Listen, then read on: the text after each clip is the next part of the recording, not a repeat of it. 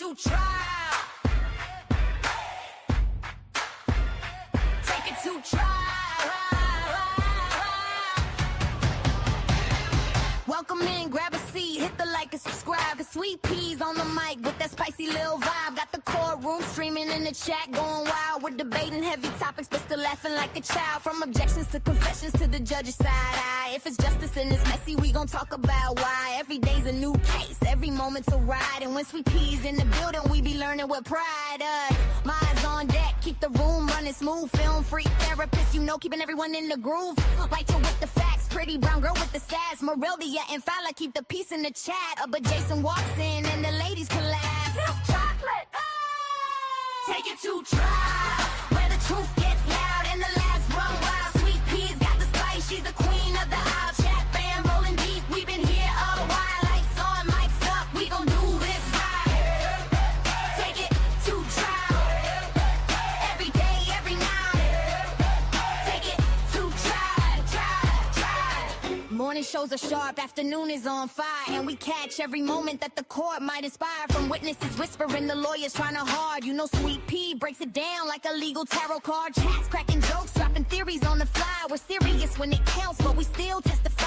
Minds hold it down when the trolls try to play. If you write a line, court adjourned for the day. But when Jason logs in with that deep hello sound, the ladies in the chat, man, they all fall down. Take it, take it, take it, take it, take it, take it, take it, take it to trial, where the truth gets loud and the laughs run wild. Sweet Peas got the spice, she's the queen of the aisle. Chat fam rolling deep, we've been here a while. Lights on, mics up, we gon' do this right. Take it to trial, every day, every night. Take it to trial.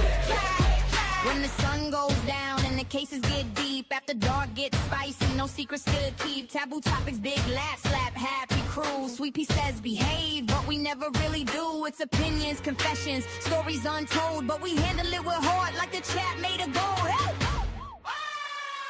Take it to trial, from day to night and every wild mile. Sweet Peas nearly strong with her trademark style, and the fam in the chat always makes it worthwhile. Turn it up, show some love, hit the like on sight. Take it to trial, yeah, we live tonight. Take it to trial, yeah, we live tonight. Take it to trial.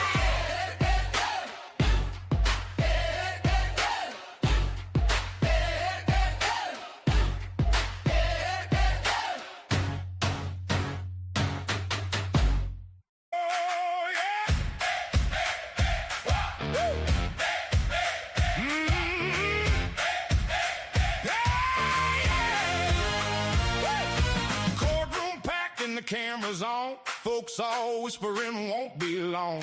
No more smirks and no more lies. Judge looked down with narrowed eyes. Bailiff waiting by the side door. Steel-toed footsteps on the courtroom floor.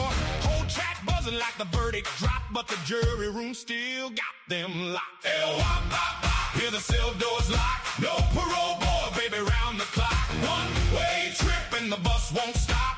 Everybody clap to the L-wop-bop, L-wop-bop-bop. No appeal gonna save you. Orange jumpsuit, tailor-made flavor. Sink that feeling when the gavel drop. That's the rhythm of the L-wop-bop.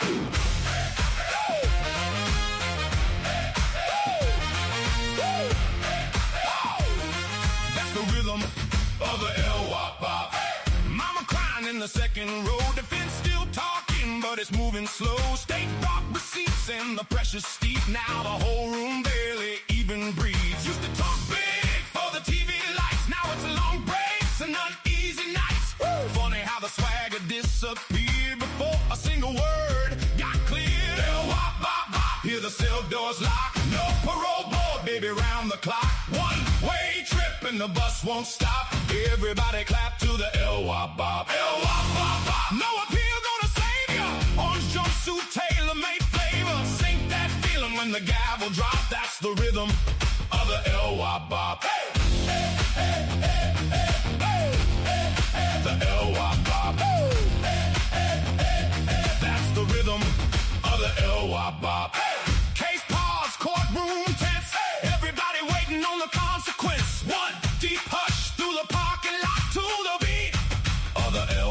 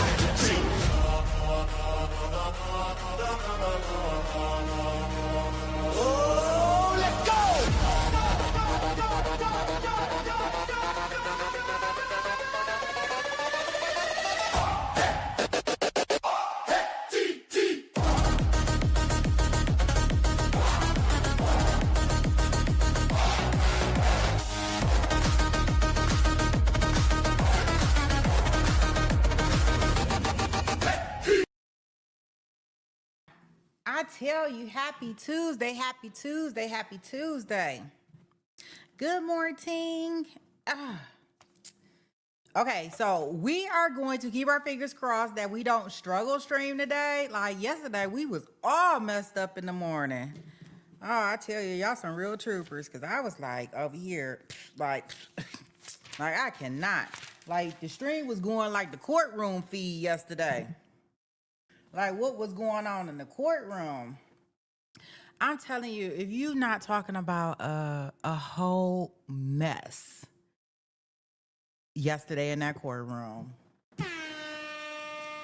I cannot personally believe that they wasted my good old Monday with that old mess. But what I will tell you is that I'm here for it. I wouldn't have turned it down for the world. Like, you know, sometimes when we get in trials, it can be very like monotone, like just okay, here is the evidence. Then you get the defense that gets up there. Okay, no cross-examination. No, we don't care. No, we just here. You know, I'm a public defender. I'm just here, and it is what it is. But baby, when you start paying these attorneys, boy, they be in there working for every dollar they get, even if it's grimy or whatever we may think about her. But yeah, I tell you, it was a lot. Like I like drama, but dang, yesterday was like, I'm like, did we even? I don't even know what happened in court. Whose testimony do y'all remember? Cause I got confused because people would testify and then they wouldn't come back. And so I really found out like yesterday when I was going through the stuff, I'm like, oh, the DV man, he got excluded. So he cannot testify. And I gotta wonder, like, cause these are experts and people's opinions that they have paid for. And then they get in here to court and now they can't testify. Like, what the fuck? Like, I know his peers sitting over there like, we done paid for this bullshit. And Blaise gotta be working on his last meal. Oh goodness, like they didn't know what kind of case they were gonna present, you know. Oh gosh. I don't know. I don't know what they gonna do today. How they gonna do it today. But yeah, and then the one witness, they wanted her to testify, the doctor to testify about some certain dates to kind of get that date in, you know, and the judge felt like it was confused. It was going to confuse the jury, and that shit didn't come in. Like, nothing that they have done to throw, you know, sauce at the wall has not worked. And, yeah, I think there's going to be some trouble. Like, I think there's going to be some trouble. Now, what I heard altogether, they had about 10 witnesses, guys. I know they got another doctor coming. I don't know what other witnesses they got coming. I kind of took Xavier off the list because I did not hear her being listed last night. I think the judge wants to get this case to the jury no later than tomorrow so they can start deliberating. Because remember, Friday is a holiday. So I don't know if he... I mean, I guess he would let them go home on a 3-day weekend, but I don't know. But let's go ahead with our good mornings. I'll try to give y'all a brief recap from yesterday. I'm not even gonna give y'all a recap from yesterday because I don't have no recap from yesterday. Like, yeah, let me welcome everybody in. Let's do our good mornings and afternoons, and I don't know, it may be evening somewhere, and then I'll try to give y'all a small recap from yesterday, but I don't know. I don't even know what happened besides a whole bunch of arguing. Because everybody was arguing. Everybody was kung fu fighting up in there. Hey, Merelda. Good early evening. Hey, Christine. Good morning, Film. Hey, Christian. Good morning. Good morning, Blue. Hello, hello, hello. Hey, lady. Hey, Gabber. Good morning, Jason. Yeah, it's still morning time. Look, I'm still looking at the thing like, is it still morning? Hey, Luna. I seen Luna in here. He said, I'm just getting off work. You know, I had to get back out of the bed to do my dance. That's the whole point. Is to get you up, get you excited, you know, get you ready for the day, especially like in the morning time. At least for me, like, oh, this is perfect. Like, we need all this music in order to get me all the way excited, so I can get up in here. Hey, pretty, how you doing? Hey, Tanya, what's going on, girl? I know today gonna be something about something today. Boy, oh boy. Tanya, you been watching the case? I know sometimes y'all be here and I'll be knowing.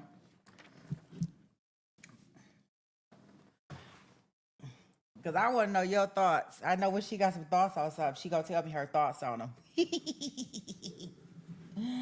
Oh boy, I know that sounds like a little gremlin laugh. Oh gosh, let me stop. As much as you can, okay. I'll tell you. So yesterday, guys, we was outside the jury more than the jury was even in there. The jury's probably like, this is a waste of our day. Anywho, Lindsay Fish is the lady that kept getting on the stand. I think she had the red hair. Then we heard from Detective Smith. He was recalled back. And Detective Smith, he basically got up there and said that they didn't give anybody permission to go into the house. Then we had another detective, a young lady, get up there and say that she didn't allow anybody to go into the house. So those two were fine. There was not really no up and down or anything with them, but a lot of the stuff was about the doctors where they went out. We heard from Rebecca Brucalari. I want to call her Rebecca Broccoli, but I know it's Rebecca Brucalari. And that was the I don't even know. We heard from Mario. What did Mario talk about? I think Mario that was the DV doctor, I think. Not the DV doctor. Why I keep saying DV? That was the D-rug doctor that wanted to testify in regards to, even though you pregnant, you still may do D-rugs, but your family and stuff may not know. And then last but not least, we heard from Eric Delvin, and he was the digital forensics computer man. I've been taking I put the notes, but yesterday was just really, really hard because it was really hard yesterday. Just trust me when I tell you, especially with all the computer issues that I was having yesterday. So I really didn't take a whole bunch of notes or put key points of what people said. So I apologize. I'll look and see if don't nobody know, now you know. Lexi, the law nurse, she has a feed that goes on X, and she kind of like court reporter type stuff. Like, shout out to her. But yeah, if you on X, definitely go check her out. Yeah, she'll have today's up there at some point in time, and we'll be able to, if we need to, we can look at it. I do know I went over to Leslie B's last night. If you haven't already subscribed or went over there and checked out her channel, True Crime in a Minute, she is going to be in the courtroom today. She says she'll be in there for the duration of the trial, which is awesome. She says she will be going live at lunchtime. So when she goes live at lunchtime, we'll peek in over there with her. Okay? And basically that's our plan for today. Hey, Martina. Good morning, Susie. Welcome in. Hello, ladies. Well, it's evening for Martina. Let me get my stuff right. Happy evening. Yeah, so let's go ahead. Let's get in here. I already see Letitia standing up. Stand at attention. So we got something going on already. I'm telling you, this defense case in chief has been a bust. I don't think any of the witnesses yesterday they did any favors for them.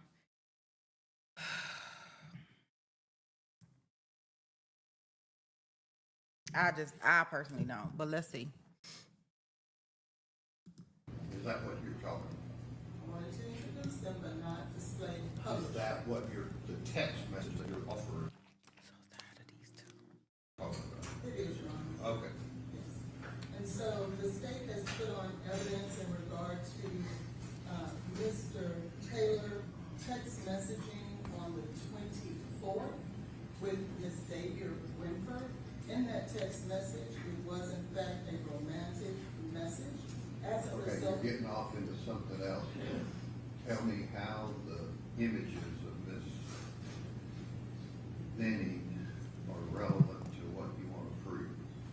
I want to introduce the relevance in regards to Ms. Benning's romantic relationship that she too was seeing other. In your opinion, the two images prove that. They're not, they're text message threads, not just the images. Okay. You just asked me to introduce images. I meant to say text messages if I didn't say images. Where are they? They are here, Your Honor. All right, give those, and we'll mark them B or whatever that other thing under C. Okay, what else you got?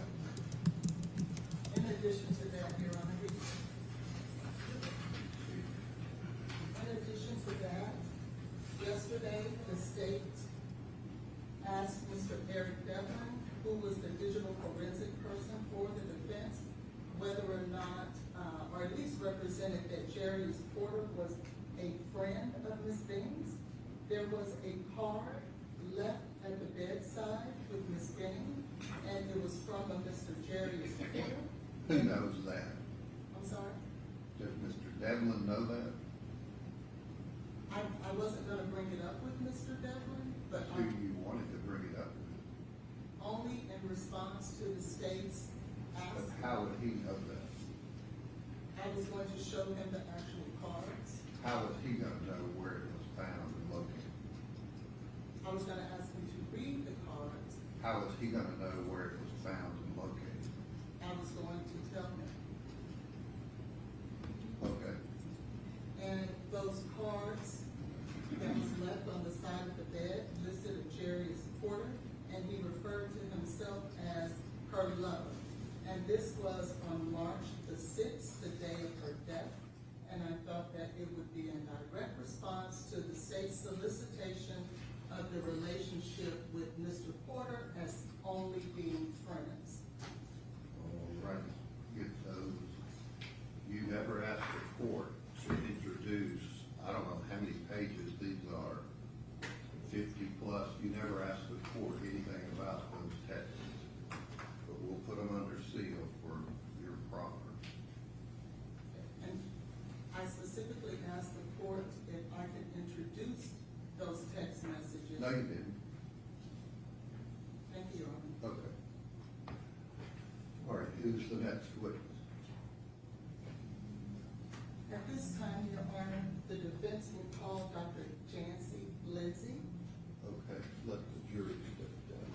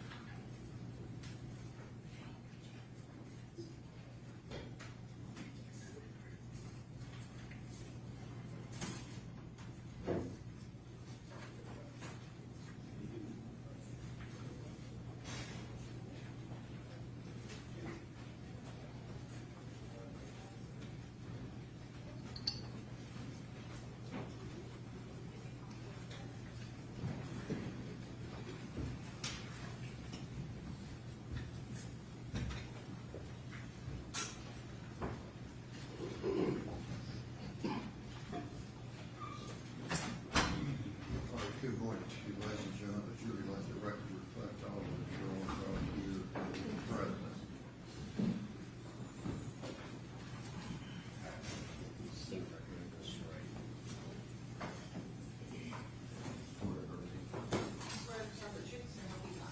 Yes, I do.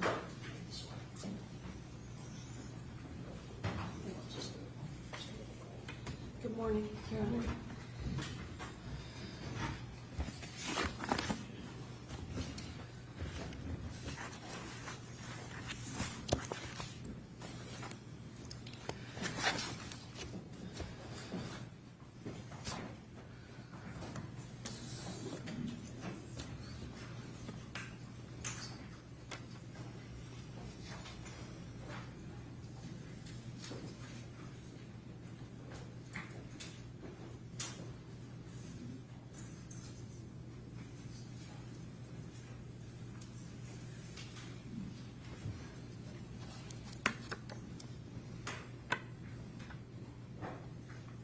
proceed, Your Honor? Sure. Judge Lindsey?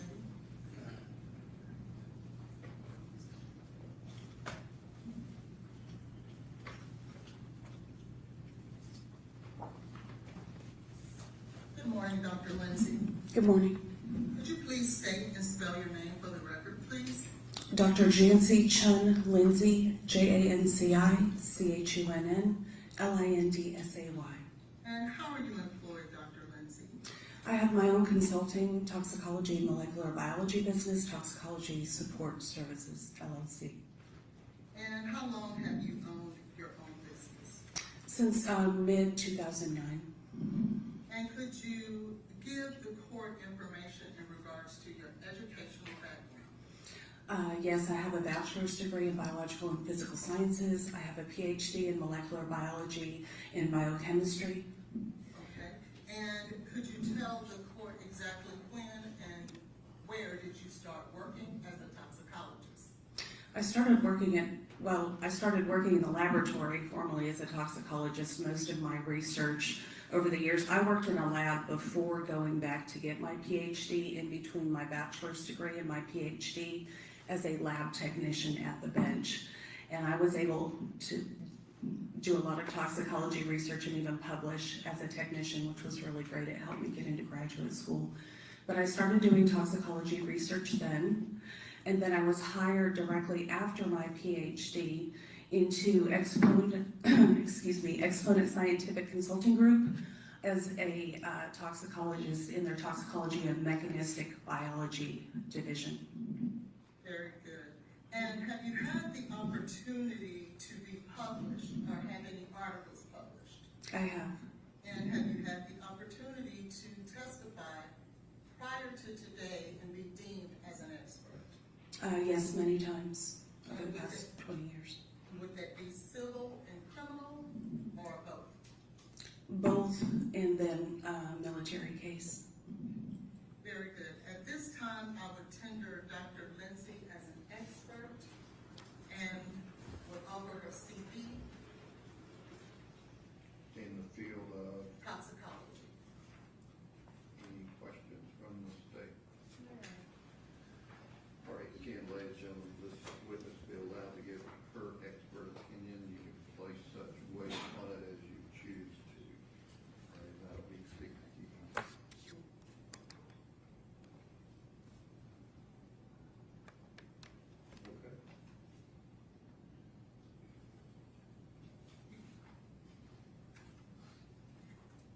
Dr. Lindsay, have you had the opportunity in this particular case to review any materials as it relates to the case against Mr. Taylor?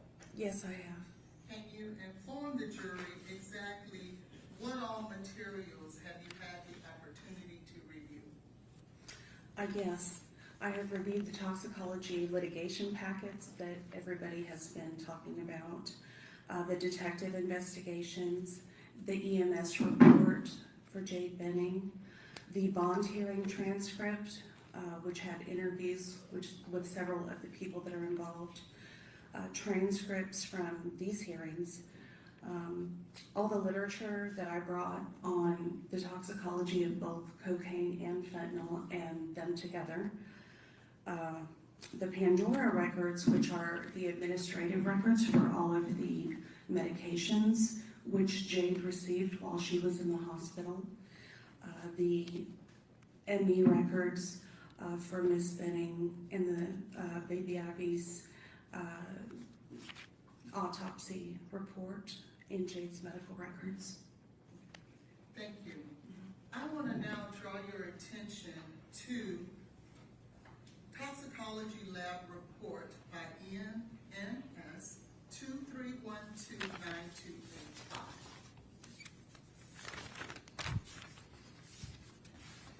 Yes, You got that, and it's on the screen beside you as well.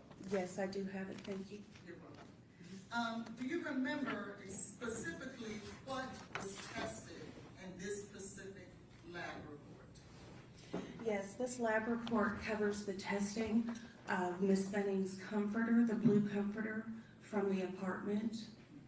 And was there any type of bodily fluid that was found to be on the comforter? So they had what they looked to be vomit in a section of the comforter that they extracted in order to test that section of the comforter for drugs. And then they chose another section of the comforter as a case blank, which did not appear to have any vomitus on that portion of the comforter. And what is a case blank, Dr. Lindsay? So there are several case blanks in these types of tests. They'll be just the homogeneous buffer that they use to extract, and of course it should have nothing in it. And then they'll use an area of the comforter or clothing that they believe does not have any of the liquid item or blood or whatever the matrix is that they're testing, so that that can be a blank for them as well. So they'll have just the buffer, and then they'll have what they think is a true blank on the material. There's been a lot of talk about the word matrix. Will you tell the jury exactly what a matrix is? So in this case, when we're talking about matrix, we're just talking about whether it's blood or urine or fabric or vomit. That's all it means. It's not meant to be a fancy word. Now, this jury has heard a lot of science, and I'm sure they don't want to hear a whole lot more. What is the question? Could you tell us exactly what was found to be positive on this comforter from Ms. Benning's home? Yes, I can. So on the comforter, we have the presence of fentanyl, we have the presence of cocaine, we have the presence of the primary metabolite of cocaine, benzoyl ligoxanine. They did not test for AME, but we do have cocoethylene as well, which is what forms when you use cocaine and ethanol at the same time. Okay. And ethanol, would that be alcohol, like drinking alcohol? Yes, that's correct.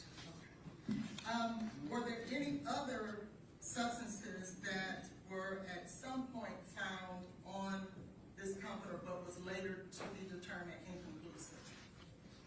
Yes. Do you know what those are? I believe those were THC, methamphetamines, and I think it was just THC and methamphetamine. Very good. Yeah. But to be fair, they later determined that the spikes, if you will, were not placed in that test. So they could not say affirmatively whether that was so. Is that right? That's right, and they didn't rerun the test, which they could have done. And they also didn't report those values. Yeah. Okay, and so to be clear, it wasn't that they weren't present, it's just that they did not run the confirmation to get a more definitive result. Correct. This was the first time they were doing this assay, so they were coming up with a new technique. That's the best way to say it. So it hadn't been validated yet. And what is an assay? An assay is just a protocol for how you do something in the lab. Okay. Now, were they able to quantify any of the substances? Sorry. Goodness. I'm making a mess up here. I apologize. There are no tissues on the side of it. I got it. Sorry about that. Okay.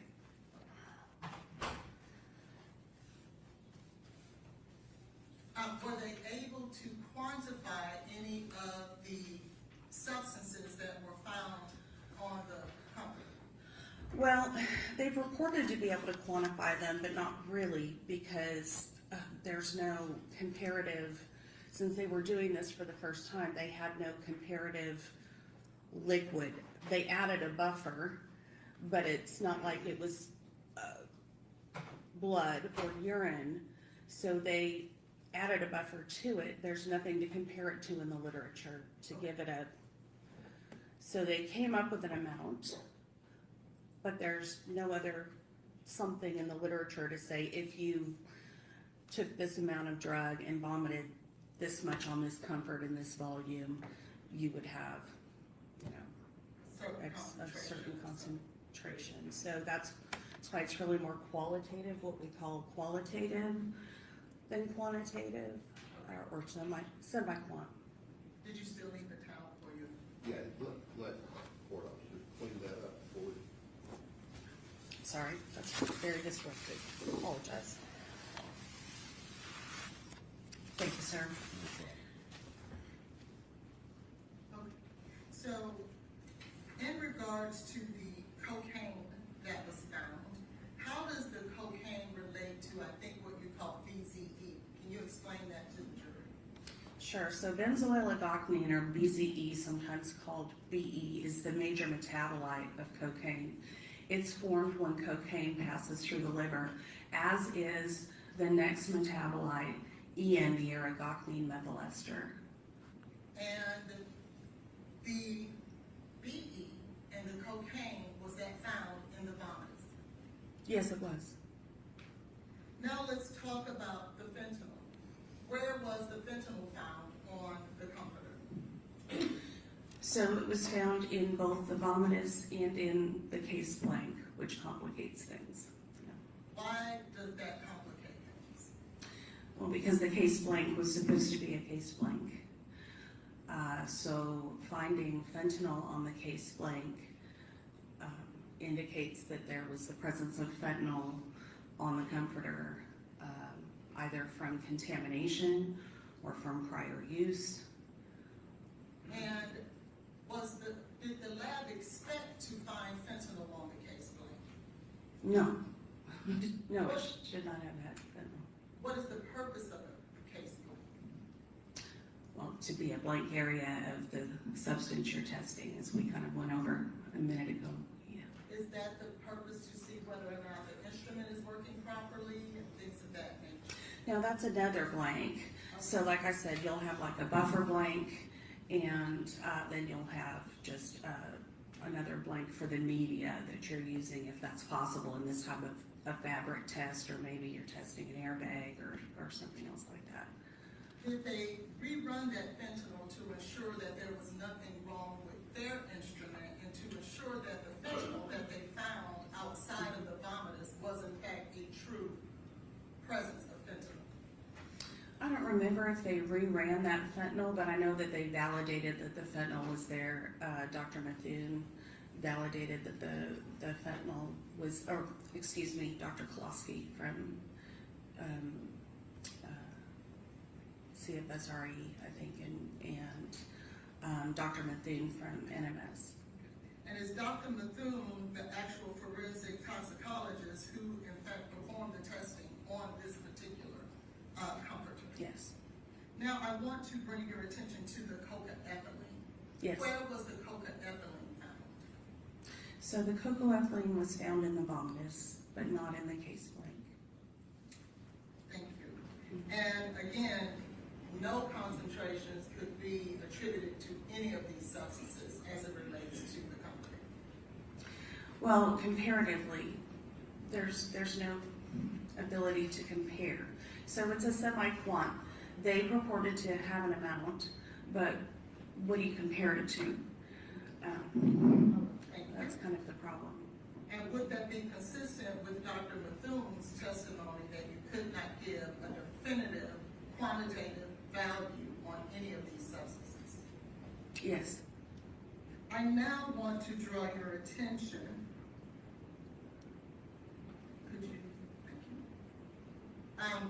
Do you see what's on the side of you there? Yes. And I believe that this would be State's Exhibit number 46, I believe. And could you tell us what exactly this is? It looks like it's the chromatographs from the testing. Okay. And what is a am I saying that? The chromatograph? Chromatographs, what is that? It's the first part of the testing when you use a chromatography method.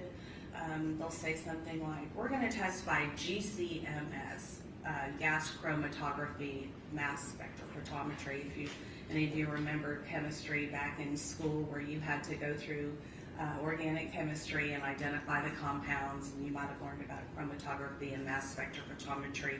The mass spec looks at the ion, the chromatography looks at where that chemical elutes off of a column, and each chemical has its own kind of signature time where it elutes off of the column, and according to its abundance, it'll make what looks like a mountain peak, and you can measure the area under the curve and compare it to a standard curve to get an idea of the relative abundance of that particular sample. Now, to be fair, did NMS find that the fentanyl was a number such that it was below the rate of where they would detect it, meaning below the reportable limit? Below the limit of quantitation or below the limit of detection. Concentration, they've got it highlighted. Yes. And what does that mean when it's below the level of detection? Well, they won't report it often. So it's there, but it's not being reported. And is that something that's pretty standard in all labs, that before they will actually report something, it has to be at a certain level? Yes, I think people are probably most familiar with it in alcohol in hospital tests. If you don't have above 10 milligrams, which is about a half a drink for a 150-pound person per deciliter, then they won't report it. Even if you have alcohol in your system, they'll say it's just a negative test. Very good. Josh, can you?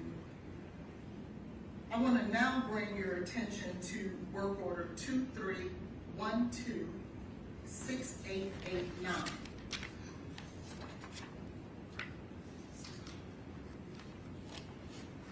And it is also on the screen.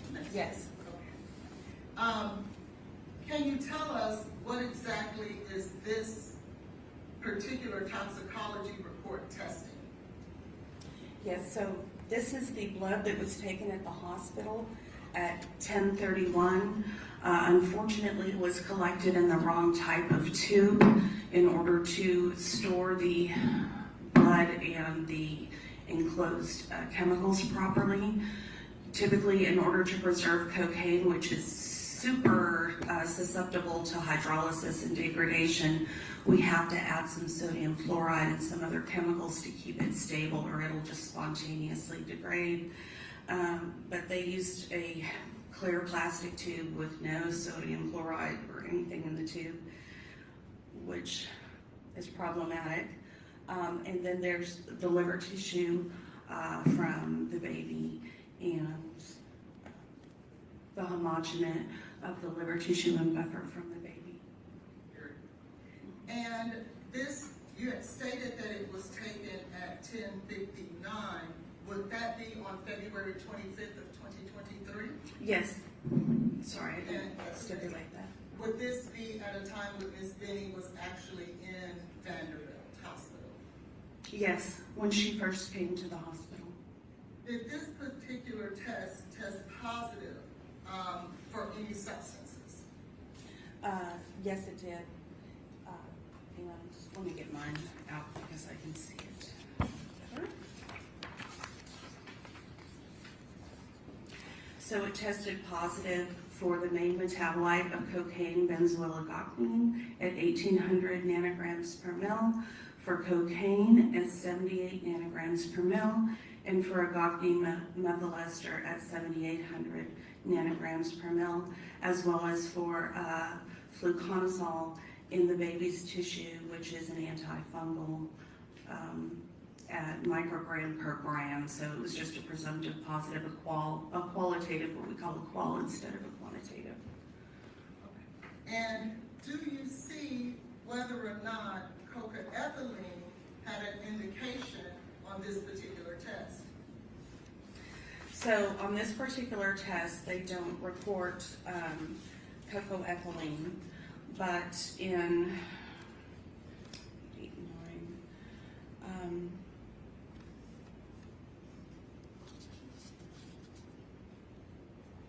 no, they don't. They didn't report cocoethylene in this test. And do you see whether or not a confirmation test was ran on cocaethylene on the last page of this particular report? It's also on your screen next page 3 of 4. Yes. Why would a lab run a confirmation test on any substance? Because they had detected it in the,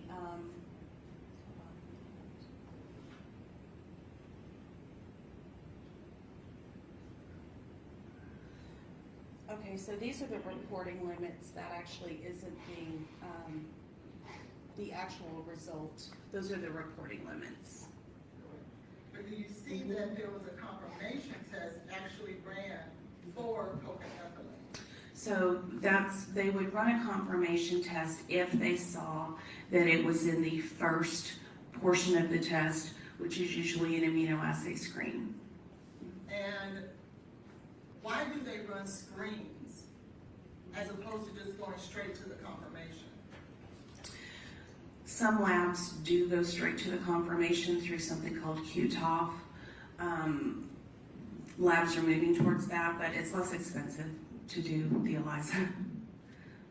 And what reason then, if they found cocaethylene or had a detection, why wouldn't they report it? It may have been below their reporting limit or their limit of quantitation if it's a quantitative test. So this particular test was a quantitative test. You see everything's reported in quantitative units in nanograms per mil, not just presumptive positive or positive, except for the fluconazole. So if it's below their limit of proper quantitation, that is, if it's off the curve, if it doesn't fit on their curve because it's too low, then they won't report it. Or if it's below their limit of detection for reasonable presence. Thank you. I want to ask you now a few questions as it relates to the substance cocaethylene. Could you educate the jury what reasons would cocaethylene appear in any matrix? So if cocoethylene is there, that indicates that a person has ingested ethanol and cocaine at the same time and it has gone through the liver. It has to go through the liver to make the cocoethylene. So this isn't something that would spontaneously form in the saliva or just in the blood. It has to go through first, what we call first pass metabolism. And let me ask you this. Cocaethylene, I believe you testified before that it was when cocaine and ethanol come together at the exact same time. Is that right? Is there any other reason that that would appear? No. How long does it take? Well, let me ask you this. We don't see ethanol when you find cocaethylene. What does that mean if cocaethylene is the presence of cocaine and alcohol at the same time? How could you see cocaethylene but not see ethanol? So the ethanol will bind the cocaine and make cocoethylene, and cocoethylene has a longer half-life than alcohol.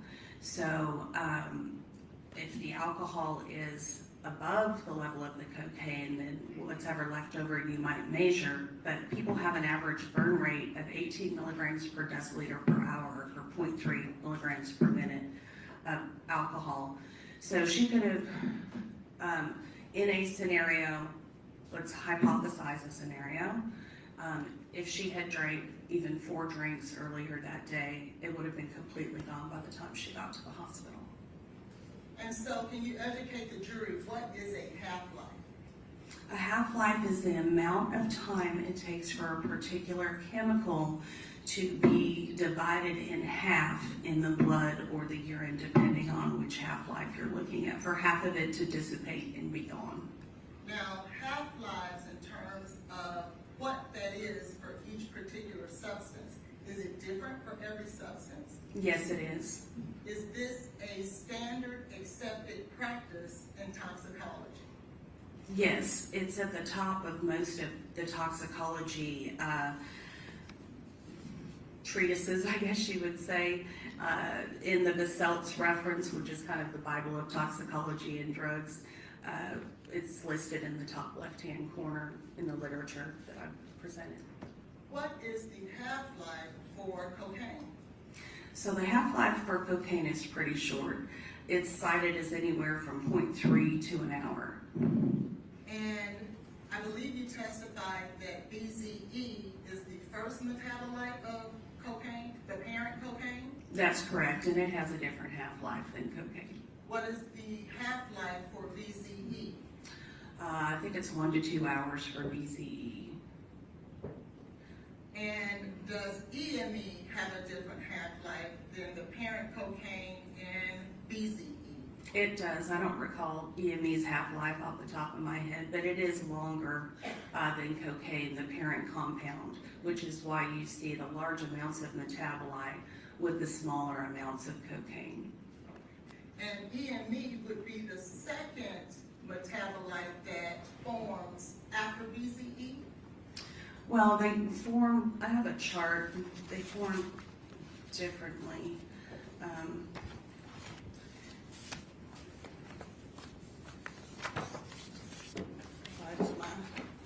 So BZE and cocaine are not, or BZE and EME are not the only metabolites of cocaine. There are several other metabolites, but those are the main metabolites of cocaine that are formed and measured in the pharmacokinetic studies that we look at to try to get an idea of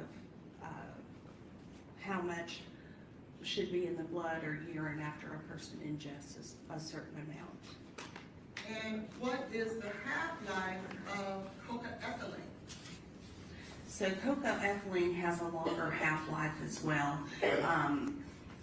It's cited as different, anywhere from like 1 to 4 hours, basically. Some say 1 to 2, some say 2 to 4.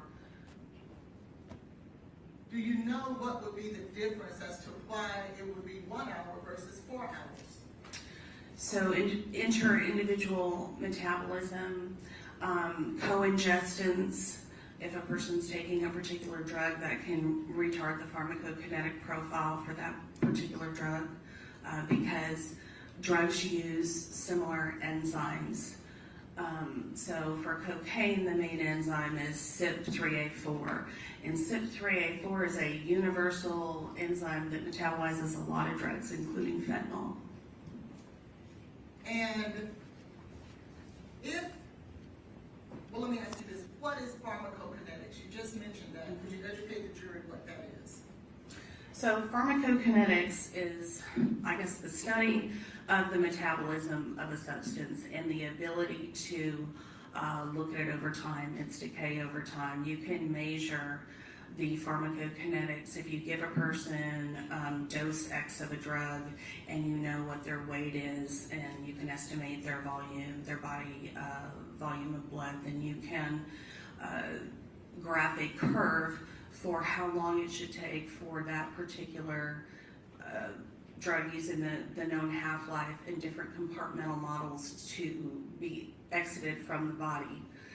As long as you don't have some other drugs that are using the same enzyme that are interfering with that curve, which is unfortunately what we have here. And would that be the equivalent that the jury could probably understand is if someone is pulled over for drinking while driving, and the police may want to try to figure out what was his blood alcohol level at a certain time, if they did get it particular. Is that the same as the extrapolation of alcohol to get that quantitative number? Yes, there's pharmacokinetics for alcohol, and we just discussed them a little bit ago, that 18 milligrams per deciliter per hour burn rate, and I do that all the time. Okay. And so were you able to guesstimate or try to determine, given the cocaethylene that was found in the vomitus of Ms. Benning, were you able to utilize pharmacokinetics to get an idea as to when you would have thought that Ms. Benning would have ingested cocaine and alcohol at the same time? So, I guess first of all, It's an assumption to say it was an oral, she ingested something orally, right, beyond the alcohol. We don't know for sure with the cocaine, right? And second of all, we have to allow for the pass through the liver for it to show up in the blood. So, you know, we would say in the past few hours.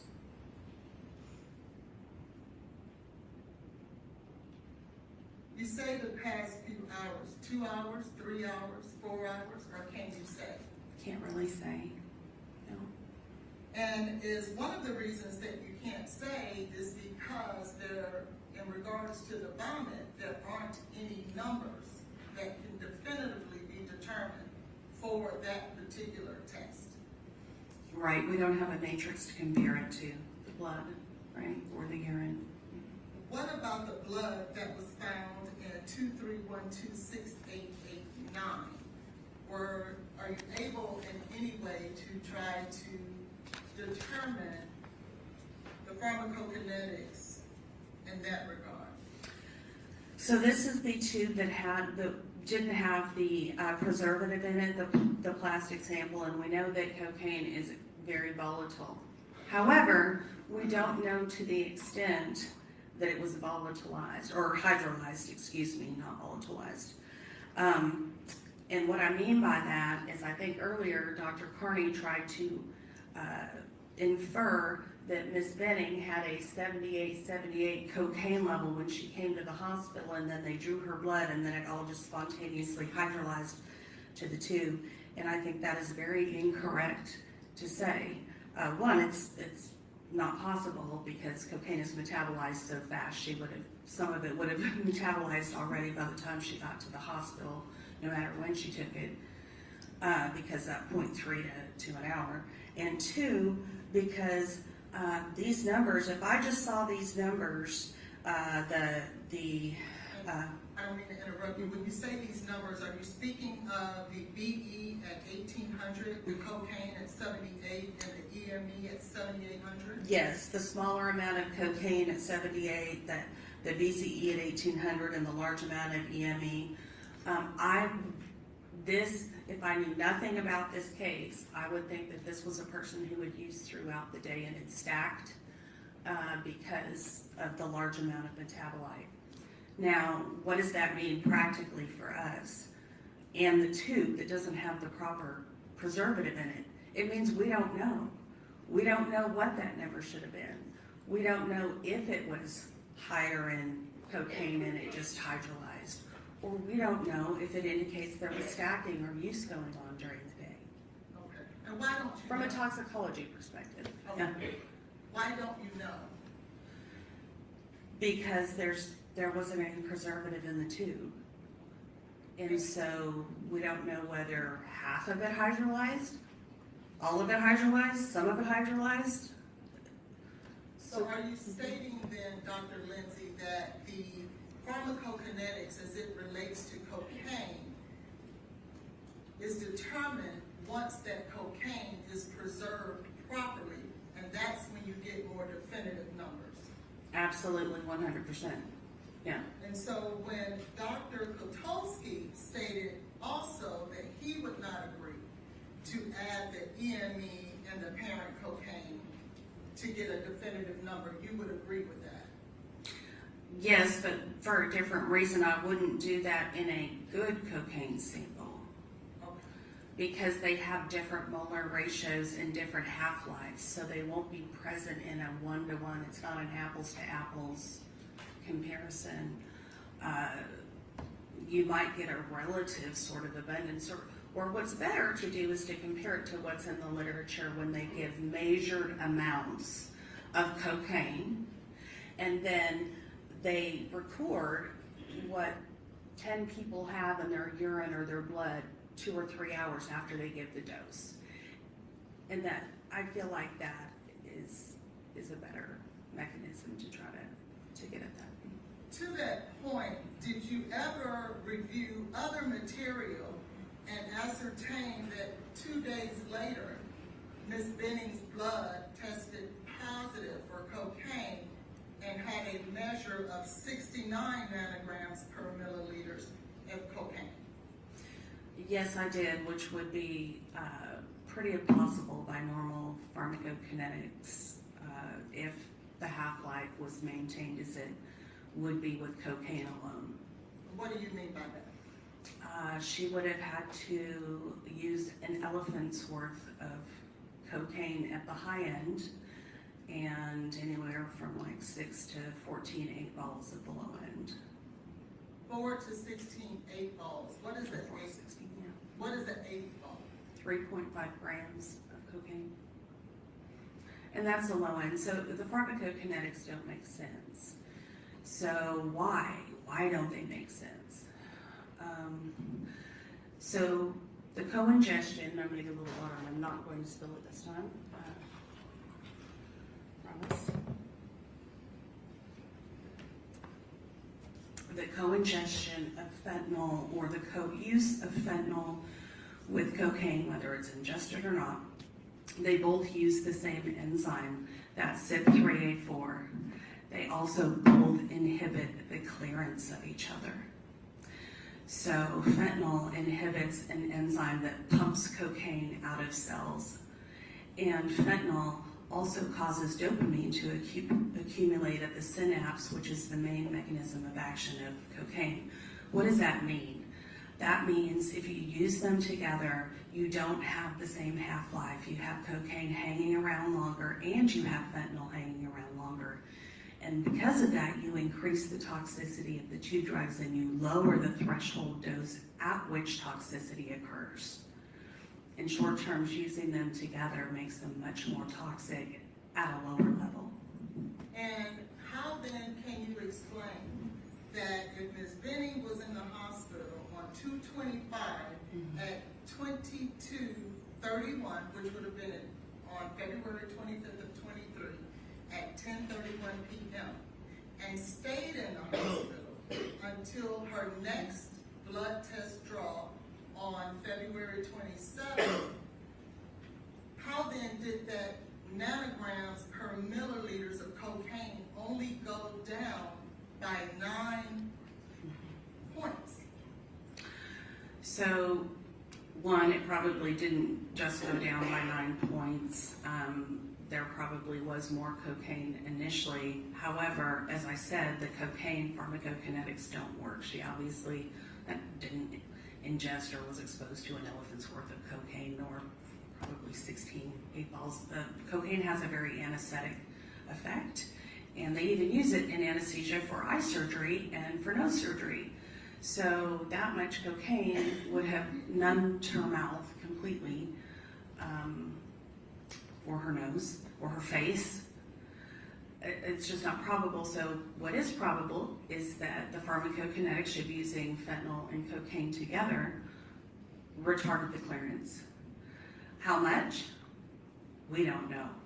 So where normally with a single drug, you might be able to do some pharmacokinetics to try to arrive at what the dose might have been in the beginning. You can't do that here.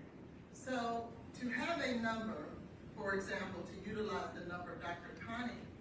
Carney opined on, of 7,878, can someone, in your opinion, slip that amount of cocaine in someone's drink without them noticing? Objection, Your Honor. Just to I'll correct. sustain the objection.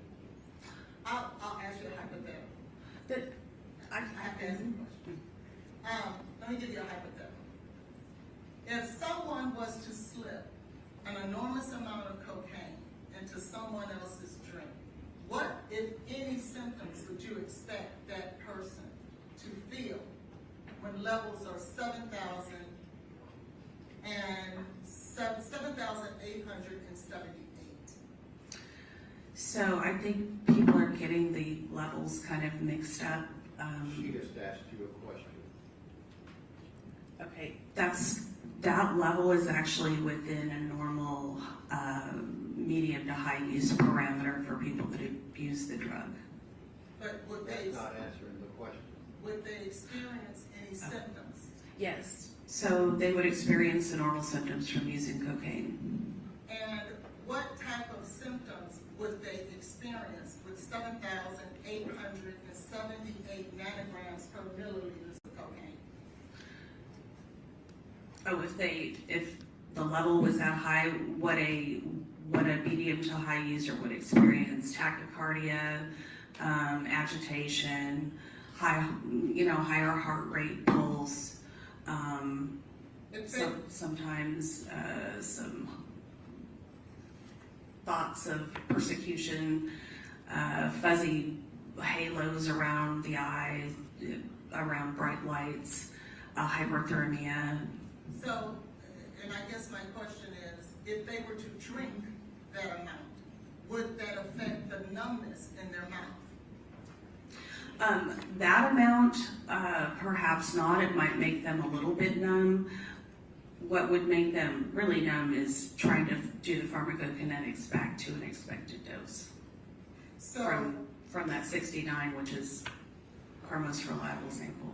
okay, so the 69, was the amount in her blood on February 27th. If you were to use the pharmacokinetics to go back to February 25th, 23, what amount of cocaine would she have had to consume in order to be at 69 nanograms per milliliters on February 27th? That's where we talked about the elephant and the multiple 8 balls, and I said that it was improbable. So in reality, we just don't know how much she consumed beyond that first blood measurement, which was in an improper tube. So it didn't give us an idea of when. It could have been earlier in that day. It could have been right before. But will it be more than the amount that we see on these tests? Oh yes, well, the 69 going backwards, yes, but the 78 is within normal limits of a high dose use, medium to high dose use. And given those numbers that you stated would be very high doses, would you expect someone who was drinking that amount of high dose to experience numbness in their mouth? Yes, they should.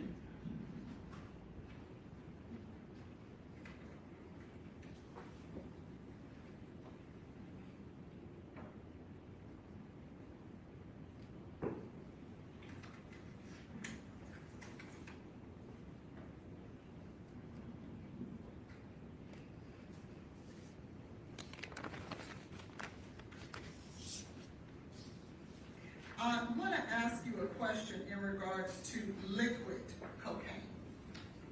Okay. Is liquid cocaine a thing? Is that a thing? Not really, but people do dissolve cocaine in liquids. And to dissolve cocaine in a liquid, along with alcohol, how much cocaine would someone have to dissolve in a liquid to end up at the numbers we see on these tests? To end up with the numbers that you see on the test, Yes. not that much. What a medium to high dose user would use. The problem is that the test is not reliable to tell us when it was used. That's really the problem. And I'm not speaking of the numbers on the test, I'm talking about going back to 225 in order to end up on 227 at these numbers. Oh, that's super high dose.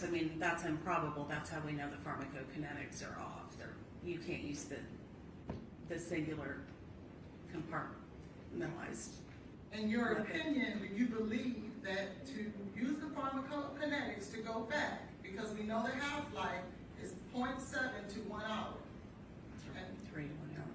0.3 to 1 hour. It's And different so in different places. Yeah. that means, let's just use an hour for example. For every hour, you would have to go back, cut that number in half. Is that right? Increase that number, yes. Or increase, going backwards, increase Yeah. that number. And so every hour, you would increase that number by half to go back.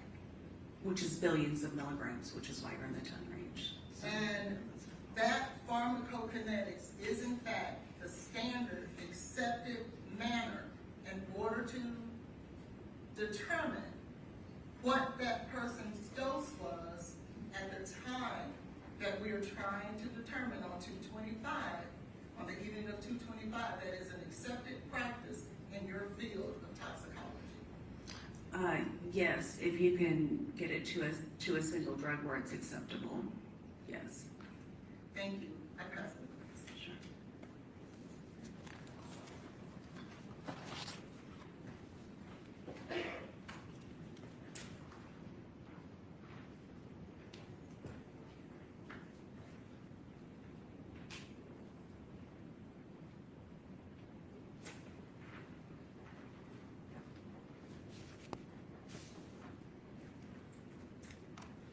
Dr. Lindsay, so you claim that you've reviewed several things in this case file, correct? No, I reviewed several things in the case file. That's what I just said. I think you said I claimed to You review. claim to, I'm saying, you said that you reviewed the toxicology reports, the detective investigation, you said Yes. the EMS, That's I guess the correct. reports. Yes. Have you been watching all the testimony this week? I've been watching most of the testimony. I tried to watch most of it, yes. Okay. And you reviewed the bond hearing transcript, correct? That's correct. And the Pandora records and the medical examiner records, correct? That's correct. And so you heard Dr. Carney's testimony before this jury, is that right? That's correct. And you heard Dr. Kowalewski's testimony before this jury, is that correct? Yes, that is correct. And you also heard Dr. Midthen's testimony before this jury, correct? Yes. Okay. And so you were talking about the methamphetamine and the marijuana that came up in the assay test on the comforter. That's what you started out talking about. Do you remember that? I remember it was mentioned, but that was one of the side tests that were done, or one of the results that came up, but it wasn't validated. Correct. It wasn't validated because they can have false positives, correct? I believe it wasn't valid, well, yes, because of the iron ratios, they weren't correct. And that's what Dr. Midthen testified to, is that it could be a false positive. It did not mean anything. She just noted it, correct? That's correct. And you would not report out something that is that low level, correct? So there was a difference between the ion ratios being off and it being a low level. I don't believe she said that they didn't report it because of the low level. I can go back and check the testimony, or you can put it It up. was the iron ratios were off. It was something that she couldn't report, correct? Right, and they didn't run it again to see, because I think they were concentrating on the cocaine and the fentanyl, so, yeah, they only ran it that one time. You would agree that Ms. Benning had multiple tests run and none of them tested positive for methamphetamine, correct? Oh, correct, yes. Okay, and none of them tested positive for marijuana either, correct? Correct. Okay, and also when she got to the hospital, she did not have alcohol in her system. That came back negative, correct? No, you can't say that because the reporting threshold is 10 nanograms per mil. So as I discussed earlier, anything below that 10 nanograms per mil will be reported as a negative. Okay, but So we can only say that it was reported as a negative, that it was either negative or less than 10 nanograms per mil. okay, so if the cocaine was dissolved in a very small amount of alcohol and put in her drink and she adjusted it that way, Yes. that would explain the cocoa-ethylene that is apparently so incredibly important. It would have to be a larger amount of ethanol, not just a little bit, in order to come up in the assays. So we're not talking like a teaspoon. I think somebody had said something crazy like vanilla before. Well, you just said somebody said something crazy. That's interesting because you're saying that it came up in the comforter, the cocoa-ethylene, correct? In the vomitus, yes. Okay, but Dr. Midthen's report specifically does not even have a numeric the response was so low. Yet it's still persisting in other matrices a couple days later, so it just hadn't formed all the way probably. It literally does not have a numeric value. That is how low it is. Okay, but it's still persisting in other matrices days later, so we know that it was at a higher value then, even given its half-life. Days later, when she's in the hospital receiving medication after medication after medication, trying to keep her alive on life support because she ingested liquid cocaine. Correct? You don't know that. Dr. Lindsay, you have heard Excuse me. three experts You don't need to raise your voice. testify. Okay, have a seat, Ms. Collins, just ask your question in a reasonable manner. Dr. Lindsay, you have heard three experts testify that it was ingested and it had to be a liquid. It was in her drink. Are you testifying? Because there's Please nothing. don't interject yourself, just keep yourself calm as well, you don't ask questions, okay? I'm sorry. Okay. There is Now, nothing. what is your question? You said three experts said X, what is your question? You've heard the three experts testify that it was ingested orally, correct? I've heard them testify that it could have been ingested orally. Have you heard them testify that there was no evidence that it was ingested in any other manner? No, I haven't. You haven't heard that testimony? I have not. If you point it out, I would be happy to look at it. Okay, so you didn't hear Dr. Carney's testimony when she described her autopsy. That wouldn't show you whether it was ingested orally or by any other manner. Okay, and Dr. Lindsay, you went on and on about pharmacokinetics and calculating a dose. Did you provide your calculations? Did I provide my calculations? No, but anybody can do them. If it's a half-life of 30 half-lives in between the first and the second dose, you would be up to billions of milligrams. Okay, so you don't have any math that supports that at all for pharmacokinetics? I did it at one time, but it was so off the chart, I knew that it was incorrect. Oh, so you knew that you were incorrect? No, I knew that the pharmacokinetics did not make sense. So anybody can take, the other experts didn't do the same calculations, and they could have, or they should have. They would have seen right away that it was not possible. Well, you're saying it's not possible because you're refusing to acknowledge that it was ingested in liquid form, correct? No, I'm not. I'm saying we don't know. It could have been ingested in liquid form, or it could have been used in another form. We just don't know. Well, that's what you're saying, that you just don't know, but Dr. Carney was very positive when she did her autopsy report. That- So, Wouldn't have shown, an autopsy report would not show whether someone had ingested it orally or ingested it through insufflation or injection. An autopsy would not show that. Dr. Lindsay, are you a forensic pathologist? No, I'm not a forensic pathologist, but I'm a toxicologist, and it would not show that. I don't, if you want to describe how it would show that, maybe that could enlighten me. Dr. Lindsay, I am asking you the questions.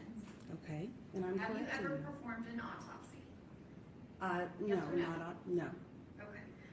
Did you hear Dr. Krolewski's testimony where he said that he would not even attempt to calculate using pharmacokinetics to try to calculate the dose?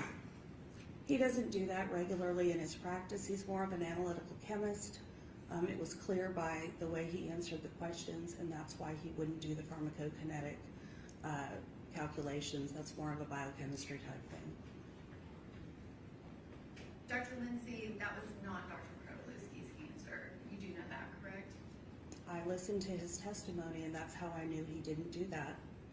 He didn't do it on a regular basis. He's an analytical, more of an analytical chemist, toxicologist, than a strict toxicologist who does pharmacokinetic modeling. I think he was open about that.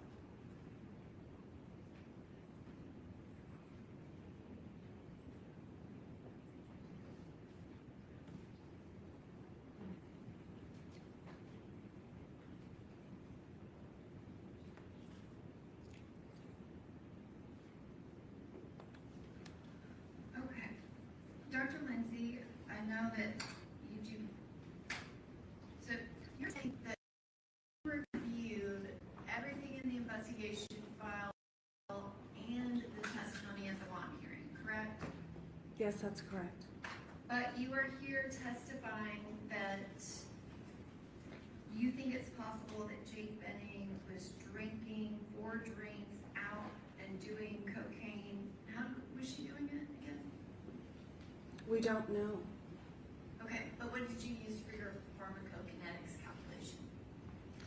So that's a little bit different. What I'm saying is we don't know whether she ingested it orally or whether through insufflation or whether injection. We just don't know because the numbers don't tell us.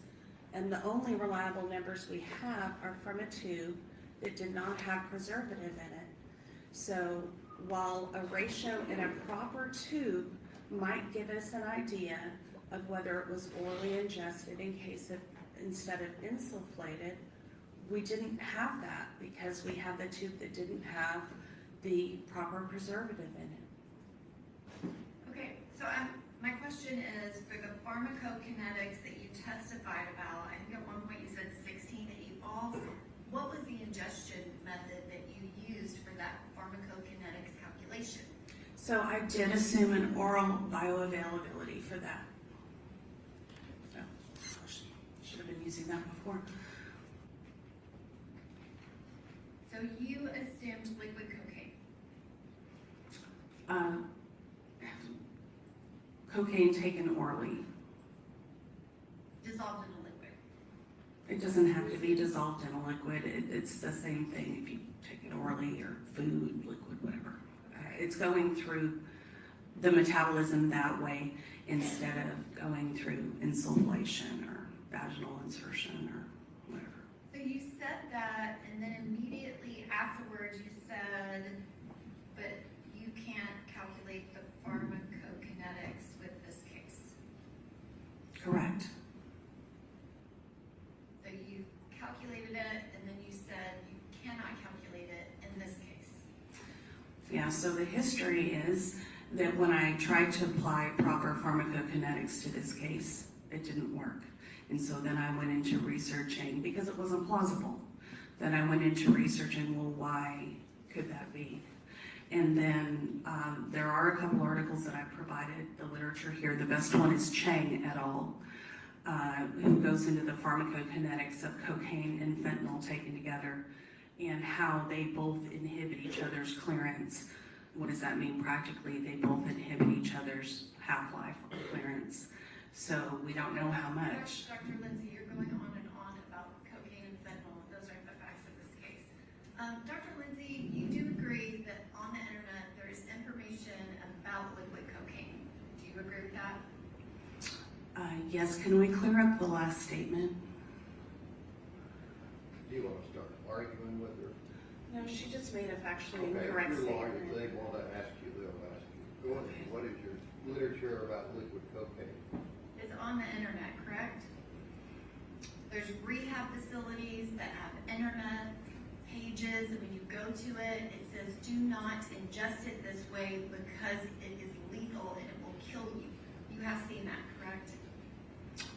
Yes, if you orally use cocaine, you can overdo the amount because the bioavailability is less and it takes longer to absorb. And it is known to cause death. It is lethal, correct? No, lots of people use cocaine that way. I mean, it's not preferable. You kind of waste part of the drug, but apparently the high is supposed to be better. The problem is the fentanyl along with the cocaine, which lowers the threshold dose of toxicity. Okay, so if a website says that it increases the risk of sudden death, you're just saying not really, even though. I'm saying it doesn't cause death in all cases. Objection, Your Honor, speculation. But it can cause death, and there is information on the internet that warns people about that. Don't you agree? Objection, Your Honor. Okay, I'll overrule the objection. She's going to answer, I think. Yes, of course it can cause death. It depends on the amount. And you would agree too that there is a lot of information on the internet about cocaine and that it can cause a placental abruption or a spontaneous abortion if used when pregnant, correct? Cocaine can cause myocardial infarctions, including things like placental abruptions. Yes, it can. I mean, this is the U.S. Department of Justice, 1988, cocaine use in pregnancy can lead to spontaneous abortion of the fetus. Yes, it can also lead to birth of those babies, which everybody knows about, the crack babies, the cocaine babies that are adopted, thankfully. Thank you, Dr. Lindsay. Any other questions? Yes.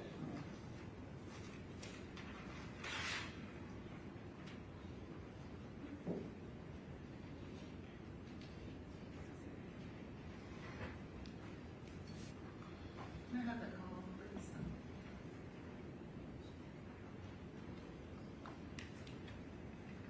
Pardon? I was asking him if I could utilize the,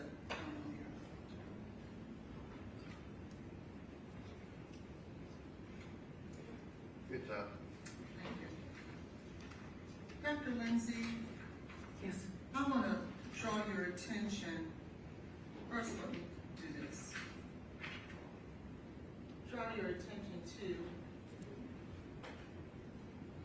the NMS litigation packet and data in regards to, oh, I'm sorry, that's the wrong one.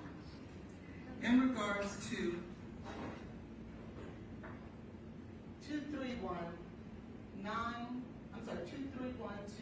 23129285. Do you see that? I do. And do you see the window for coca-ethylene? I do. And just to be clear, 23129285, is that the comforter we've been discussing this morning? Yes. And do you see a peak in a presence for coca-ethylene?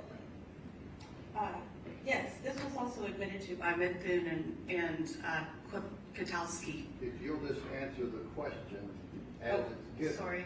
Instead of ad-libbing all of the information. Go ahead. Thank you. Yes.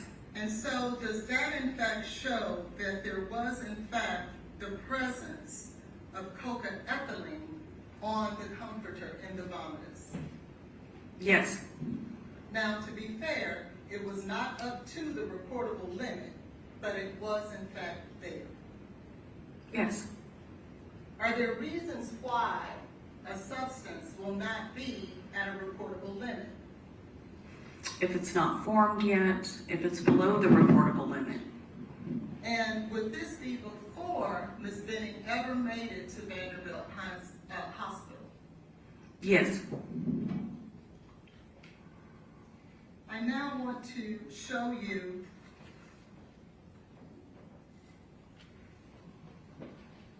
again, NMS Laboratory Report 231-29285. Do you see that? Yes. That is the same number associated with the comforter. Is that right? That's right. And do you see the fentanyl peak in this window here? Yes. And is that peak a representative of, in fact, fentanyl being present in the vomitus on the comforter? Dr. Mithun testified that it was, yes.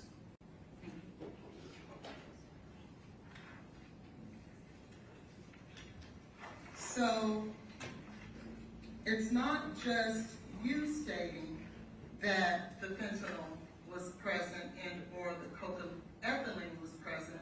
This is NMS lab data that was performed by Dr. Mithun. Yes.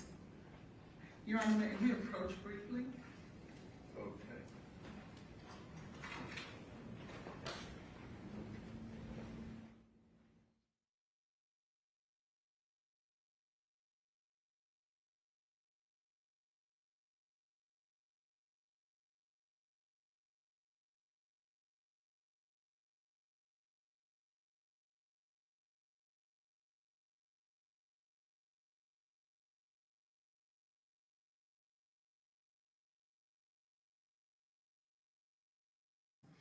I tell you, everybody in this whole entire court proceeding is very spicy, if I must say so.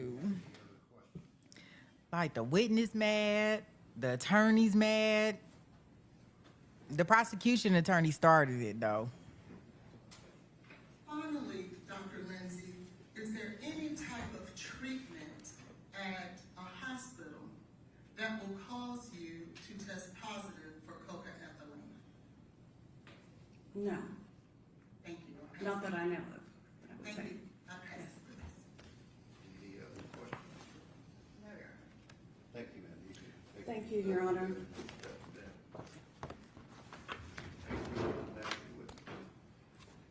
At this time, Your Honor, the defense will call Dr. Kelly Larkin. Okay.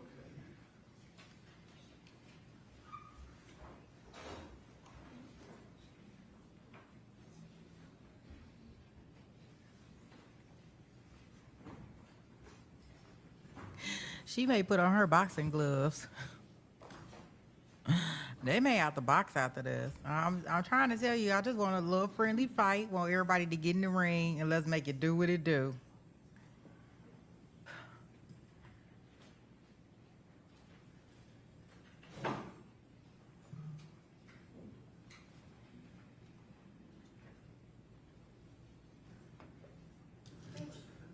We approach Rayford. She's coming in.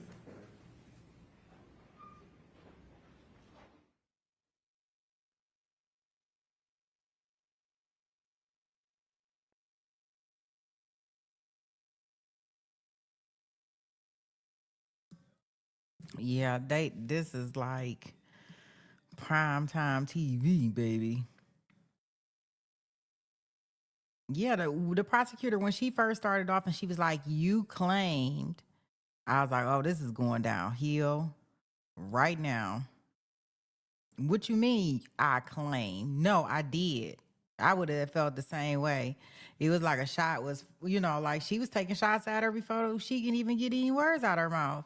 That's the prosecutor. So she kind of like set the tone for that. Then I don't know what she wanted to do in regards to raising her voice. Like, Witness was like, oh no, you will not be raising your voice at me. Who you think you talking to? I'm not your kid. Your kid at home.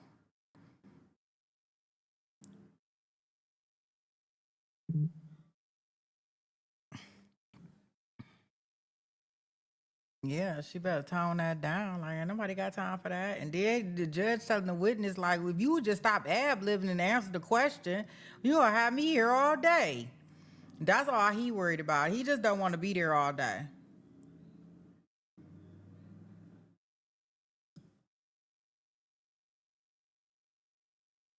Yeah. Yeah, I think the judge, at least from what I can get, like, I really think like he more pro, like he on the state side. Like, that's what I get from a judge. But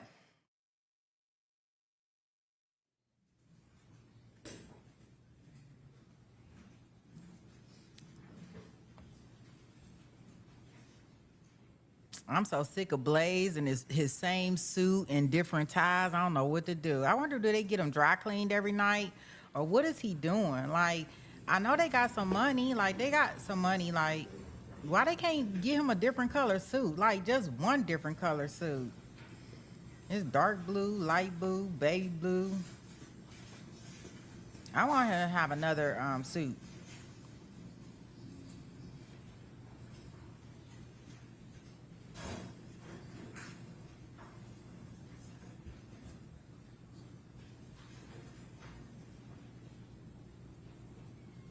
Did the state get what you wanted? Yes, Your Honor. I mean, wait, do we have a minutes to review this? Or having now just been handed? Something different? Yes. Which might result in a jury out. You'll step down the hallway, ladies and gentlemen. Here we go.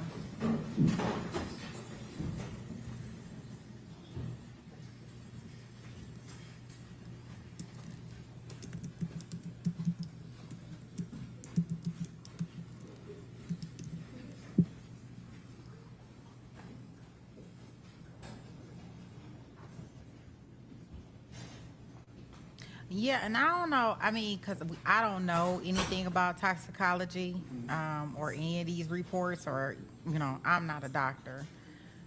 But what I will say is that, well, I ain't going to say nothing. What if you have different, Ms. Holland? This is my first time, so I will take a minute.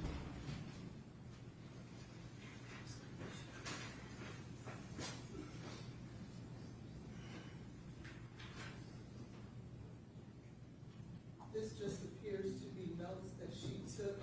The first page are notes that come from the testimony, 911 call that Mr. Taylor made.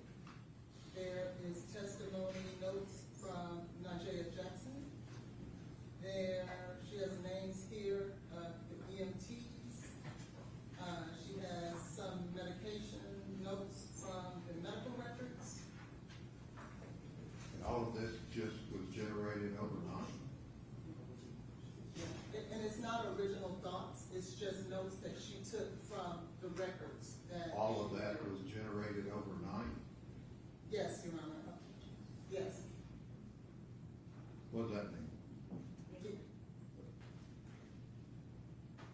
I'm assuming she took notes in regards to when she and I met and we went over what she would testify about today.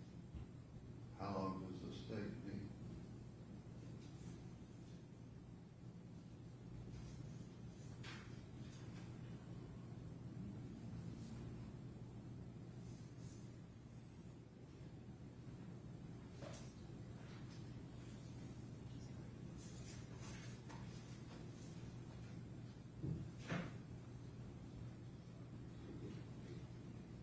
Would you like to see the notes, Your Honor? I don't know. How long does the state need? We have just maybe 3 or 4 more minutes, and maybe in that time can get Dr. Carney Okay. connected up.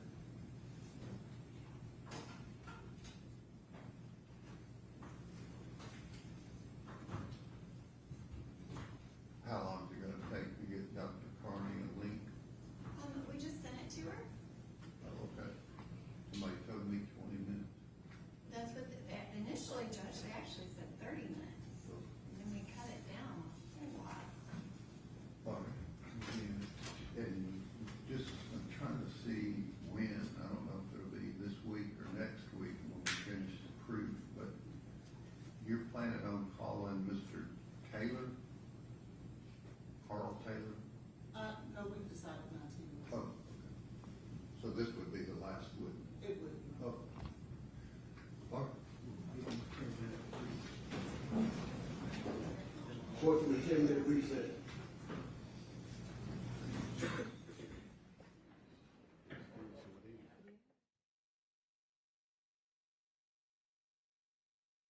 Wow, so it seems like this is going to be the last witness that the defense is going to be calling, guys. Oh, wow.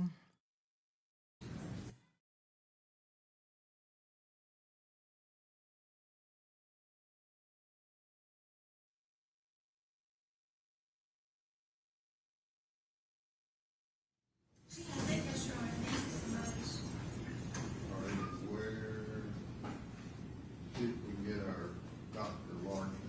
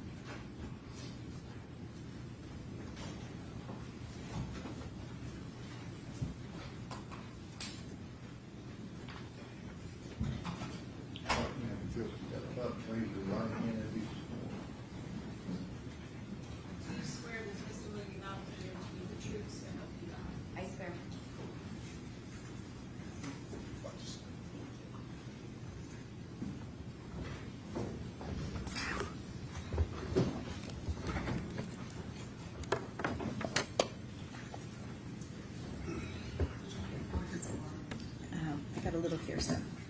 Thanks. Good morning, Dr. Larkin. Could you please state and spell your name for the record? Yes, my name is Dr. Kelly Larkin, Kelly-Larkin. And could you please give the jury a little background as to your education as well as your employment experience? Yes, I'm a board-certified emergency physician. I've been practicing for 30 years. I have a bachelor's degree in science. I have a master's degree in neuroscience. I have a medical doctorate. And following completing medical school, I did an emergency medicine residency training for 3 years. Following that, I was invited to take the board examination to become board certified. I took the written boards. Once I passed that, the next year I was invited to take the oral boards. Once I passed that, I was a board certified emergency doctor. Since that time, every 10 years I have to recertify. So I've recertified twice now. And so I'm still currently a board certified emergency physician. And for the past 30 years, I've worked exclusively in emergency departments, mainly in Houston, Texas area. And have you had any publications as it pertains to articles and or any type of treatise? I've had some publications from like graduate school and some small publications. And have you had an occasion to also teach? Yes, I've been a associate professor at University of Texas, so I've taught medical students, residents, paramedics, different emergency providers over the years. Have you had the occasion to testify before and been certified as an expert in emergency medicine? Yes, I have. At this time, I would tender Dr. Larkin in the area of emergency medicine. Any questions? No questions. Okay. All right, again, ladies and gentlemen, this is Dr. Bill with expert opinion in emergency medicine or field, and you can place such weight as you choose to apply. And at this time, I would tender to the court Dr. Larkin's curriculum detail. Okay, page 63. Dr. Larkin, in preparation for your testimony today, did you review any of the materials that were involved in this case? Yes, I did. I reviewed the medical records, the EMS records, the 911 call, some of the toxicology reports, some of the transcripts from some of the testimony this week. At least that much. Probably some other things too. I want to go right to it and take you to, Josh. I want to go right to the 911 call on February the 25th, 2023.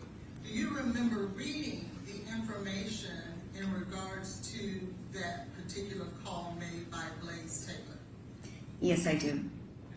And did you have the opportunity to also read the EMS and the fire department's records as it relates to that 911 call? Yes, I did. And, well, before I do that, let me ask you, have you had the opportunity over the course of your career to treat overdoses? Yes, I have. Over the 30 years that you have practiced emergency medicine, how many overdose cases would you say that you have treated? Many. It's pretty common. So there's different types of overdoses, accidental and intentional, but probably 400 or 500 over 30 years. Have you also had the occasion to treat patients who ultimately pass away and expire? Yes, I think unfortunately all emergency physicians do, and probably 10 or so deaths in the emergency department per year, maybe some early on years in the trauma center more than, significantly more than that. Okay.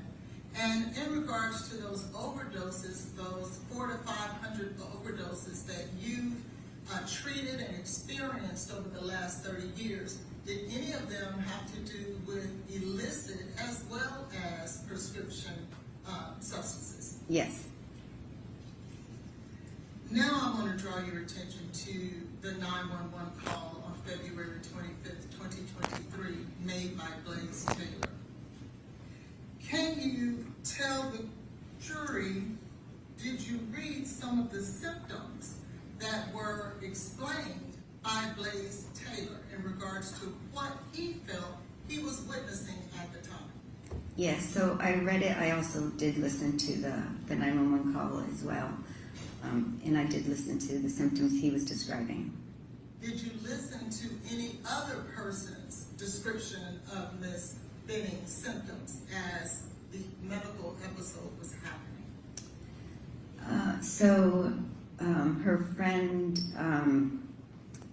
Nigeria had a around 6 minute phone call prior to the EMS arriving and kind of overlapping into that, well, prior to the 911 phone call. So there was a little description as well in her testimony this week. And what symptoms, if any, stood out to you? So if we start with her friend Nigeria, the phone call started and the way it sounds over those 6 minutes, towards the end of the call, she was not really able to understand what Jade was saying, whereas in the beginning of the phone call, she could understand what Jade was saying. And what about any of the symptoms that were described by Mr. Taylor? Yes, so Mr. Taylor described to the 911 operator a couple different times. Initially, he said that she had spit coming out of her mouth and that she was shaking. And then as the 911 operator was asking more questions about her status, he said that it sounds like she's snoring. Was that a significant symptom to you? It's a very significant symptom. We worry a lot. So snoring in a normal patient, this is not normal sleeping, it's really a medical emergency. It means that they're relaxing the muscles in the back of their throat, impending respiratory arrest, not able to continue to breathe normally. So, and what's interesting is, I work in an emergency department where we have a lot of cancer patients, and so we give a lot of fentanyl in particular and a lot of opioids, and we really watch when we're giving those doses to make sure, and if the patient starts snoring or we see that that's too much, we realize, they have to be reversed. So it's something we're very familiar with and very concerning. And if you would look on your screen, do you notice there that you'll see on line 48, do you see what it states there? Yes, on line 48, that's where Mr. Taylor mentions it sounds like she's snoring. And would that be the symptom that you thought was very alarming as you just described? Yes, it is. What, if anything, does that tell you? Well, before I ask you that, were there any other symptoms that you felt like were important? I think those are the most important. We knew that she was breathing during this time period. That's mentioned several times by Mr. Taylor as the EMS operator was speaking to him, but those symptoms are very concerning. And why do you feel like they're concerning? Because, as I mentioned, when someone gets to that state where they're not breathing normally, or they have sonorous respirations, that means that they're not getting oxygen delivered around their body, to their brain, to their heart. They're not getting rid of the carbon dioxide that's bad for our body. And so when those things start piling up, then that's when you can have a heart attack. That's when you can have a cardiac arrest. Because if you stop breathing first, it's just a matter of time until then your heart's going to stop because it doesn't have enough oxygen. And did you actually see, as you just described, that in this medical incident with Ms. Benning. Yes. Did you have the opportunity in preparation for your testimony today to not only listen to the 911 tape, but to look at the emergency records in this case? You pick up that, Judge. Yes, I did. And what I mean by that is from EMS in the fire department. If you could blow up the pre-hospital care report, the second one.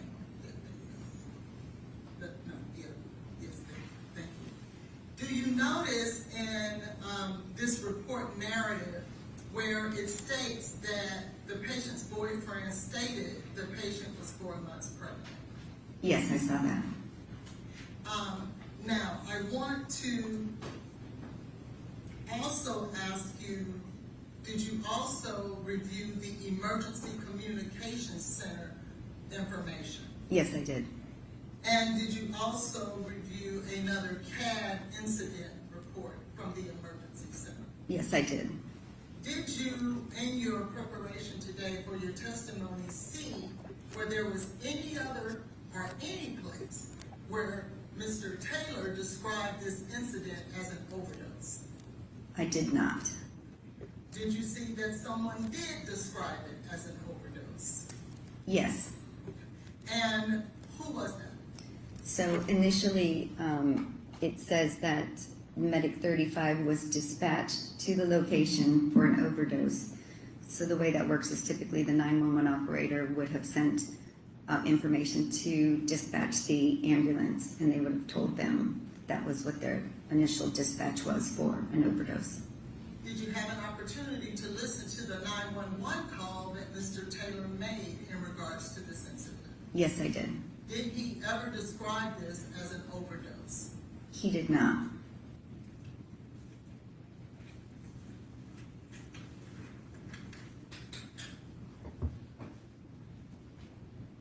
Did you have an opportunity over your course of the 30 years in the emergency room? It's fair to say you've seen many emergencies. Yes, we do. Where do you currently work? I work at University of Texas MD Anderson Cancer Center Emergency Department in the Houston Medical Center. And prior to that, where did you work? I was at Baylor St. Luke's Medical Center for 20-some years prior to that. And all those years were you practicing emergency medicine? Yes. So have you had the opportunity to come in contact with many families who had loved ones who were experiencing significant medical emergencies? Yes, every day that I worked. And sometimes those medical emergencies ending in death.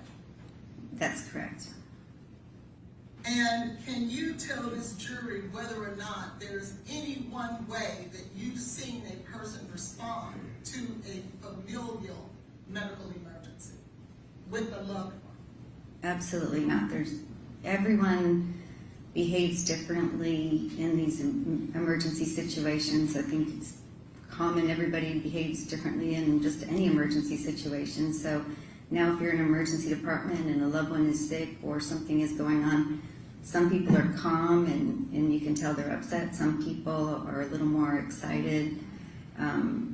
Everybody responds differently. I could never describe that one way to do it. There's no right way to deal with that. I can't imagine being in a situation on the other side of it.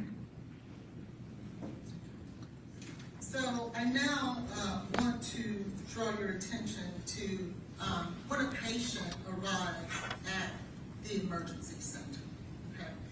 Are there situations when a patient would have to be intubated when they get to the emergency center? Yes, that can happen. Have you had the opportunity to see whether or not Ms. Benning was ever intubated? Yes, I did. And did you find whether or not, did you determine when she was first intubated?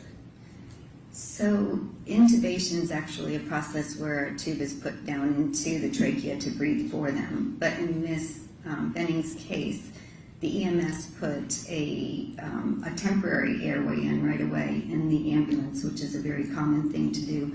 And so a tube is put down and it works well to breathe for a patient for a temporary measure. What happens then, we get them in the emergency department and now we need a little bit more permanent measure that's for sure a secured airway, and that's what's called intubation. That's when you see it on TV, they go in with the scope, they look in and they put the tube down and that tube stays in there and that's breathing for them. So that actual intubation followed the temporary airway, but that intubation happened at Vanderbilt in the emergency department. Okay. And was there any medication that was given to Ms. Benning to assist with intubating her? Well, yes, so one of the medications, she received succinylcholine in the emergency department. Is that a common medication that is given to a patient when he or she is being intubated? Yes. What is the purpose? It's a paralytic, so typically you want to give a sedative and a paralytic for a patient to intubate them. That's basically the definition of how you intubate someone.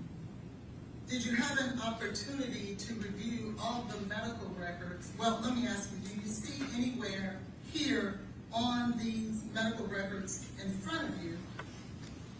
We'll start with page 55, where you see the paralyzing agent succinylcholine given to Ms. Benning.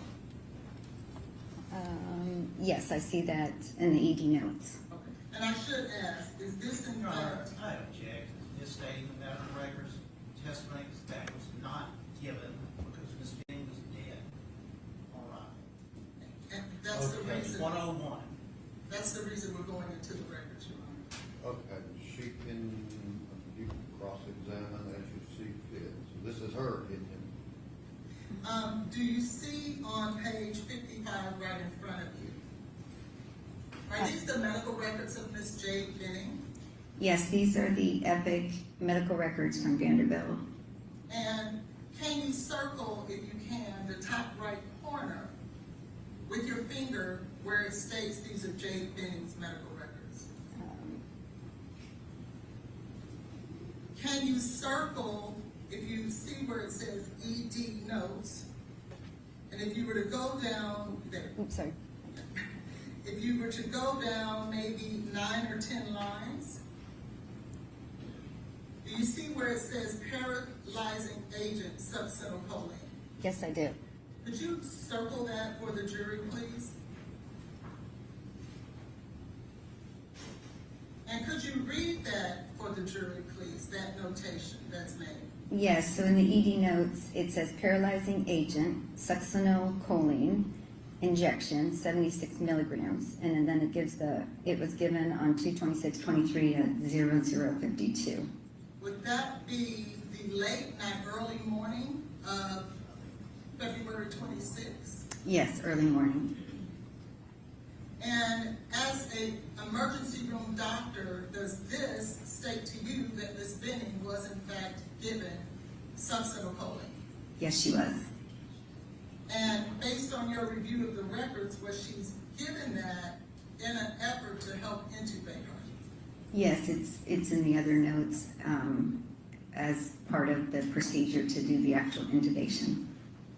And it is your representation that this was in fact in the emergency room? Yes, it From was. the emergency department? I'm sorry, yes, it was. I want to now draw your attention to page 90. And if you could clear your screen, please, at the bottom. How do you do that?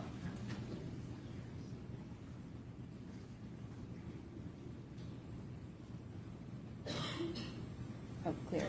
Okay. On page 90, are these two Ms. Jade Benning's medical records? Yes, these are her records. Could you circle her name? You at the don't top, have to please? give her the circle, it's right there in the report. Do you see where Ms. Benning was, or at least succinylcholine, in these records as well? Also, those are, move to the next page, please. To page 90.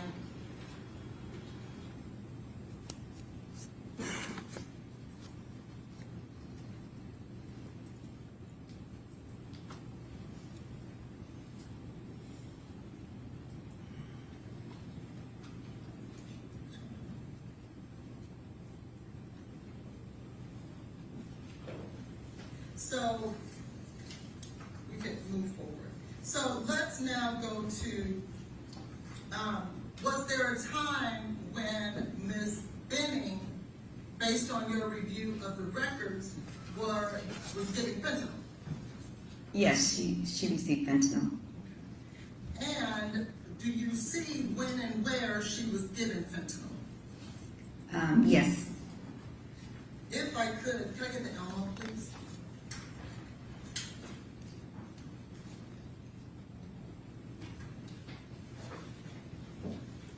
Thank you.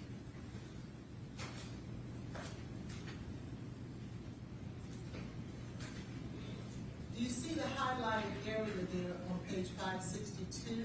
Yes, I do. Medical records. Could you describe to the jury what it means here when it says fentanyl ADS override? So that's when they actually just pulled out the fentanyl to administer. Okay. And based on your review of the records, was she ever given fentanyl at this date and time? She was not.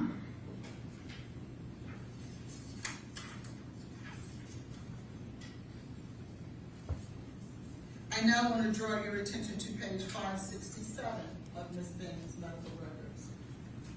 Do you see the highlighted areas there? Yes, I do. And is this in reference to the medication fentanyl? Yes, it is. And was she given fentanyl at this time? Yes, she was. And what time do you see notated in the medical record of Ms. Benning as to when she was first given fentanyl? So her initial infusion of fentanyl was 2/26/23 at 00:39. So Oh, I'm sorry, 00:41. So Okay. the pull and the, I think that's enough the time. Yes, 00:41, 00:45 I have where the infusion started. So there may be another page of this as well. Okay.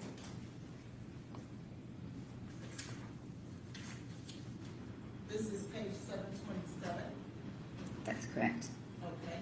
You could go ahead and explain to the jury what this is saying.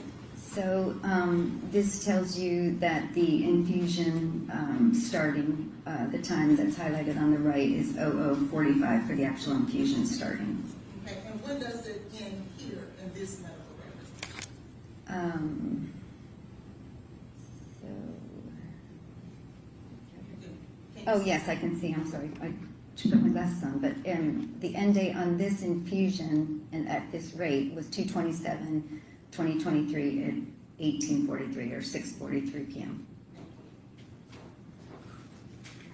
And in your review of all of Ms. Benning's medical records, is that where you see she was initially given fentanyl at Vanderbilt Hospital? That is when she initially got fentanyl, yes. I now want to go back to page 90 of the medical records. Do you see there in reference to the medication succinylcholine? Yes, I do. And what is this record representing? This is on the this is basically step by step everything that goes on in the emergency department, and this shows you that 00:15 that there was an order placed for succinylcholine.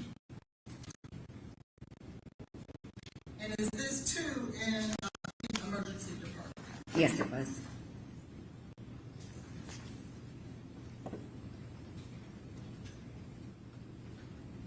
I now want to draw your attention to page 562 of the medical record. What does this represent, Dr. Larkin? So this is the succinylcholine, again, the pull, so that's taking out the succinylcholine out of the machine to be able to administer the succinylcholine, so that shows it was taken out. And based on your review of the medical record, I will go to page 567. What does that represent? So this is showing you that the succinylcholine injection of 76 milligrams was completed, and it tells you who had ordered it initially, and then it tells you the nurse that acknowledged that as well. And does it state completed? Yes, it does. What does that mean? That means that the order that had been made to give the succinylcholine actually was completed, so it was given to the patient, and that goes along with the other one we saw earlier that said when it was given. And is that, again, in the emergency room? Yes, it was. Now, I want to now draw your attention back to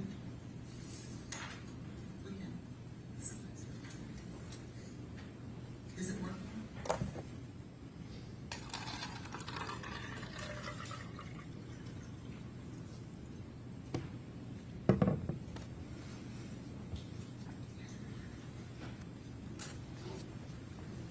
And we can go back, Josh, to the records of the litigation, of the toxicology reports. Did you have an opportunity to review the toxicology report from NMS 2312925? Yes, I did. And did you learn from the review of these records that this was in fact vomit on a comforter, that Ms. Benning vomited during the evening as a result of her medical incident? Yes, I understand that. And did you consider that too to be a symptom in regards to her medical condition? Yes, it's not uncommon as someone is having respiratory difficulty or other problem that they have some vomiting. Did you notice, based on your review of any of these toxicology reports, have you had the opportunity over the 30 years of your practice to have to deal with toxicology? Yes, so as an emergency physician, you get trained in toxicology. We obviously have patients that come in and we have to look at reports regarding toxicology. And you're not claiming to be an expert in toxicology, are you? I am not. Okay. Did you notice in the records, lab reports of Ms. Benning from NMS, whether or not you noticed that coca-ethylene was present in her system? Yes, coca-ethylene was present in that NMS sample that we're looking at. Thank you. Have you ever had an occasion over the course of your career to treat a fentanyl overdose? Yes, I have. Have you ever had an occasion over the course of your career to treat a cocaine overdose? Yes, I have. And could you describe for the jury what you would expect to see after 30 years of working in the emergency room department? Have you had an occasion to deal with cocaine overdoses? Yes, so they're almost opposites of each other. So cocaine is more of a stimulant, and then fentanyl is more a depressant. So cocaine overdose, typically when we see them in the emergency department, they've got fast heart rate, they're anxious, they're hot, they might be breathing normal or fast. They can be paranoid, they can be excited, but they're kind of the symptoms that go along with the cocaine. They come in maybe with chest pain because their heart's beating so fast or their blood pressure is so high. So it's all of those things that are amped up on the system. So the difference with fentanyl is classically is there's more drowsiness, and I think I described that we see it sometimes in the hospital when we give a little bit too much fentanyl to try to treat someone's pain. We have to watch out for them getting too sleepy. But with fentanyl, again, the respirations tend to slow down. It's a little more gradual of a change versus like the cocaine. Like I said, they're hyped up and they've got things going on that are fast. Typically, in the fentanyl overdose, we see that they slow down their breathing, they end up having a respiratory arrest, and after that, again, if the oxygen doesn't get there to the heart and to the brain, then they can have a cardiac arrest. And that's typical progression. And can you describe to the jury what a fentanyl overdose looks like? Yes, so as I mentioned, the fentanyl is when they have typically the respiratory arrest. They might be awake and talking, but then all of a sudden they get a slurred speech, or they get quieter, or they start not feeling well and sleepy, and then their breathing starts slowing down. They could have snoring, as we talked about earlier, and then eventually the lack of oxygen can cause worsening things like cardiac arrest or just a demise at that point from lack of oxygen to the brain and to the heart and the other organs. And did you take a look at all the symptoms that were described of Ms. Benning in this particular case? Yes, I did. And were you able to opine as to, based on the symptoms that were described, what was more consistent with the episode that Ms. Benning was having? In this case, it's definitely more consistent with fentanyl. And, unfortunately, we're seeing more and more of that over the past several years. It's just increased.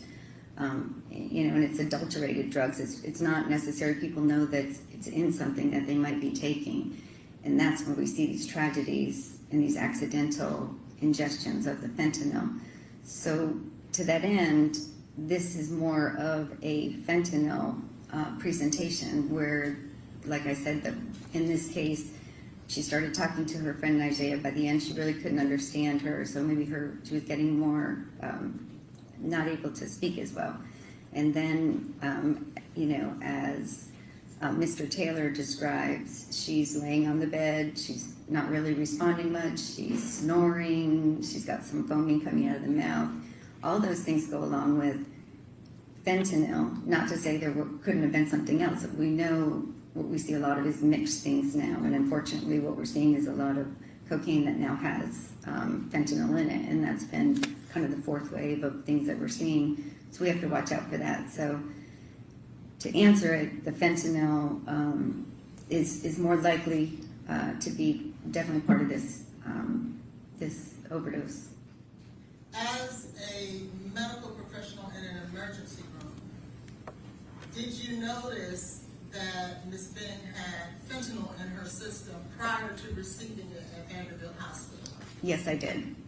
And are you able to opine that fentanyl had nothing to do, given all the medical records that you reviewed for Ms. Benning, to do with her medical episode?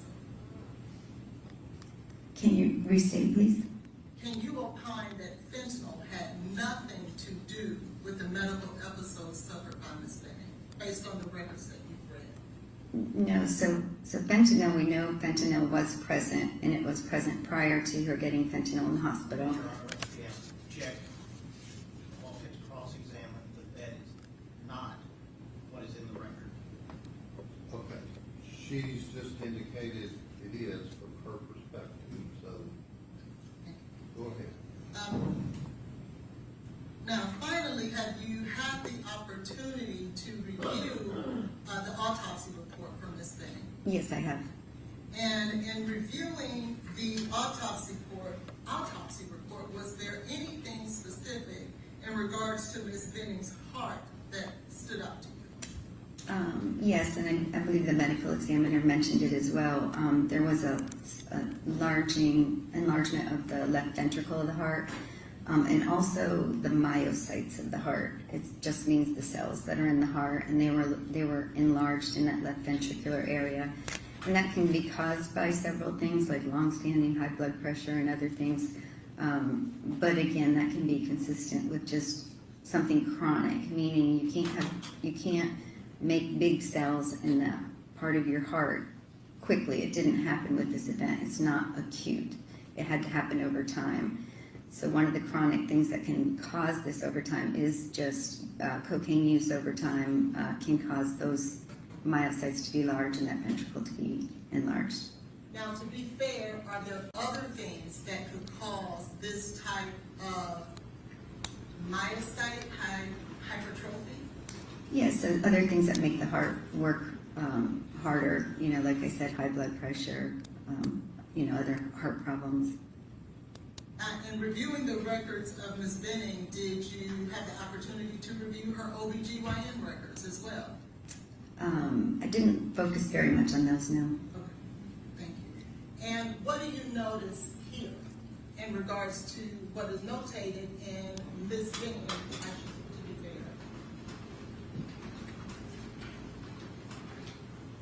Is this the autopsy of Ms. Benning? Yes, it is. What did you notice here? This is what I just referred to, basically sections of the ventricle. The ventricle is one of the top chambers of the heart, and per this note, or per the report, it says they revealed focal myocyte hypertrophy. Big fancy words, but it just means the cells in that area were bigger than normal. And again, that's a chronic finding, not an acute finding. When you say chronic versus acute, does that just mean one episode can't cause this? Correct. This wasn't caused from the episode that caused her demise. This was something that had to have been going on prior to this to cause this. And could you then read from page 5 of 5 of Ms. Benning's autopsy report, the highlighted area? Yes. So histologic exams are just basically looking at the cells on a microscope. The histological examination of Ms. Benning's organs reveals focal myocyte hypertrophy, the same thing we just talked about, in the heart, but no myocarditis or infarction. So in a case like this, when we have a young person who dies, the MEs are looking to see, could it have been a heart attack caused from something such as cocaine? We see young people that have that. Or could it be a myocarditis, which is an infection of the heart that can cause this kind of thing? The ME did not find those, so she just noted those as negatives in her report. And of the medical records that you reviewed of Ms. Benning, was there anything you seen in those records that would notate that she suffered from high blood pressure? No. Thank you. I pass the votes. Thank you.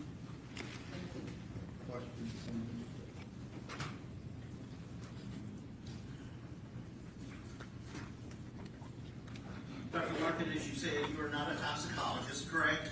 That is correct. And neither are you a forensic pathologist, correct? That's correct. Dr. Aaron Carney is a forensic pathologist and expert in that field. Do you agree? Yes. Now, talk about some things you reviewed. How much of the testimony, have you been in the courtroom to listen? We have our backs turned to the audience, obviously, but have you been in the courtroom to actually listen to the witnesses? No, I have not. Okay. Have you reviewed any of the daily transcripts of the witnesses' testimony that began on Tuesday morning? I have looked at some of the transcripts. Okay. Have you looked at Dr. Olashoga's? No, I have not. Okay. He was the emergency room doctor who was the first doctor to see Miss Benning, correct? Yes, I apologize. I did look at that. I forgot the name. Okay. And Dr. Olashoga's testimony, she read, considered, she arrived essentially dead, correct? I mean, I don't believe she arrived dead. I mean, I don't think as an emergency doctor at that point we may make that same thought that he did. You know, when they arrive and they have no pulse and they're not breathing, yes, that's a correct statement. But when you go through what they did to revive them, then you can actually return someone back. Yes. Brought back from the dead. That's what Vanderbilt and Dr. Olashoga did, correct? So cardiac arrest, yes. Yes. Agree. And she was intubated without the need for any medication because she was feeling no pain. Is that not correct? I don't think anyone can say that, but I know she received medications. after she was intubated, correct? I believe the succinyl cooling was at the intubation time. There's only one intubation, right? There is only one. Because when she was removed from the emergency department to the ICU unit, they don't take it out at the emergency room and then redo it later, correct? There's one intubation. One intubation, and that happened in the emergency department. That's correct. Correct. And without going through all these pages and things, would you agree that medical records that are in evidence speak for themselves about when medication was administered and when it wasn't? Yes, they do. Okay. And so, if the, which is the pronunciation, you pronounce it. Succinylcholine. Succinylcholine was administered in the ICU because after she had been resuscitated, she was having seizures and body movements that would be consistent with proper medical procedure, correct? Yes, you can use succinylcholine other times, absolutely. Because it's a paralytic. Yes, it is. Was it given in the ICU or the ER? I believe it was given both, and from what he's saying. If the medical records, Dr. Olashoga's testimony, Oops. and would you agree that the records Hang on, letter. Got it. that Ms. Benning was intubated on 2/25/2023 at 22:06 hours? Is that correct? I would have to look to verify that, but if that's what you're seeing in the record, Well, again, the records are what the records are, and testimony has been to that effect. yes, sir, I just don't have it in front of me to confirm that. So that's not a note that you would have made when reviewing Dr. Olashoga's testimony. I didn't make any notes when I reviewed it, so I didn't make any timing on that. Okay, let me just ask about that. When did you do these reviews of the, obviously you could not have reviewed the testimony until it happened, so that would have been this week, correct? That's correct. So when did you do that? This week or over the weekend? So probably towards maybe Friday, I may have looked at some of the transcripts, and then over the past day, I've also been reviewing. Prior to the trial starting, counsel asked you about reviewing a number of things, including the 911 call, correct? Yes, sir. When did you review that? Just recently, I listened to it, I know yesterday, and then I got the actual transcript of it. Well, since recently could be a term subject to interpretation, when were you retained and or become involved in this case? I believe 3 months ago, approximately. Okay. Recently, Yes, if we're talking years, yes. as opposed to months. So, 3 months ago, what was the first thing you reviewed?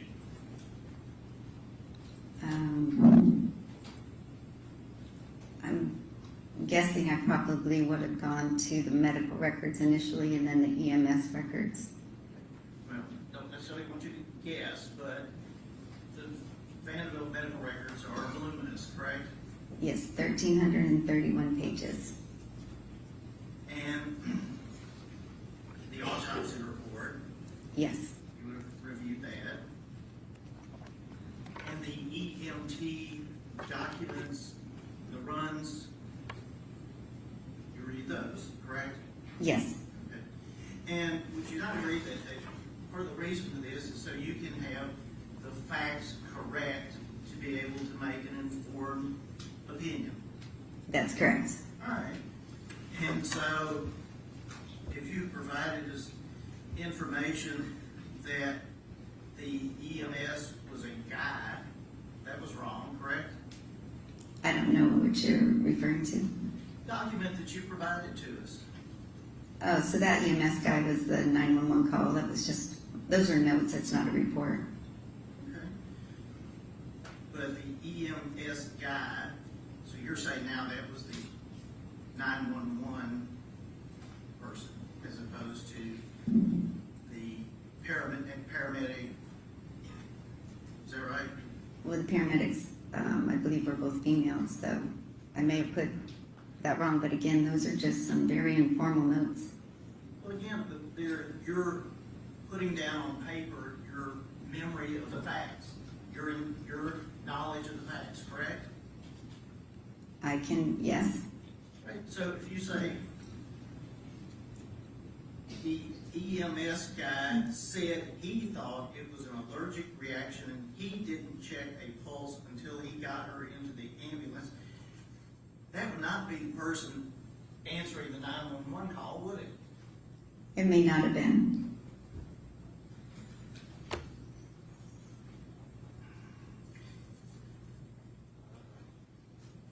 Did you review the testimony of Najee Jackson? I did look at some of that, yes, Just some of it? that's correct. So you know that during that call that Ms. Jackson was a part of,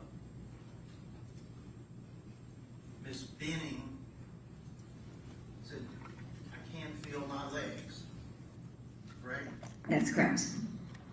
And said to Mr. Taylor, "What did you put in my drink? My drink tastes funny." Correct? Yes, And from that, we have some time go by before the 911 call.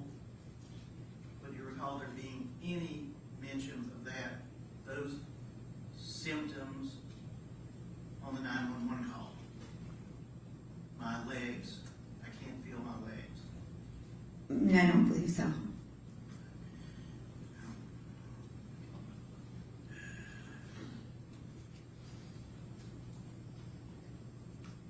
With respect to Dr. Shogun, do you have any criticism of how he handled Ms. Benning No, in the emergency department? no, He did everything you would have done, correct? I believe so. Including having tests run, such as they could be run from the emergency department, talking about to see what is in her system, correct?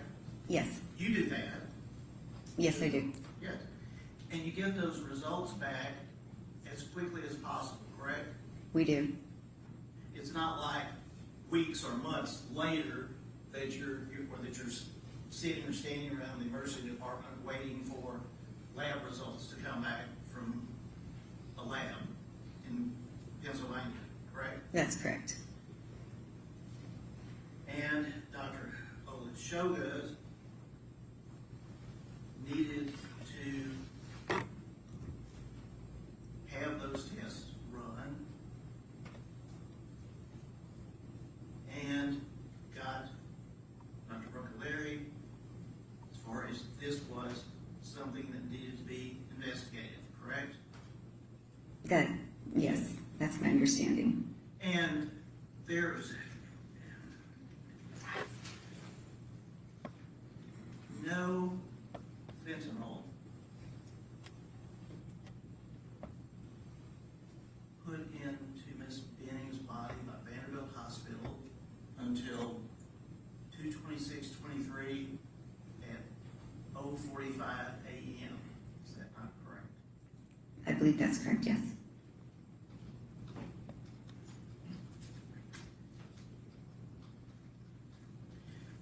Now you talk about people that come in that you've seen in the Houston emergency room or the day before that, was it Waco? Was it Baylor? No, that's Baylor St. Luke's Medical Center in Houston. Okay, in Houston. Those people are alive when they present, correct? For some of them, yes. Okay. Well, have you had someone present who is determined to be dead because of acute cocaine toxicity in your emergency room? Oh, I'm sure I have, yeah.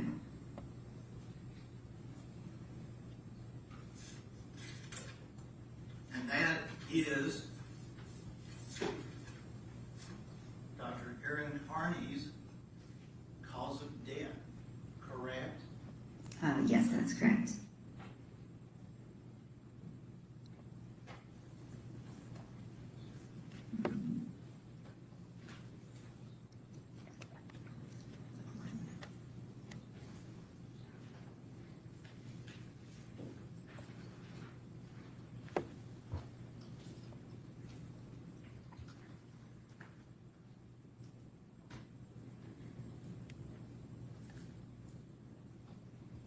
Dr. Larkin,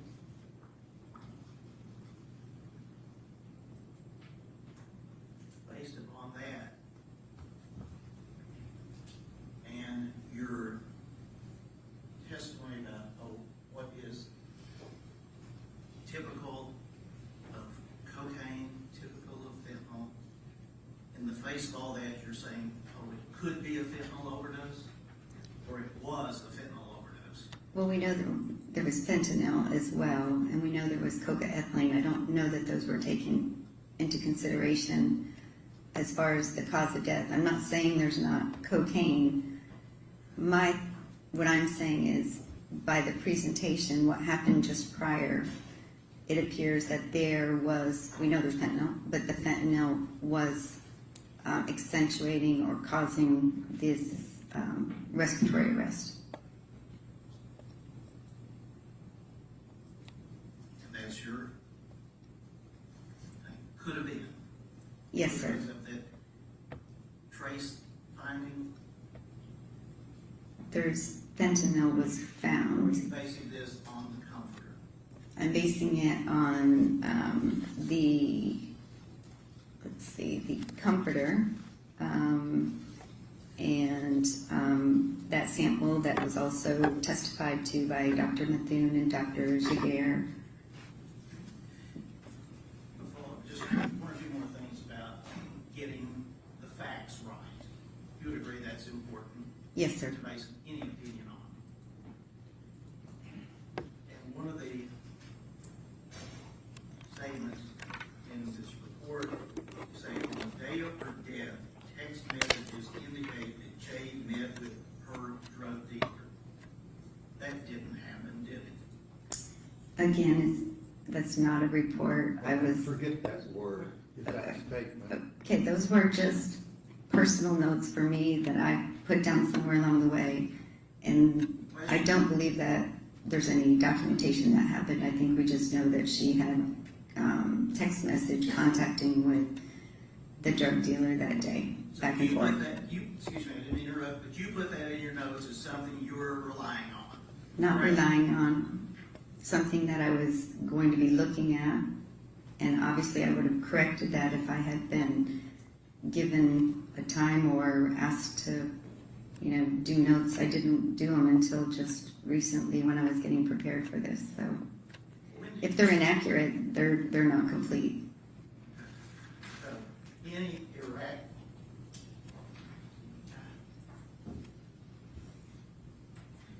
Any inaccuracy, even about fentanyl at the hospital, would make your opinion essentially not acceptable, correct?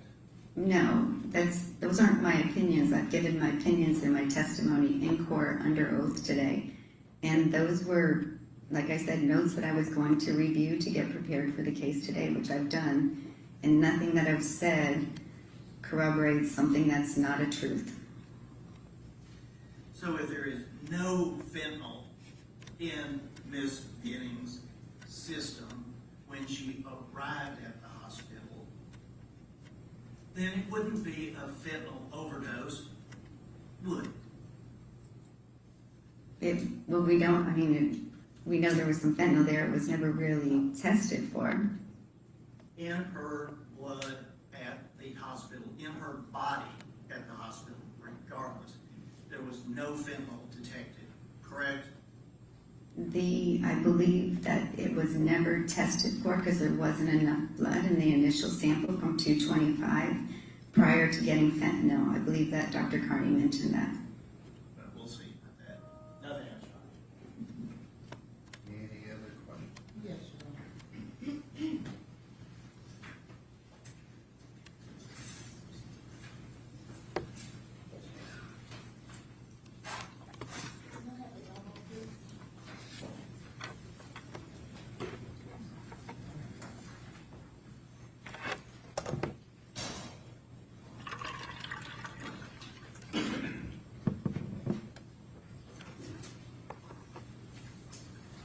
Dr. Larkin, just a few questions for you.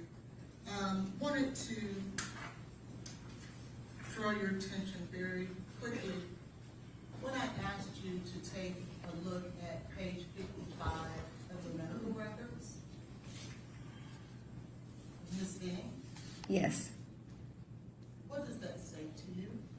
It states that succinylcholine, paralyzing agent succinylcholine, was injected, 76 milligrams were given intravenously, 226/23 at 0052. And it's part of the ED notes again, which is at the top, so that was in the emergency department.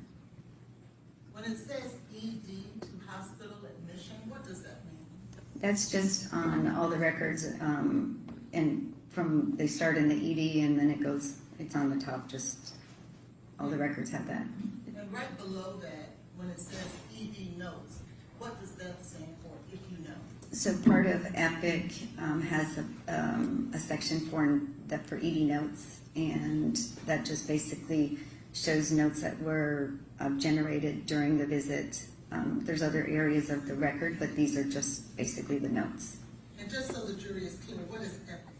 So EPIC is a enterprise system. It's a electronic health record. So it's one of the biggest in the country. Everything that goes on in the hospitals or the doctor's office or anything that's related are all on an EPIC record. It's actually about 40% of the market share in the United States right now. It's a big product, and it's people may be familiar with MyChart. So if you have a MyChart, that's part of EPIC, and that's how you can talk to your doctors and you can get your medicines and you have your appointments. So EPIC is just all that medical record all being in one electronic location. Okay, and then I will draw your attention to page 43 of the medical records.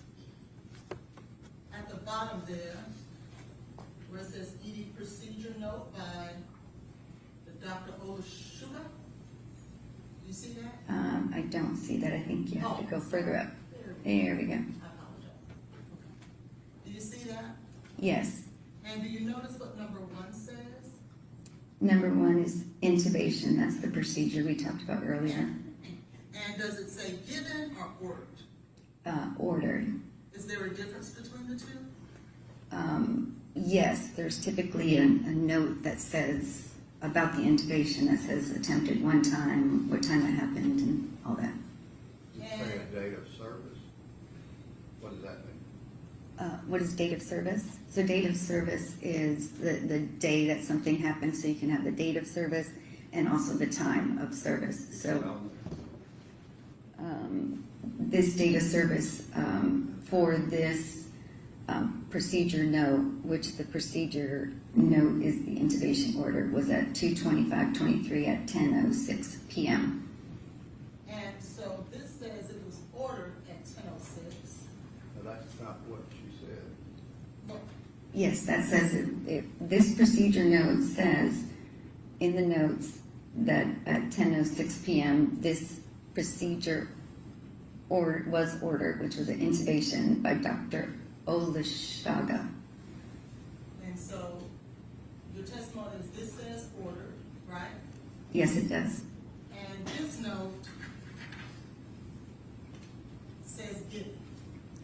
Yes. Okay, and what time is that?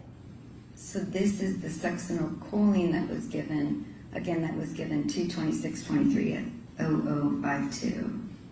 And would there be a reason to give a paralyzing agent to someone who's dead? You can intubate someone without a paralyzing agent, depending on their status, but you don't necessarily, you wouldn't necessarily need to do that if someone was dead. Why would, as an emergency room doctor, why would you give succinylcholine to a patient? Well, because I guess we got to be careful how we use the word dead. When we say someone's in cardiac arrest, they have respiratory arrest or cardiac arrest, that means they're not breathing, their heart stopped. So essentially, I guess we call that dead. But we're resuscitating them. So fortunately, as an emergency physician, these patients that get to that situation, we bring them back. We resuscitate them. It's something we do. So they may have, and you hear people that say, oh, I died twice because they had 2 cardiac arrests, but they are not dead, brain dead. You're not going to stick them, in the morgue at that point. You're going to finish resuscitation and determine if they truly are dead or they're not. And I understand that, did you have an opportunity to review any of these toxicology report records? Well, I did look at them. And again, you're not a toxicologist, are you? I am not. And is this number 231-29285? Yes, it is. Have you learned that that is assigned to the comforter that the vomitus of Ms. Benning was located on when she was having her initial emergency episode in her apartment? Yes, That is before she went to Vanderbilt. that's correct. Have you learned through your review of all the records that there was fentanyl present and the vomitus on the comforter? Yes, And is this a record, based on your knowledge, if you know, that states that? yes, And to be clear, you're not stating Dr. Olujano did anything wrong, are you? no, And although Ms. Benning passed away, as stated in this autopsy of acute cocaine toxicity, when it comes to the manner of death, that could not be determined. Your Honor, I object to that. that's correct. She has asked that be stricken, not a forensic pathology. Yeah, this is a record that's in evidence. Then there's no reason for this doctor to Okay. ask about it. She's answered the question. Do you have any more chief questions? I do not. Thank Okay. you. I pass the Any other witness. questions from the state? No, Your Honor. Thank you, ma'am. You can step Thank you, back. sir.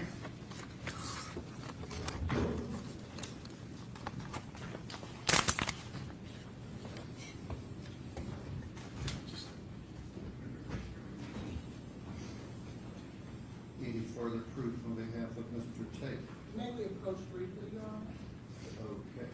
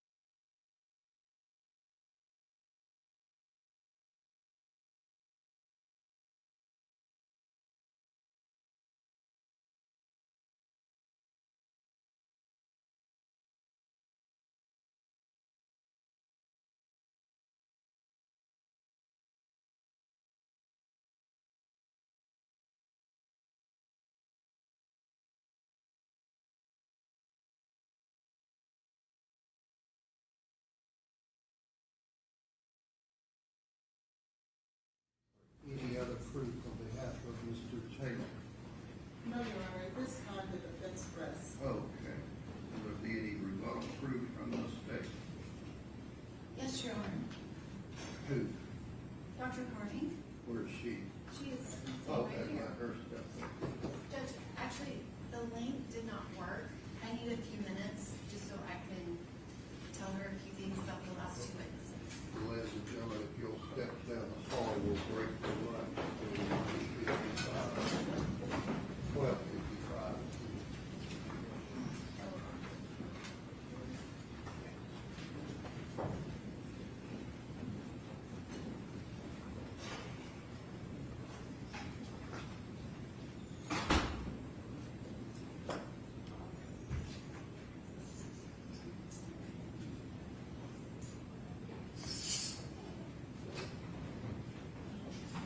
And other than Dr. Carney, any other rebuttal witnesses?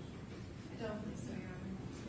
All right, let Mr. Taylor step around to the podium. We'll cover his decision not to testify.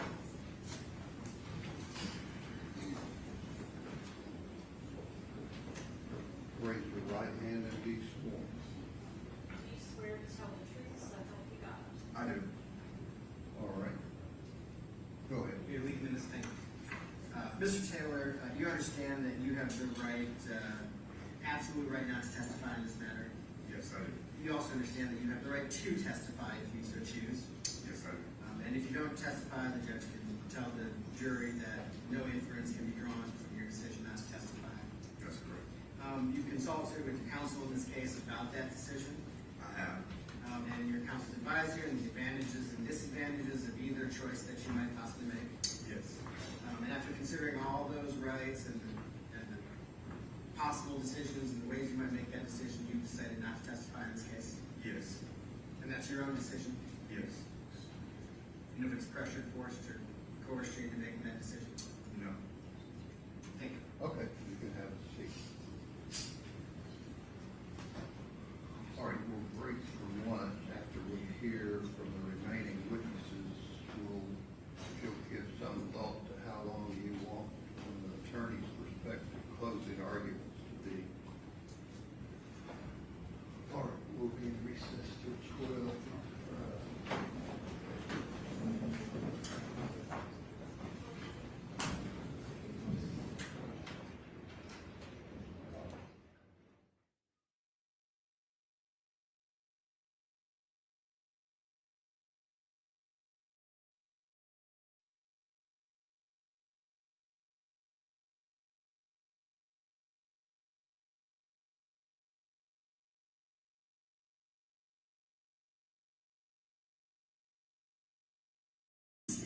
Um, 2023. If you take it orally or food, liquid, whatever. It's going through the metabolism that way instead of going through insufflation or vaginal insertion or whatever. So you said that, and then immediately afterwards you said, but you can't calculate the pharmacokinetics with this case. Correct.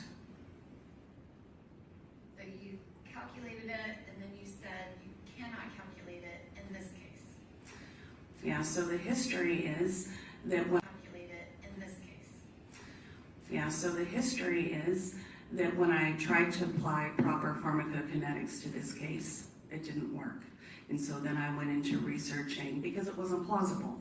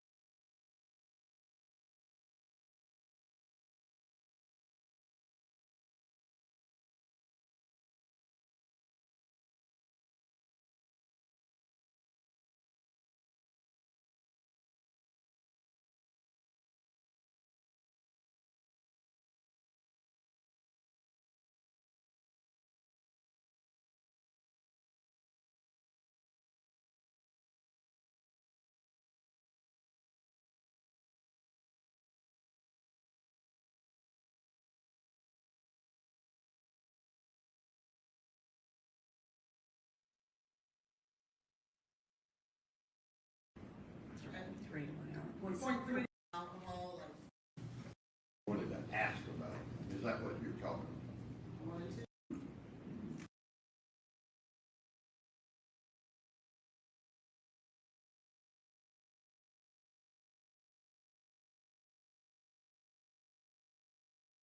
Coca-ethylene found. So the cocoa-ethylene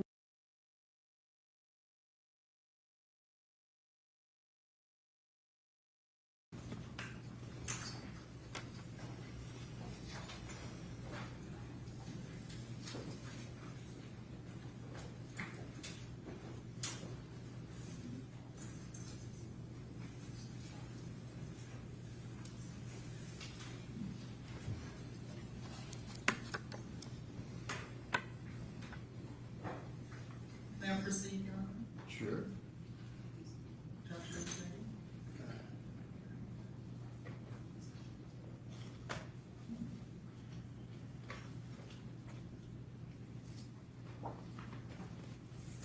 Good morning, Dr. Lindsay. Good morning. Could you please state and spell your name for the record, please? Dr. Jancy Chun Lindsay, JANCI CHUNN LINDSAY. And how are you employed, Dr. Lindsay? I have my own consulting, toxicology, and molecular biology business, Toxicology Support Services, LLC. And how long have you owned your own business? Since mid-2009. And could you give the court information in regards to your educational background? Yes, I have a bachelor's degree in biological and physical sciences. I have a PhD in molecular biology and biochemistry. Okay. And could you tell the court exactly when and where did you start working as a toxicologist? I started working in the laboratory formally as a toxicologist. Most of my research over the years, I worked in a lab before going back to get my PhD, in between my bachelor's degree and my PhD, as a lab technician at the bench. And I was able to do a lot of toxicology research and even publish as a technician, which was really great. It helped me get into graduate school. But I started doing toxicology research then, and then I was hired directly after my PhD into Exponent Scientific Consulting Group as a toxicologist in their Toxicology and Mechanistic Biology division. Very good. And have you had the opportunity to be published or have any articles published? I have. And have you had the opportunity to testify prior to today and be deemed as an expert? Yes, many times over the past 20 years. Would that be civil and criminal or both? Both, and then military case. Very good. At this time, I would tender Dr. Lindsay as an expert and would offer her CV, In the field of toxicology. any questions from the state? All right, again, ladies and gentlemen, this witness be allowed to give her expert opinion. You can place such weight on it as you choose to. And that'll be secret keeping. Okay.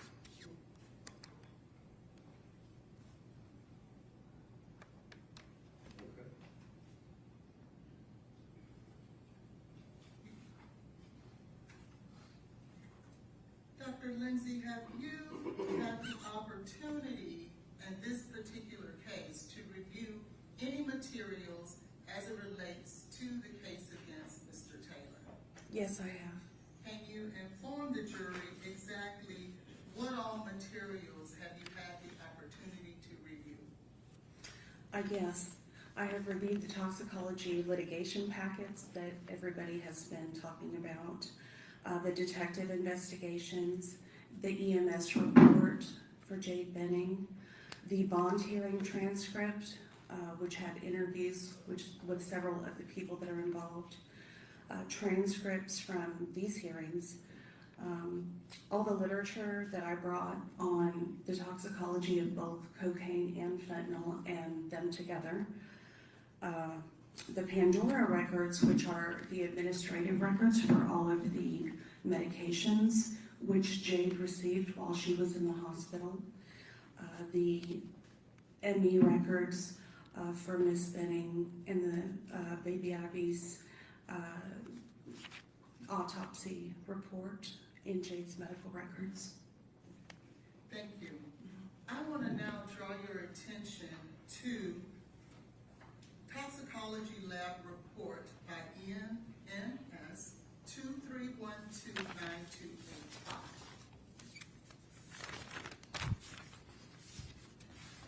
Yes, You got that, and it's on the screen beside you as well. yes, I do have it, thank you. You're welcome. Do you remember specifically what was tested in this specific lab report? Yes, this lab report covers the testing of Miss Benning's comforter, the blue comforter from the apartment. And was there any type of bodily fluid that was found to be on the comforter? So they had what they looked to be vomit in a section of the comforter that they extracted in order to test that section of the comforter for drugs. And then they chose another section of the comforter as a case blank, which did not appear to have any vomitus on that portion of the comforter. And what is a case blank, Dr. Lindsay? So there are several case blanks in these types of tests. There'll be just the homogenate buffer that they use to extract, and of course it should have nothing in it. And then they'll use an area of the comforter or clothing that they believe does not have any of the liquid item or blood or whatever the matrix is that they're testing, so that that can be a blank for them as well. So they'll have just the buffer, and then they'll have what they think is a true blank on the material. There's been a lot of talk about the word matrix. Will you tell the jury exactly what a matrix is? So in this case, when we're talking about matrix, we're just talking about whether it's blood or urine or fabric or vomit. That's all it means. It's not meant to be a fancy word. Now, this jury has heard a lot of science, and I'm sure they don't want to hear a whole lot more. What is the question? Could you tell us exactly what was found to be positive on this comforter from Ms. Benning's home? Yes, I can. So on the comforter, we have the presence of fentanyl, we have the presence of cocaine, we have the presence of the primary metabolite of cocaine, benzoyl algochnine. They did not test for EME, but we do have cocoethylene as well, which is what forms when you use cocaine and ethanol at the same time. Okay. And ethanol, would that be alcohol, like drinking alcohol? Yes, that's correct. Were there any other substances that were at some point found on this comforter but was later to be determined inconclusive? Yes, Do you know what those are? I believe those were THC, methamphetamines, and I think it was just THC and methamphetamine. Very good. Yeah. But to be fair, they later determined that the spikes, if you will, were not placed in that test. So they could not say affirmatively whether that was so. Is that right? That's right, and they didn't rerun the test, which they could have done. And they also didn't report those values. Yeah. Okay, and so to be clear, it wasn't that they weren't present, it's just that they did not run the confirmation to get a more definitive result. Correct. This was the first time they were doing this assay, so they were coming up with a new technique. That's the best way to say it. So it hadn't been validated yet. And what is an assay? An assay is just a protocol for how you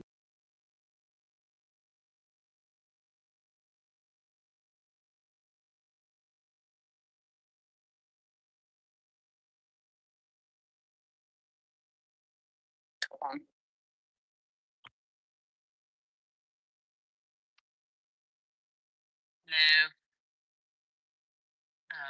Hoping y'all can hear me.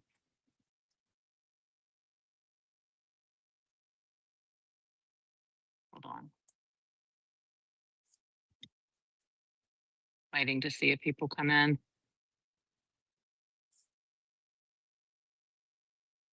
Hello.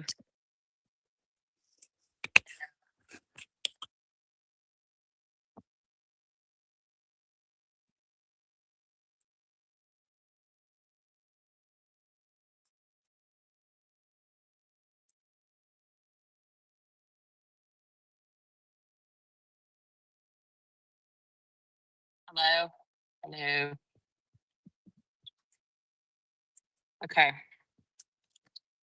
Hey, can y'all hear me? Oh my God, that exchange. Can you hear me? Just real quick, type something in the chat just so I can hear it. I'm in a different spot. I wanted to stay really close to the courthouse. Yes, can hear. Okay, great. All right.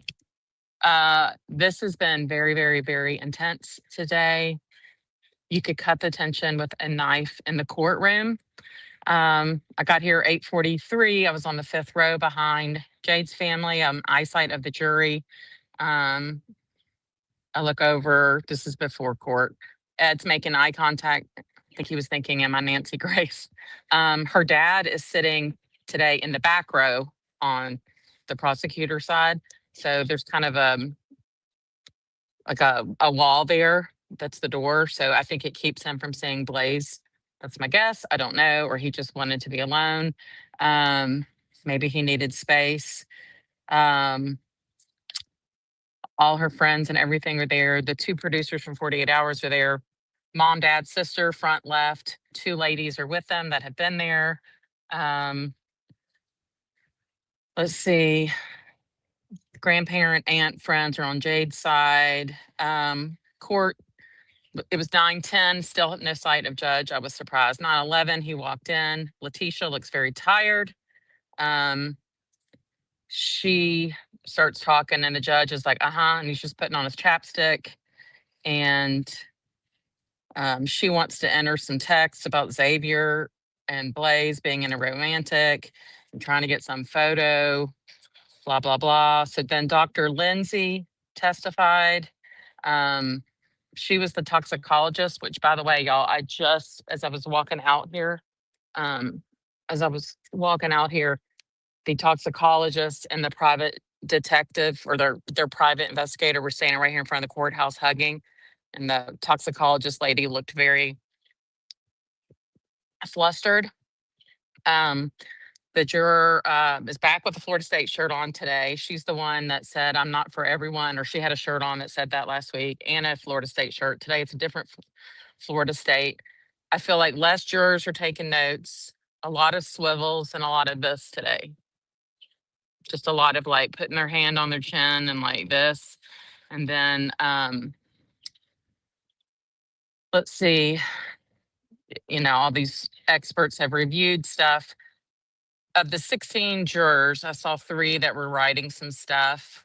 But it got very heated when the expert tried to say something to Jan Norman. They keep going back, these experts, to the vomitus on the blanket, which we know the state has shown it wasn't reliable because even the clean area of the blanket was false positive for fent. So we know that really that data wasn't consistent. I did see the assistants for the defense attorneys this morning on the elevator, but they were not in court this morning. Basically, one of the bailiffs said, hey, listen, y'all need to not be coming in and out. It's driving the judge crazy, basically. And she's already told us when it's time for the closing that the judge will read the charges. It's lengthy. And she said there will be absolutely no in and out. And she wanted that very clear this morning.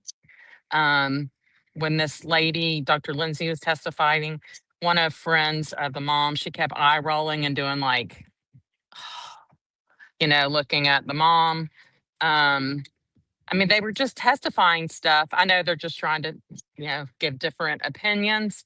But in my opinion, what the Texas doctor just said, she's like, oh yeah, she was intubated at 10:30 something, and then the choline was given after midnight. At that point, she was in the ICU.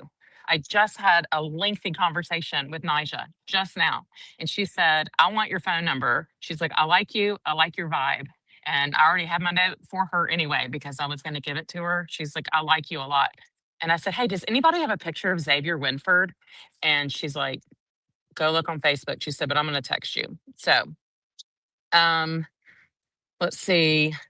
Oh, when that Dr. Lindsay was like, I mean, we just don't know that she ingested orally, which is everything that Dr. Carney has already said. She ingested uh, orally. So Dr. Carney, the Metro Nashville medical examiner, who has a awesome reputation here, y'all. She's going to be the rebuttal witness right after lunch, and then we're going to go into closings.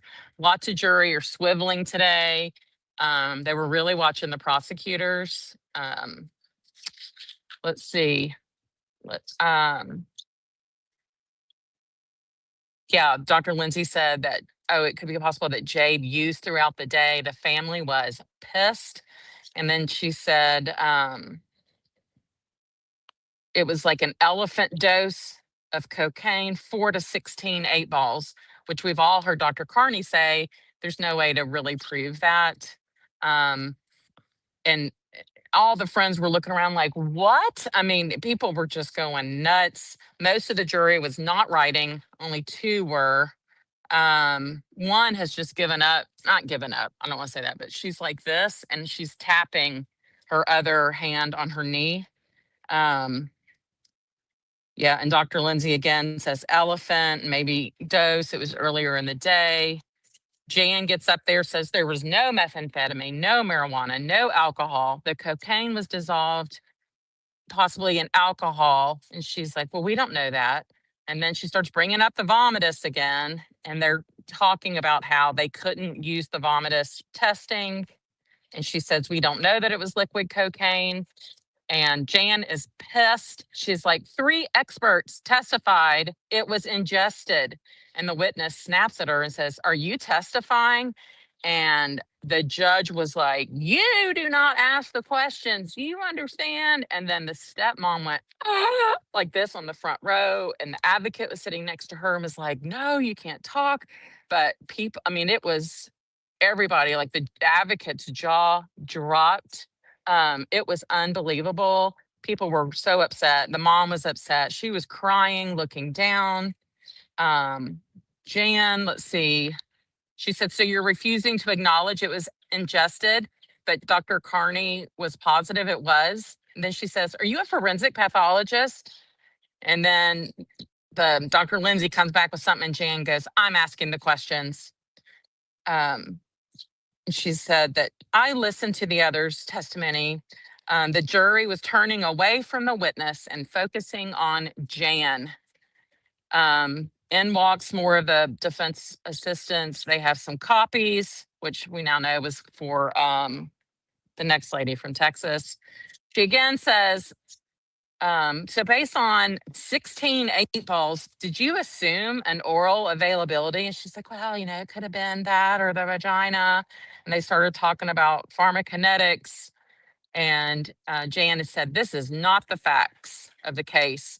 And then the witness again says something and judge looks at her and goes, do you want to debate her? And the friends were just shaking.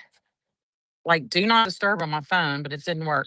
And Jan says, is it not true when you Google this and on the Department of Justice website, cocaine can cause placental abruption? And that has been known since 1988. The jurors were wide-eyed and one girl was like this. Nigel got very upset. She walked out. Jade's mom was crying and she was sitting right in front of her. They had been holding hands. They keep bringing up the comforter, which we already know they kind of ruled that out on the state side. Judge yells at the witness to stop her ad-libbing. And Jan says, but the results were bad on the blanket. The jury's getting antsy, resting hands on chin. Judge shakes his hand like at Letitia like this during a sidebar. Judge was over it. The witness was very shaken. You could tell when she watches out. Yes, there was an alert. So that was in my row. So there's these three, I would say, I don't know, teenagers. I'm terrible with ages. And they're wearing like these lanyards. It's like youth justice. I don't know. It's like some internship, probably through a high school or something. And so two of them, there's a girl and there's a boy on either side of her. And one of the girls and boys are just, you know, like and texting on silent. And so when that, it was almost like he made his Apple Watch beep, and the judge, the look he gave, and I felt like he was looking at me. I mean, it was my row, but I'm like, it's not me. And then the bailiff stood up. I mean, it was a glare down. So back to that in a second. Then I see Jan. She hops up. She's got her phone in her hand. She gets to a sidebar. Then Nija comes back in. She's got her sister with her this time. The four jurors, four of them were kind of like as if all this was just laughable. Like, what the hell is going on? Jan was very confident. She then walks out with the advocate, and the female bailiff talks to the judge, and there's a new paper that's handed to the judge. Jury's dismissed. The witness, then Jan walks back in. She says she's going to bring Dr. Carney on Zoom to hear this other guy. The Tennessean, which is the paper here, there's a reporter there today. Break was only 7 minutes when he came back. I mean, he's fast. A lot of people weren't even in the courtroom. Both fathers of both the defendant and victim were pacing in the hall. Jade's parents, who were divorced or not together, they were hugging each other. Stepmom was consoling the mom. The friends were really mad, but also kind of like, this is insane, laughable. They were like, but what does the evidence show? They were kind of imitating Letitia. I saw at this point maybe two jurors taking notes. Again, another witness from Texas. So I feel like she just has her arsenal of Texas witnesses. Dr. Larkin, she's in the same outfit as yesterday, but she didn't get to testify. There's some people walking out here.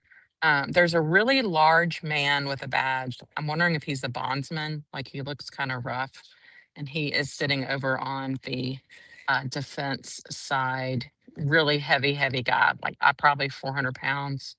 Jan has her laptop open. Looks like she's working on PowerPoint slides for closing. And advocate shooing the phone. Oh, yeah. So then the TV camera guy goes over and is showing his phone to the advocate. I don't know what that was about.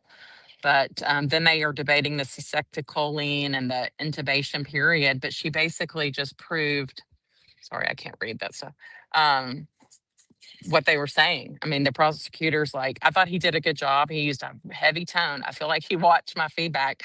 But he was like, she was dead. And the judge is like, look, she's given her opinion. But it basically, I think the records are saying she came in through the ER, but they intubated her in the ER, and then they got her the ICU. She wasn't hanging around that ER for 2 hours. And then when they got her up to the ICU is when they gave the cystectocholine to keep her like the paralytic, because she didn't need it because she was essentially dead when she arrived. Again, Nisha just told me, she said, yes, that's right. She was in the ER that Saturday night, and then they got her the ICU. None of us were allowed in the ICU to even see her until Monday. I think Letitia was trying to impeach the Vandy doc. It's not coming across well. I wrote, here we go again, more on the vomit. The Texas doctor trying to say, you know, the cocaine makes your heart race, all this stuff. Trying to argue fentanyl again. The aunt is holding Nija's hand, so Jade's aunt. The autopsy, I'm just kind of going through this. Assistants are back with more copies for the defense. And then the prosecutor did a good job to say, so essentially they brought her back from the dead, right? And she was like, yes. And the defense is all like walking around, like trying to dig up stuff out of their wagons. Then he's like, when did you start reviewing stuff on this? She's like, oh, on Friday. That she claims she was hired in March, and she reviewed the 911 call, but she refers to the EMSs as guys and says he. And he's like, but the EMSs, they were females. So she's like, oh, it must have been a typo. But I feel like she's like, well, those aren't my notes. It was just like my thoughts, informal notes. I'm telling y'all, this is some dirty stuff. You could have heard a pin drop in that courtroom today. When the air clicks off, you could have heard a pin drop. They talk about the prosecutor, what did you put in my drink? Again, talking about she got the fentanyl and the succinylcholine, whatever, after midnight on the 26th, but she was intubated on the 25th. I keep writing, it is so quiet. And this Houston doctor is basing things on the comforter, which were not admitted. And she said, my testimony is everything is truthful. Those are just my notes. And the prosecutor's like, well, there was no fentanyl and no overdose, none detected. There was none tested, is what the Texas doctor said. And the prosecutor goes, well, we'll see about that. About that time, Dr. Carney walks in and sits down at the prosecution table. Ooh, tension is thick. You could cut with a knife, I wrote. I wrote down what EPIC was, but they explained it. That's Vandy's EMR system, essentially.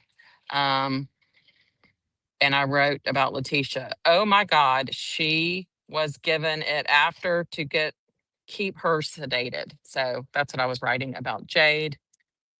Letitia's like arguing that she got it 2 hours after she was intubated. Yes, and she was in the ICU. I said, oh my God, they keep hammering on the vomit. We know it didn't work because of the false positive on the comforter. So then judge is just looking and waiting, just waiting for, I guess, Letitia to say, the defense rests. At this point, I see lots of Metro employees who probably work in the courthouse coming in, and everyone's looking around. I mean, it's minutes. Y'all probably saw it on TV. Like, what are we waiting on? And everybody's just kind of sitting there, like looking at each other. And when the jury was out, by the way, they did have Blaise, make his statement that he understood his rights and was not going to take the stand. It was done differently in Tennessee. I've only seen it done in Florida, like when Ever did it with Donna Adelson. But that was interesting. It was interesting. And then when she said the defense rests, the judge went, oh, okay. He's had it. All right. Let me see if I can see y'all's comments. I'm definitely going to make sure I'm back there in plenty of time. I feel like a lot of Metro employees are going to be coming. So if y'all want to post, but yeah, I did try to talk to a friend of Jade's mom. And she was like, and who are you? So I was like, bad on me. I should have said. She's like, well, you'd be surprised how many press people are coming up trying to talk to us and get information, and then they don't even tell us they're with the press. And I said, no. I said, listen, I'm pro victim, and my heart just breaks for the mom. I'm just here for that. Judge then thought, thank God. Yep, I agree. Let's see what else. Blaise is back in his blue suit. His parents look concerned. He had some friends came in today. I mean, they just look like, people that probably leech on him for money. I don't know. And then the mom was kind of chatting it up with them at the break. Let's see. I was trying to think if there's anything else. I don't know how I got this can of Fresca in there. I didn't know you're not supposed to have cans, but they didn't flag me. So I'm drinking it now because I know when I go back through the metal detector, I can't have it. Sounds like there's going to be time limits on closing. I thought I heard the judge say, and then we'll decide how long for closing. So it sounded like when we get back, we're going to hear from Dr. Carney. Yeah, Blaise, he should be concerned. Dr. Carney's the rebuttal witness, and then I don't know how all that works. I don't know that I've seen that much. So, but I'm excited to hear from Dr. Carney because I wasn't here. Yeah, Blaise, I think he's lost a lot. He's probably been under a lot of stress. I did confirm, I think I might have said this, but Xavier is the same girl from 2017 to 2023 to today. It's the same person. Lunch, I have 25 minutes. So I'm going to allow plenty of time. Talk to the bailiffs, talk to the court people, the 48 hours people. And I know, I'm sure they're interviewing everybody, but they were kind of being chummy with the defense. You're shocked they didn't call her. Here's the deal. She probably doesn't want to. Is he still with X? Yes. Well, I don't know that. Let me rephrase that. You know, you don't have to, you can plead the fifth.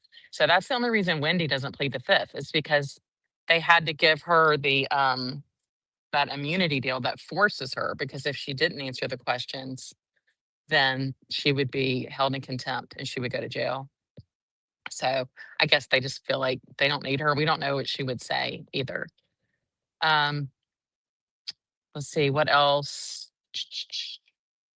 At one point they said, is Carl Taylor gonna testify? And everybody kind of looked around. I don't know if that's the dad's legal name, but they were like, no, we've changed our mind. Yeah, she might not still be with him. But when he was arrested in Utah, they were actually together. Like, I think they eating at a restaurant or they were in an apartment. They were together. So that is it, y'all. But thanks for tuning in. So I'm happy I'm here for closings. And yeah, Melissa, sorry if I had a typo or I said something wrong earlier. I was like so nervous. But yes. So I was trying to say that I don't even remember that maybe Jade and Nisha were on the phone for 6 minutes. I don't even remember. But yeah, so maybe, the only way I would get to even approach a juror would be after a verdict. And I don't even know if I'll be here for a verdict. Like, I have no idea, but I would be nervous if I was them. So I think indicators look good. Yeah, y'all are welcome. You're welcome. And happy to be the only YouTuber here. Well, that I know of. I mean, the Tennesseans here and all the major news stations, but there's just the one feed. Yes, I'll be on to update you. So I'll let y'all know how this goes. But I'm sitting fifth row back to the right behind the prosecutors. I kind of can lean on a wall that way. But yeah, I am wearing a navy blazer, but it's hot as hell out here. So I'm glad y'all could hear. And hey, justice for Jade. But yeah, I think Dr. Carney's gonna be a key. All right. Thanks, everybody. Thanks, Susan Womack. Appreciate everybody. And I'll talk with y'all soon. I'm gonna let it kind of play for a second because I add my trailer on the video. So here, I'm gonna flip it so y'all can see the courthouse. How's that?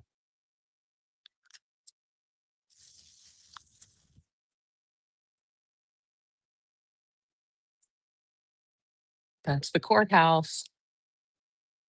That is it. What's it say? There we are. So I will see y'all later. Thank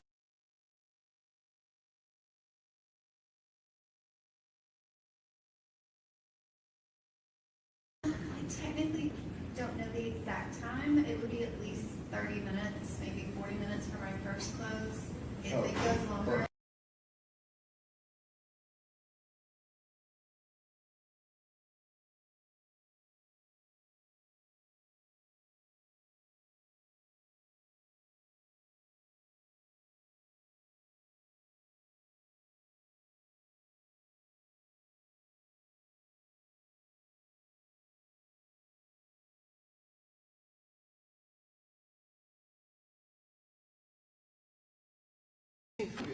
This up here, I apologize. There are issues on the side. I got it. Sorry about that. Okay.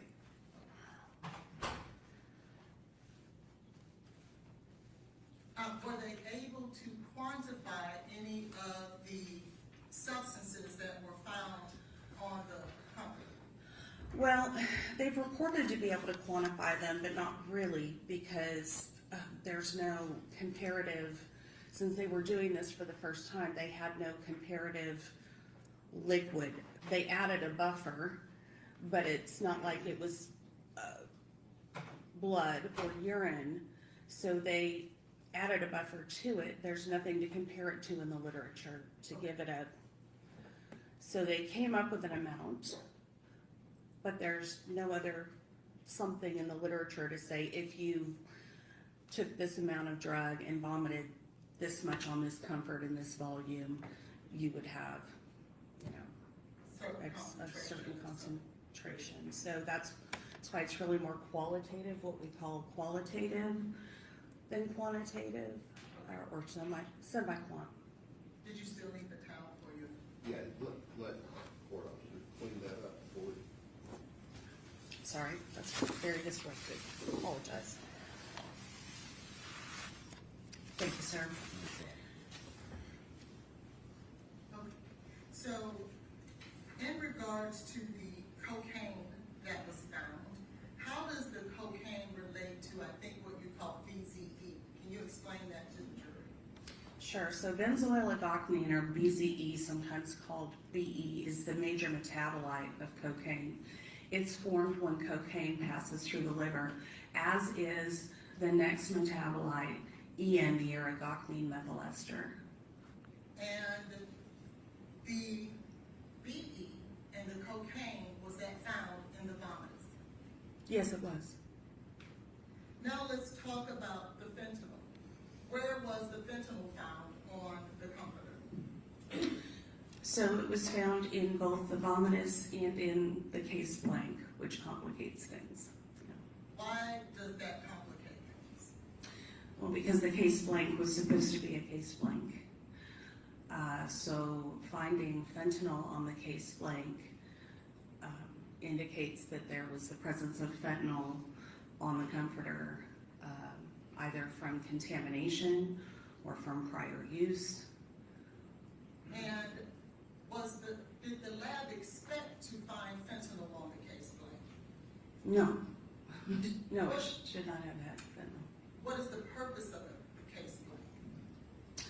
Well, to be a blank area of the substance you're testing, as we kind of went over a minute ago.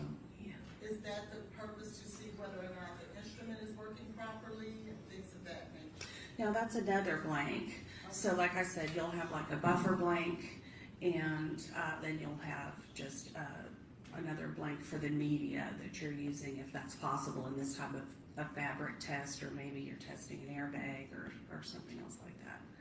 Did they rerun that fentanyl to ensure that there was nothing wrong with their instrument, and to ensure that the fentanyl that they found outside of the vomitus was in fact a true presence of fentanyl?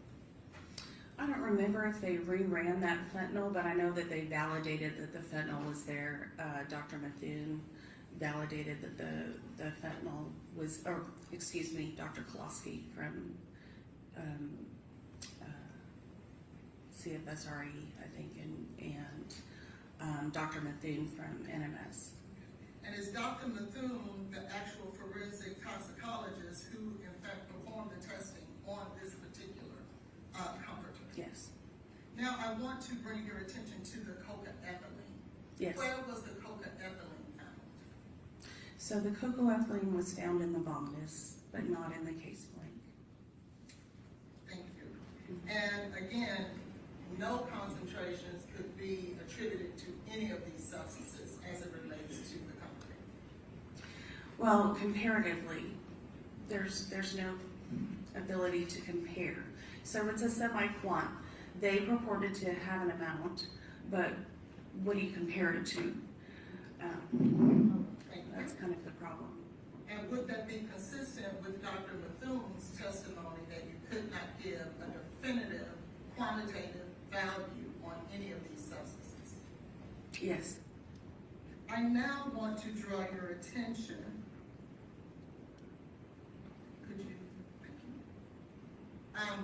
Do you see what's on the side of you there? Yes. And I believe that this would be State's Exhibit number 46, I believe. And could you tell us what exactly this is? It looks like it's the chromatographs from the testing. Okay. And what is a am I saying that? The chromatograph? Chromatographs, what is that? It's the first part of the testing when you use a chromatography method. They'll say something like, we're going to test by GCMS, gas chromatography, mass spectrophotometry. If any of you remember chemistry back in school where you had to go through organic chemistry and identify the compounds, and you might have learned about chromatography and mass spectrophotometry. The mass spec looks at the ion, the chromatography looks at where that chemical elutes off of a column. And each chemical has its own kind of signature time where it elutes off of the column. And according to its abundance, it'll make what looks like a mountain peak. And you can measure the area under the curve and compare it to a standard curve to get an idea of the relative abundance of that particular sample. Now, to be fair, did NMS find that the fentanyl was a number such that it was below the rate of where they would detect it, meaning below the reportable limit? Below the limit of quantitation or below the limit of detection. Concentration. They've got it highlighted. Yes. And what does that mean when it's below the level of detection? Well, they won't report it often. So it's there, but it's not being reported. And is that something that's pretty standard in all labs, that before they will actually report something, it has to be at a certain level? Yes, I think people are probably most familiar with it in alcohol in hospital tests. If you don't have above 10 milligrams, which is about a half a drink for a 150-pound person per deciliter, then they won't report it. Even if you have alcohol in your system, they'll say it's just a negative test. Very good. Josh, can you? I want to now bring your attention to work order 23126889.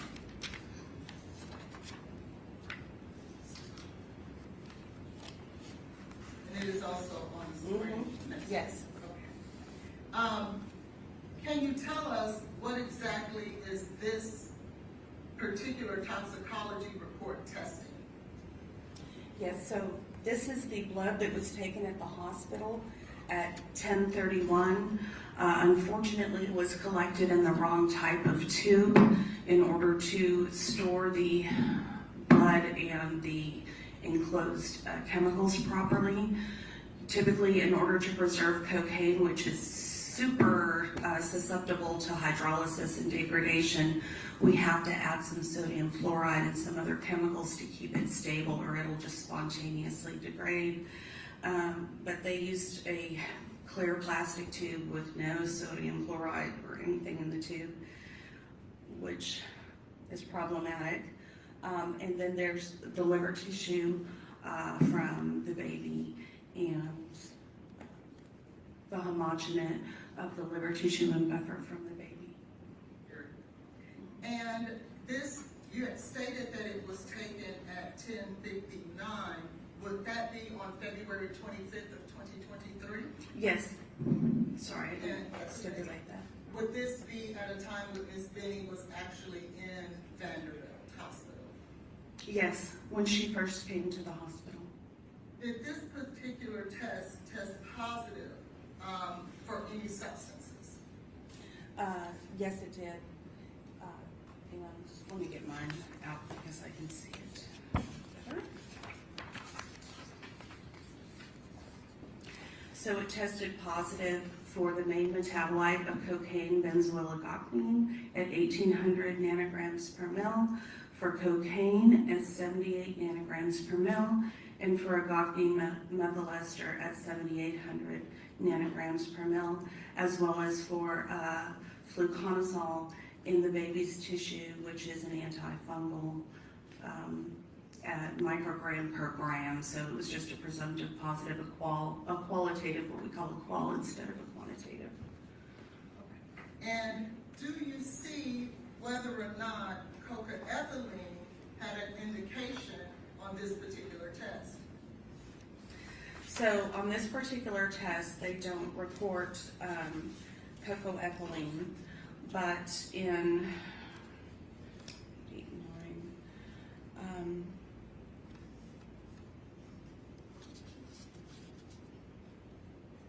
9, no, they didn't report cocoethylene in this test. And do you see whether or not a confirmation test was ran on coca-ethylene on the last page of this particular report? It's also on your screen next to you, page 3 of 4. Yes. Why would a lab run a confirmation test on any substance? Because they had detected it in the,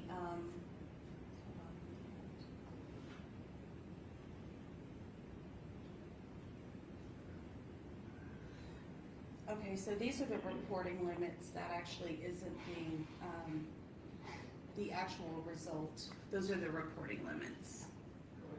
But do you see that there was a confirmation test actually ran for coca-ethylene? So they would run a confirmation test if they saw that it was in the first portion of the test, which is usually an immunoassay screen. And why do they run screens as opposed to just going straight to the confirmation? Some labs do go straight to the confirmation through something called QTOF. Labs are moving towards that, but it's less expensive to do the ELISA. And what reason then, if they found coca-ethylene or had a detection, why wouldn't they report it? It may have been below their reporting limit or their limit of quantitation if it's a quantitative test. So this particular test was a quantitative test. You see everything's reported in quantitative units in nanograms per mil, not just presumptive positive or positive, except for the fluconazole. So if it's below their limit of proper quantitation, that is, if it's off the curve, if it doesn't fit on their curve because it's too low, then they won't report it. Or if it's below their limit of detection for reasonable presence. Thank you. I want to ask you now a few questions as it relates to the substance coca-ethylene. Could you educate the jury what reasons would coca-ethylene appear in any matrix? So if cocoethylene is there, that indicates that a person has ingested ethanol and cocaine at the same time and it has gone through the liver. It has to go through the liver to make the cocoethylene. So this isn't something that would spontaneously form in the saliva or just in the blood. It has to go through first, what we call first pass metabolism. And does let me ask you this. Coca-ethylene, I believe you testified before that it was when cocaine and ethanol come together at the exact same time. Is that right? Is there any other reason that that would appear? No. How long does it take? Well, let me ask you this. We don't see ethanol with when you find coca-ethylene. What does that mean if coca-ethylene is the presence of cocaine and alcohol at the same time? How could you see coca-ethylene but not see ethanol? So the ethanol will bind the cocaine and make cocoethylene, and cocoethylene has a longer half-life than alcohol. So if the alcohol is above the level of the cocaine, then what's ever left over you might measure, but people have an average burn rate of 18 milligrams per deciliter per hour or 0.3 milligrams per minute of alcohol. So she could have In a scenario, let's hypothesize a scenario. If she had drank even 4 drinks earlier that day, it would have been completely gone by the time she got to the hospital.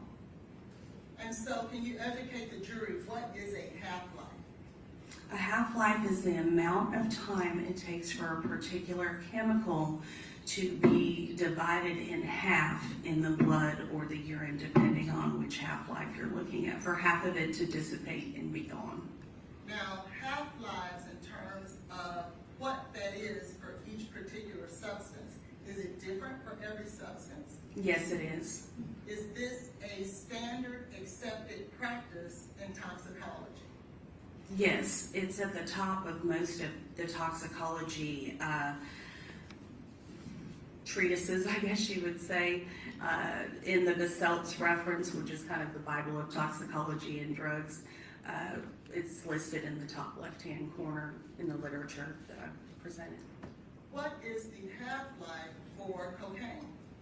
So the half-life for cocaine is pretty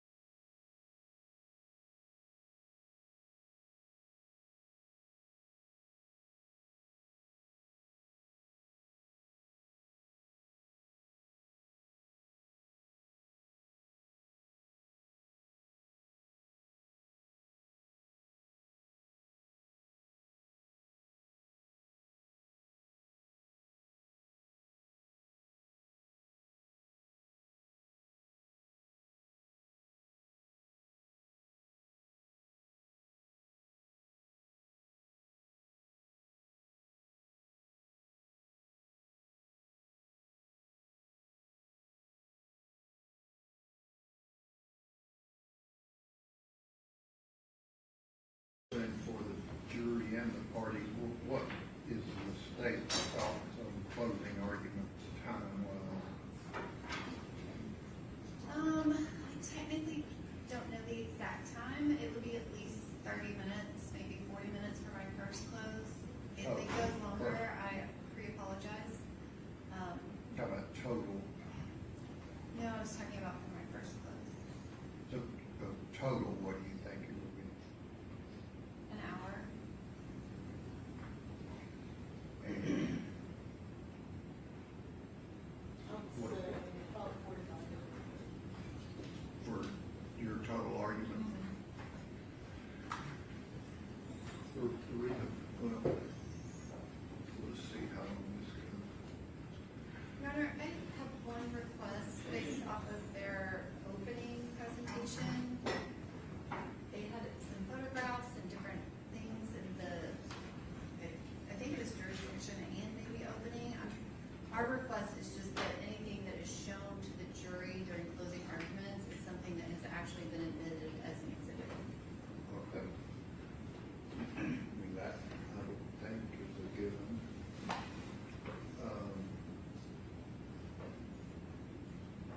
Okay. And Judge, I have a request, and that is at the close of the proof, whenever we get to that. That's the big qualifier. Exactly. If we could have a break, perhaps discuss the jury instructions. Oh, sure, we'll have to do that. Thank you.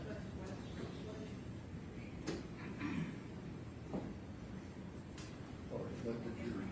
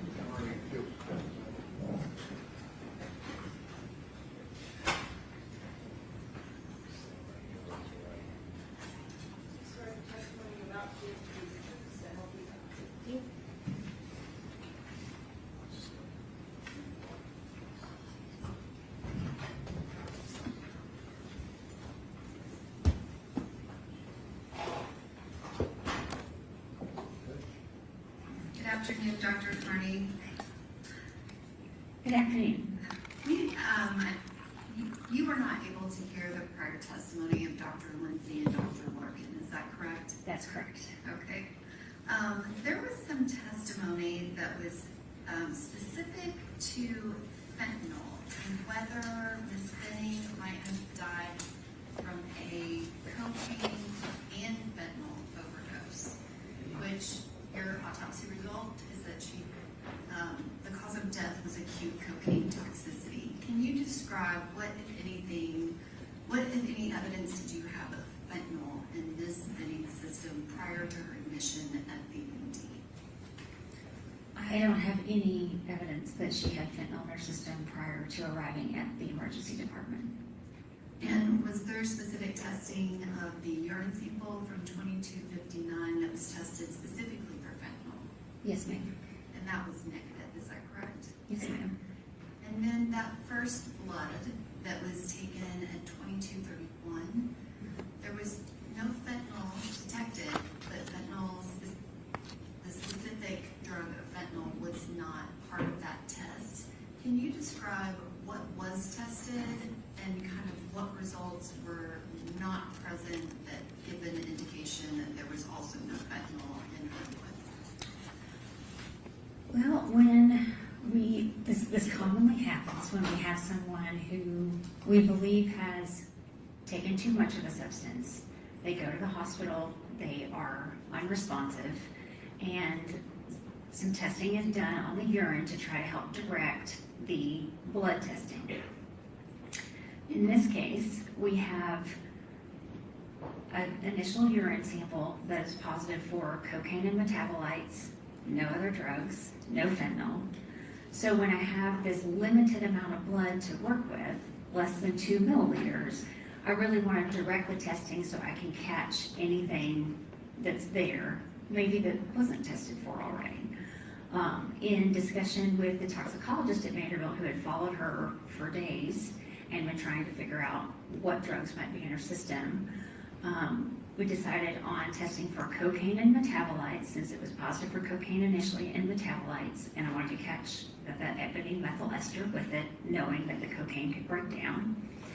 I tested for designer opioids. So these are the fentanyls that have the added chemical groups. So you can see it here on the list. There's furanol fentanyl and acryl fentanyl and all of these designer fentanyls, and all of those were negative, as well as one of the things that's been mentioned previously in this case, the 4-ANPP, which can be a precursor to fentanyl. It could also be a metabolite. That was also negative, and the testing reporting limit was very low to try to catch anything that was there. It was negative. And then I think that was the bulk of my testing on that, and then we did the additional testing on the fetal liver tissue. And the testing on the fetal liver tissue, you've testified about that before, but was there any fentanyl associated with that? No. And that's even after treatment in the hospital, correct? Correct. And the levels of the subsequent test, which you referenced working with a toxicologist at Vanderbilt, is that Dr. Blaise? Yes, ma'am. And so the subsequent testing of blood and urine, those results, were those results consistent with her receiving his medication in the hospital? Yes, ma'am. And again, the cause of death is acute cocaine toxicity, correct?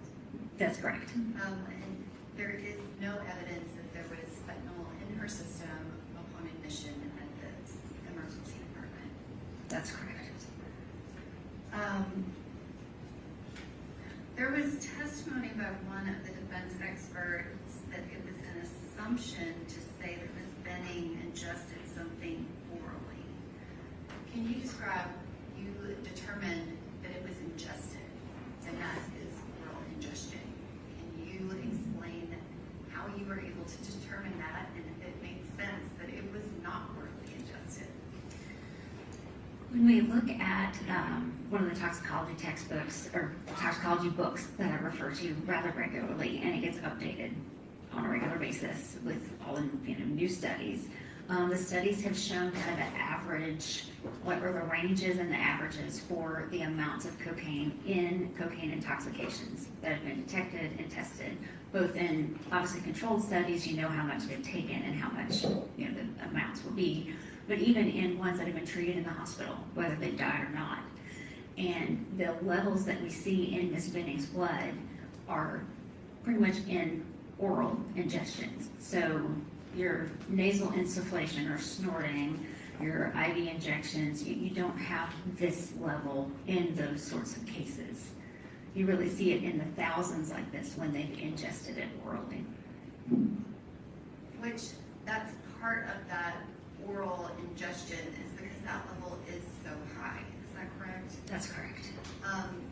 But also we have that vomit from the comforter that also tested positive for cocaine. That's true. And when EMTs see the pink vomit on her mouth, but they also find her face down with her face on the comforter and the vomit stain is under her mouth, that is part of the evidence that you considered in determining it was oral ingestion. Yes, ma'am. And then we also have a witness who testified that Ms. Benning said to Blaise Taylor, "What did you put in my drink? I knew my drink tasted funny." And you considered that, is that right? I did. Dr. Lindsay also made a comment that you determined that the cocaine all spontaneously hydrolyzed in the tube. That was the clear cap tube without the preservative. Does that make sense to you? And can you explain kind of what happened with the clear cap tube and then it hydrolyzed? Is that something that is commonly seen? Yes, so that's something we kind of talked about before, how typically when we draw blood at the time of autopsy, we want to put it in a gray top tube that has that sodium fluoride to stop those enzymes from breaking down the cocaine, because it can continue to break down even after the person is deceased while it's still sitting there in their body and while it's sitting in the tube if you don't have something to stop those enzymes.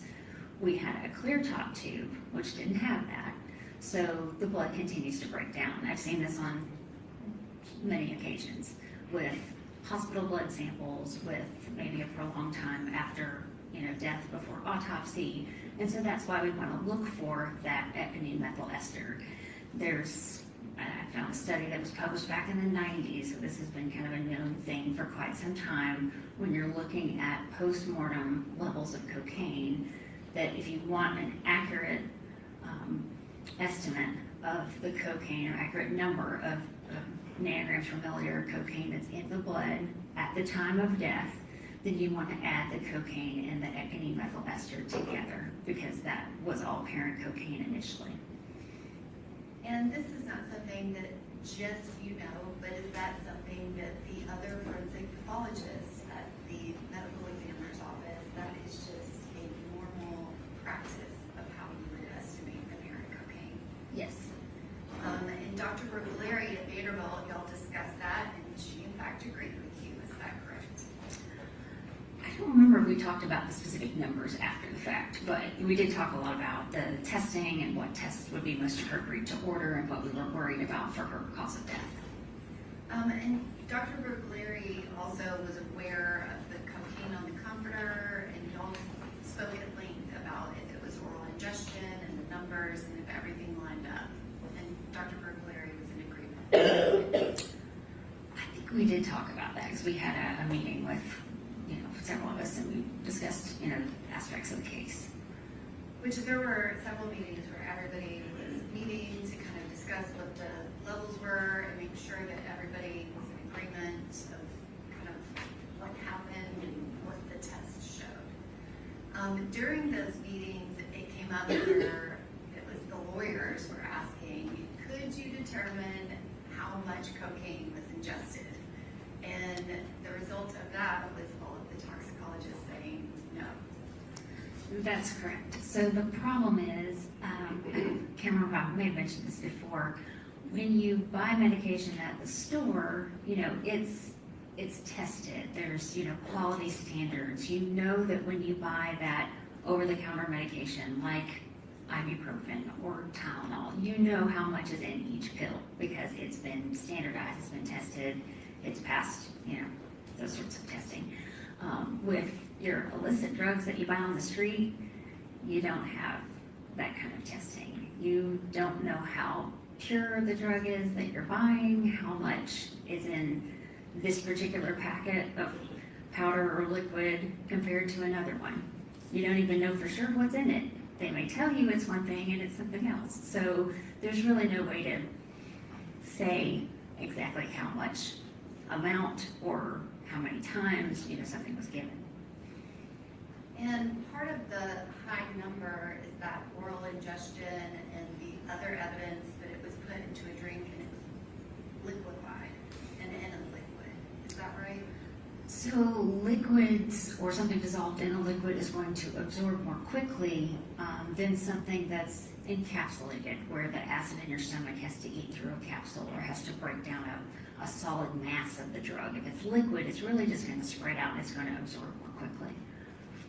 And you previously testified about the one other autopsy case that had a similar level of cocaine concentration in their blood, and it was someone that swallowed some type of cocaine, rock, something. It has to be out of jail. Okay, the jury calls that. What's your question about that? Well, Judge, I was restating her prior testimony so I could get to the question. Okay, go. You testified about that previously, and that has the same level as Jade's level in this case, similar. Yes, it did. And based on the facts of that case, it would not have been an inmate that would have ingested 16 to 8 balls. I mean, it has to be something small enough that he has on his person and he could swallow it quickly while on intake, and then of course it affected him rather quickly as well. And liquid cocaine can be legal even at a smaller dose. Is that correct? Well, again, we don't know how much is in it, so, it could be very concentrated. And so we would not be able to guess that. Is that correct? That's correct. And also, specifically, cocaine, you've testified to this, has a connection to placental abruption. Yes, ma'am. And that is very commonly known, that it is the one substance that has a direct connection to that. Is that correct? That's correct. Okay. Judge, part of this is reiterating her prior testimony.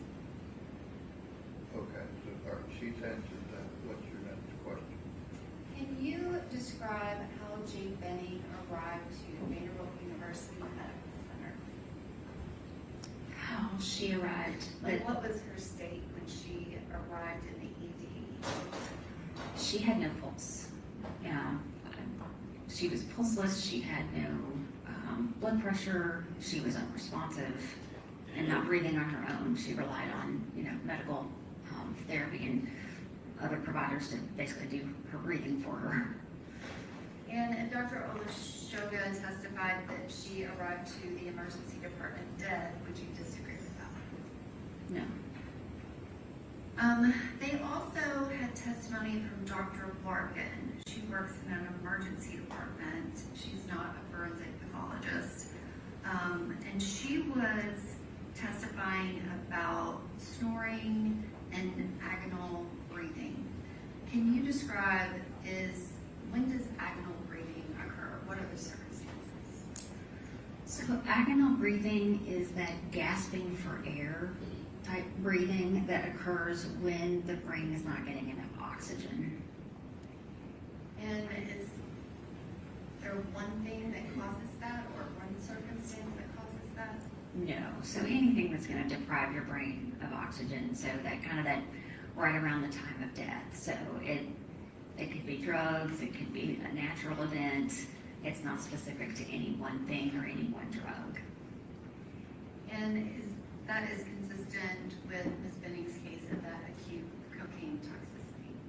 Yes, so the oxygen is not getting to her brain as needed, and so she's having that agonal breathing. And the circumstances of the EMTs finding her, they face down in the bed with the pink vomit under her mouth. Can you describe if that happened after the agonal breathing? Is that consistent?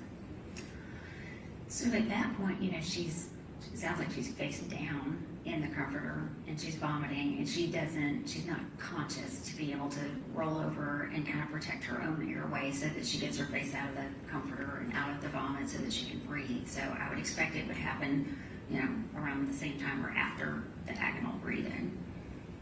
And would that be the same time that she would be going pulseless? Yes, ma'am. There was also some testimony related to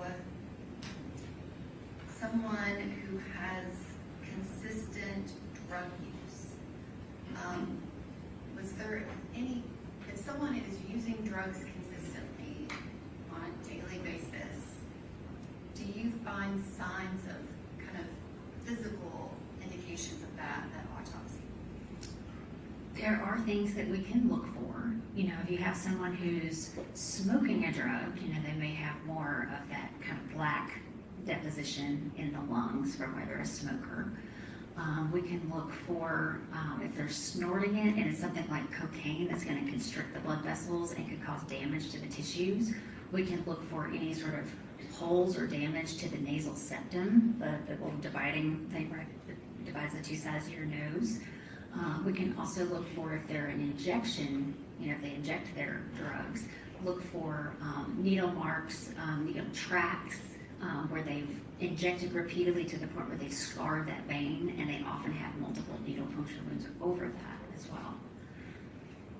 So there are physical signs that can be seen at autopsy that indicate the manner of use. Yes.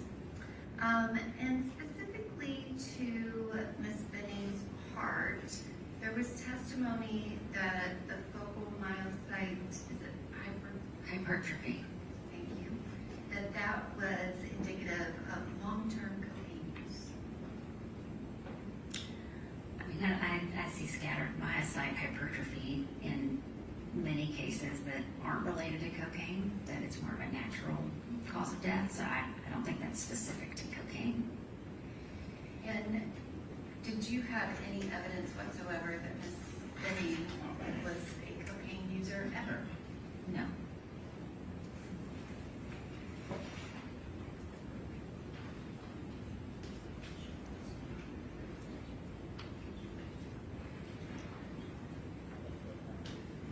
And Dr. Carney, your expert opinion on the cause of death is acute cocaine toxicity, not a fentanyl overdose, correct? Correct.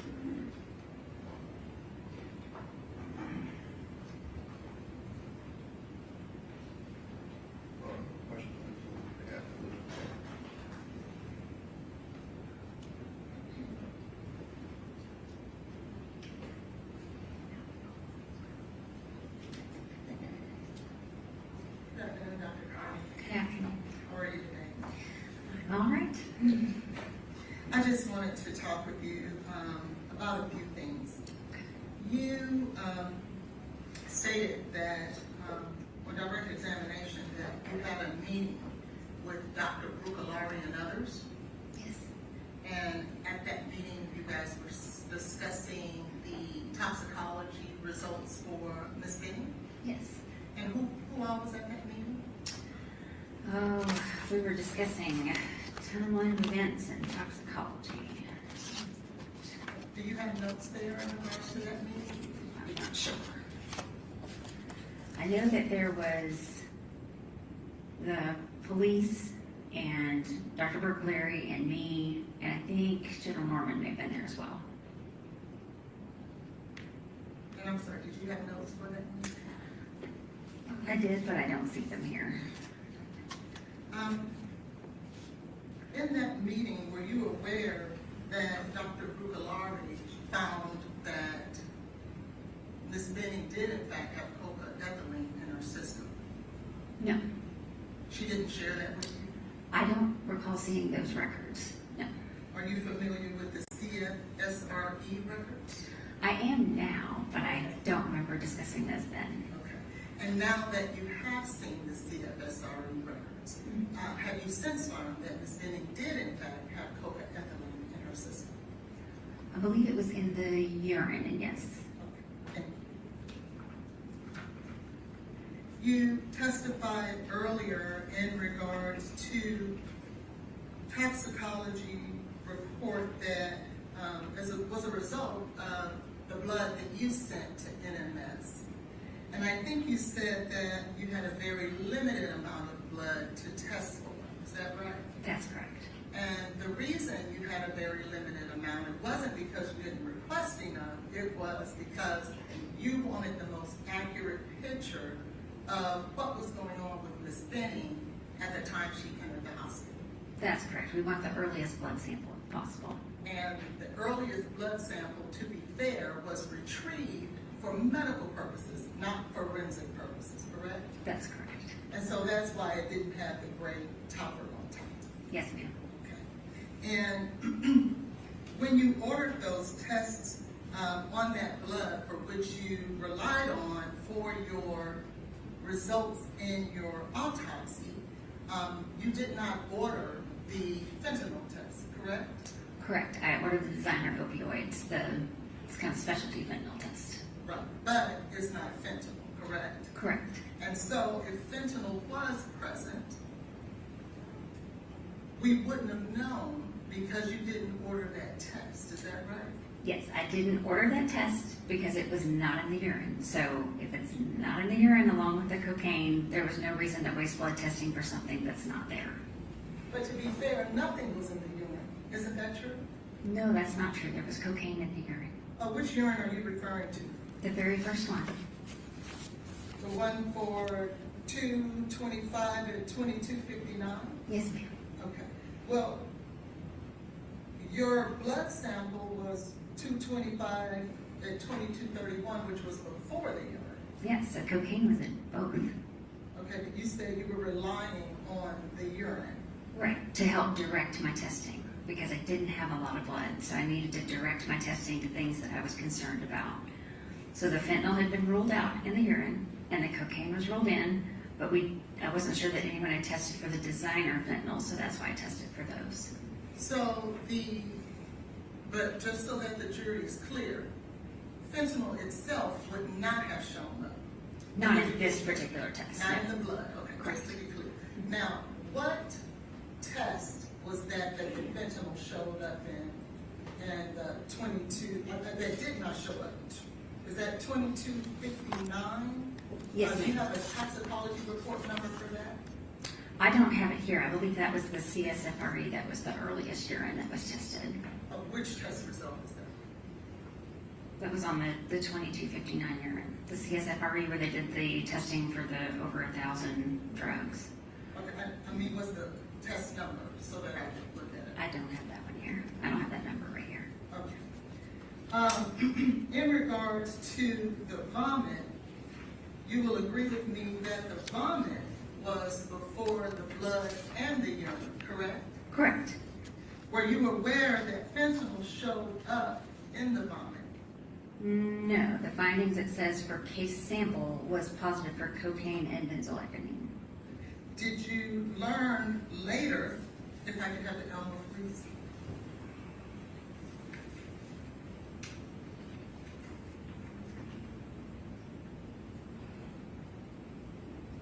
Just so that we're oriented, the 231, 29, 285, Yes. which is for the comforter, you see that? Yes.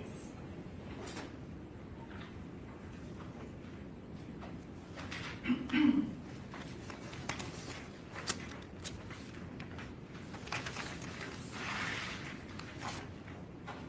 you see here with the 231, 29, 285, that fentanyl is in fact present in the vomit? Did you know that? The interpretation, sorry. Okay, she's gonna explain. Well, the interpretation here says the case sample 007, which is the fabric in the area with the visible stains, was also none detected for the presence of fentanyl. Did you know that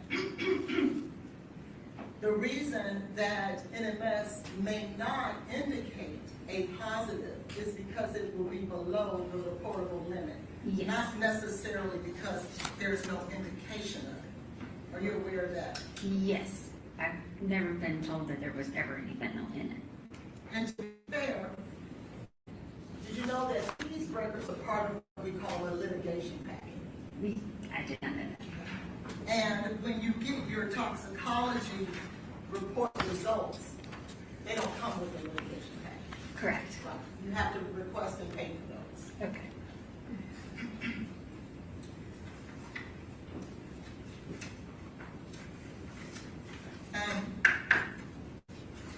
Are you familiar with pharmacokinetics?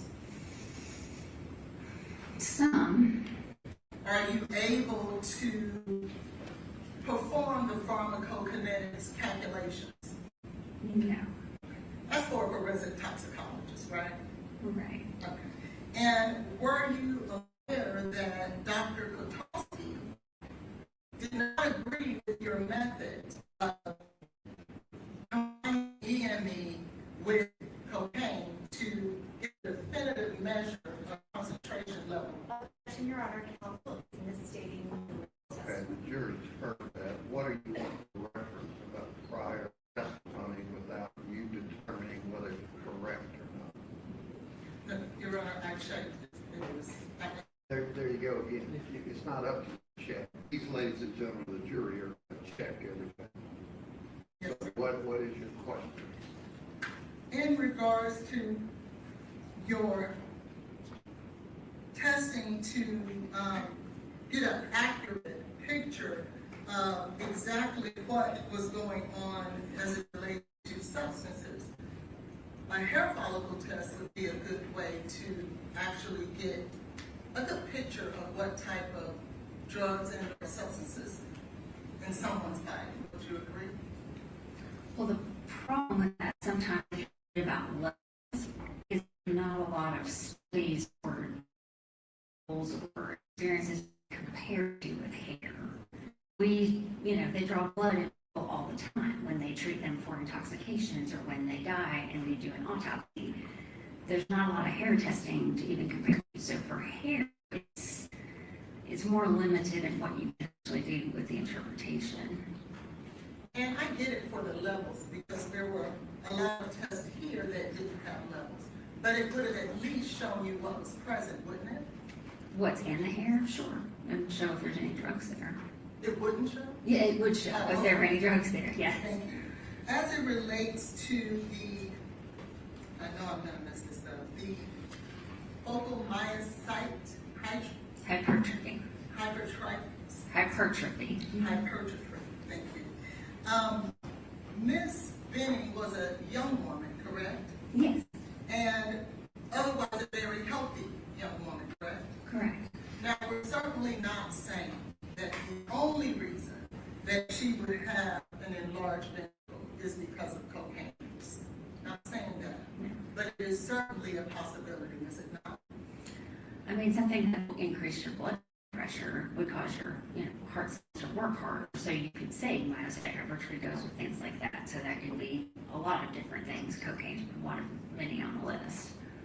What other things would be on the list? I mean, any sort of stimulant or, even, who knows, anxiety or genetic problems or whatever. When you say stimulant, what is a stimulant? Well, like fentanyl, methamphetamine, something that drives the blood pressure up.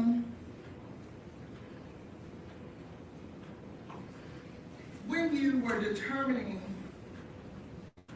and making the decision as to what to test for, I think you said that you had done some research into Miss Benning, and with the cocaine, that was significant enough for you to stop there, right? Well, it's not so much that it stopped there, but we really want to, and this is the case because, like I said, the blood sample is limited. We want to kind of focus in on the things that we want to confirm. Because otherwise, if you test for everything, you're going to run out of blood. You're not going to be able to confirm anything. So, in this case, we already knew that she was positive for cocaine, and we wanted to get a number. Like I thought, I wanted a number that I could recognize. And then that was really the only positive test that she had. When you were making your decisions, weren't you not making your decisions under the impression that she had no history of drug use? I mean, whether she had a history of drug use or not, you need to look at what are your positive tests. And then you can think about the history when you're looking at the interpretation of those results. But weren't you told she had no history of drug use? I was told that the only drug history she had was making some marijuana edibles in the past, and that had stopped when she found out she was pregnant. So no recent drug history. Do you remember taking or giving a testimony previously in regards to Ms. Benning? Yes. And do you remember when you gave that testimony, I believe you stated that she does not have a history of drug use. She did not appear to want to take anything that would harm her child or herself. Right, so knowing with her pregnancy, she stopped even with the marijuana edibles, and there was no reason to believe she had taken any drugs as of late. But she did have a history of drug use, didn't she? We talked about that. So you even showed me the transcript, and we talked about how I said she didn't have specifically like the cocaine, that sort of illicit drug use, that the only drug use I was aware of was the marijuana edibles.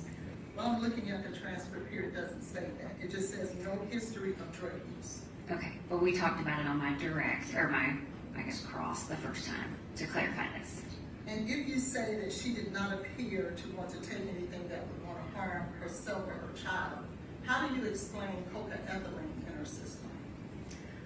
I don't know how the cocaine was delivered to her, if it was absorbed in some sort of alcohol. I do not know how that was done or where the alcohol came from. Would Ms. Benning not be able to taste cocaine and alcohol if she was given it unknowingly? I don't know how much alcohol it might be, and I don't know anything about cocaine taste, so I can't help you with that. Fair enough. And certainly when you, or before you came to any of your conclusions, you had met with law enforcement and the prosecution, correct? So I met with law enforcement because I rely on law enforcement in their investigation when I'm determining manner of death. So it's very important that I know the circumstances of the case. And that is where you learned she had no history of drug use, right? The history that we've discussed, yes. Thank you. Any other questions? Just to clarify, Dr. Carney, your cause of death was not based off of the meetings with anyone. It was just the manner of death. Is that right? Correct. So the cause of death is something I'll determine through the autopsy and the toxicology and the histology, the looking at the slides, all the work that I do on my end. I really refer to the investigation for manner of death. Any other questions? No, Your Honor. Hey.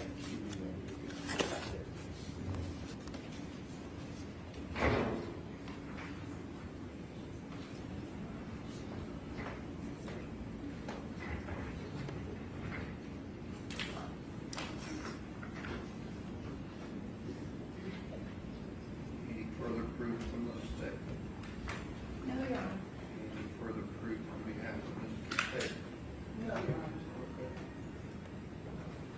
All right, ladies and gentlemen, the jury, if you'll step back down the hall briefly, we'll get back to you.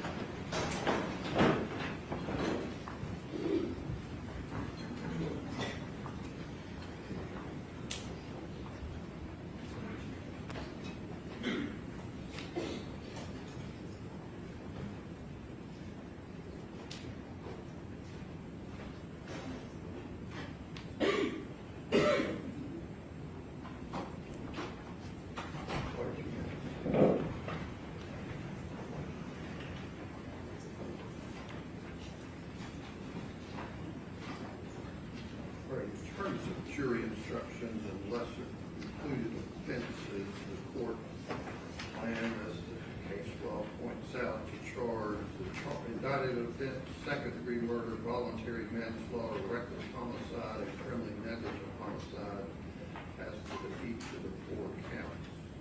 Any comments, observations from the parties on that? Totally appropriate. Yes, that's fine. are you requesting, Mr. Brand, or whoever is dealing with this, ask this based on discussions, jury out discussions with your co-counsel? Are you requesting the 4214 cause of death instruction? I was just looking at that, Your Honor. I mean, co-counsel mentioned that the bench got, I don't know what it was, but it's out of the hearing of the jury that she was asking some of her questions because That appears like that might be an appropriate instruction. Vanderbilt and the family caused the death of the fetus. I don't think the portion of that says, there's like a parentheses portion that says the evidence in this case that the deceased required medical attention as a result of the injuries. You talk about the 1, 2, 3, 5th paragraph?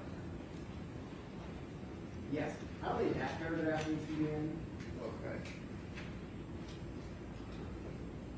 But it's the defense position that this instruction should be given for the jury to determine whether it was reasonably foreseen, if in fact they find Mr. Taylor had anything to do with it, whether it's reasonably foreseeable that his action was the proximate cause of the death.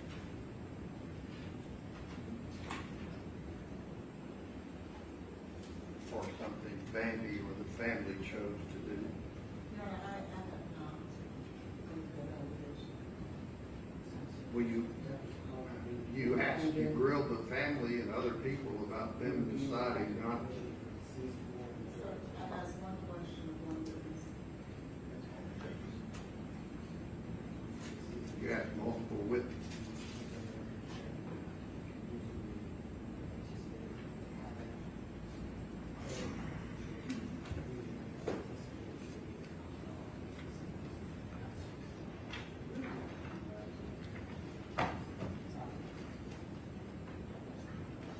Well,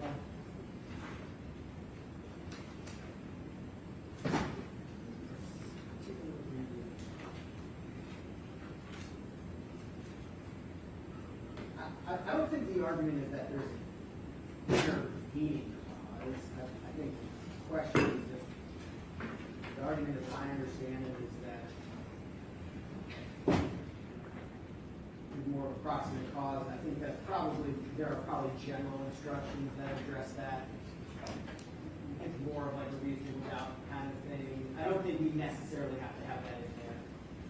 So you're not seeking 4214. No, I don't know if that's the right one in this case. Because I don't think that's the argument, that there was some kind of intervening cause. Well, I mean, the question, that's even why I got to looking at it, wondering whether it should be in. I mean, there were questions about whether the family declined performing a C-section, what Bandy's advice was, and whether the fetus was viable or would have problems, I think was one of the words that was used. Yeah, I don't think, I don't anticipate that being argument. Okay. Does the state have any input on that? Hey, Your Honor, I believe the pattern 708, for example, the defendant, or one for whom the defendant unlawfully killed the alleged victim. Well,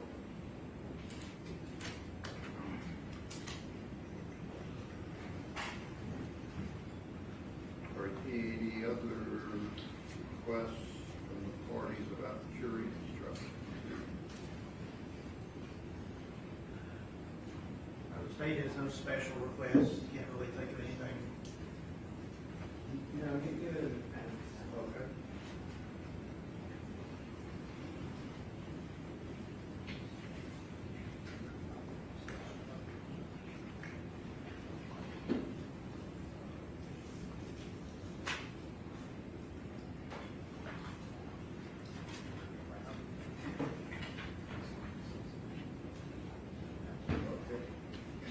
What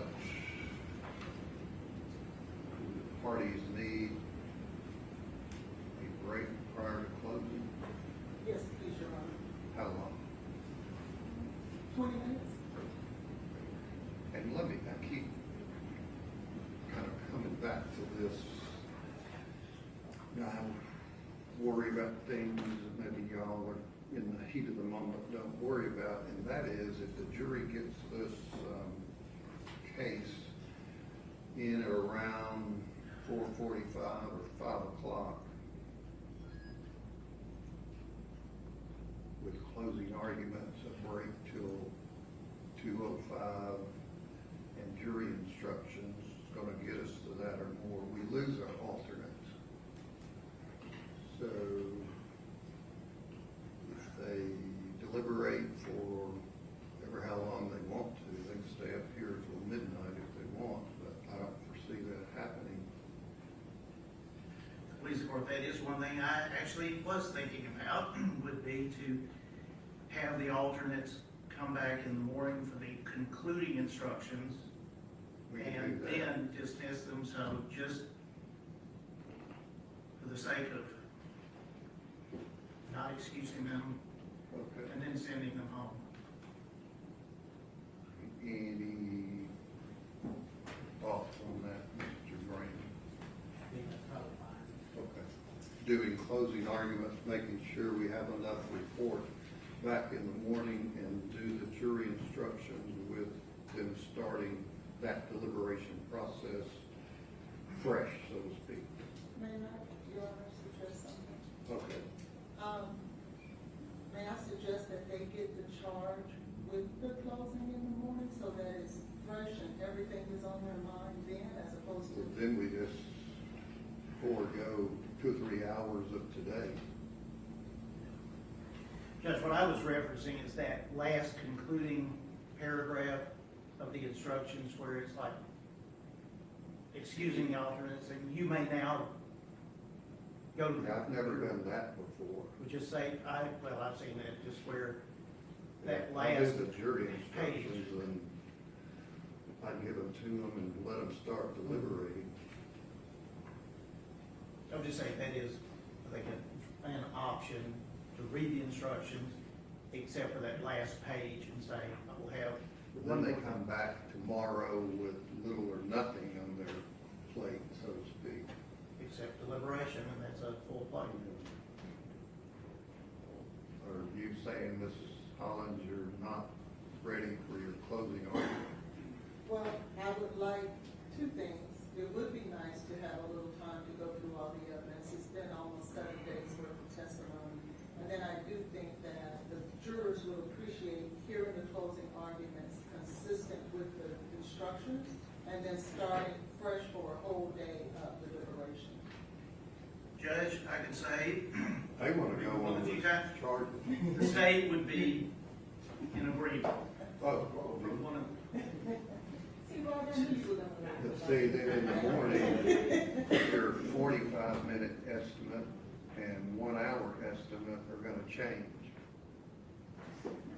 It'll be quicker, Yes, it would. more efficient. Yes. Okay.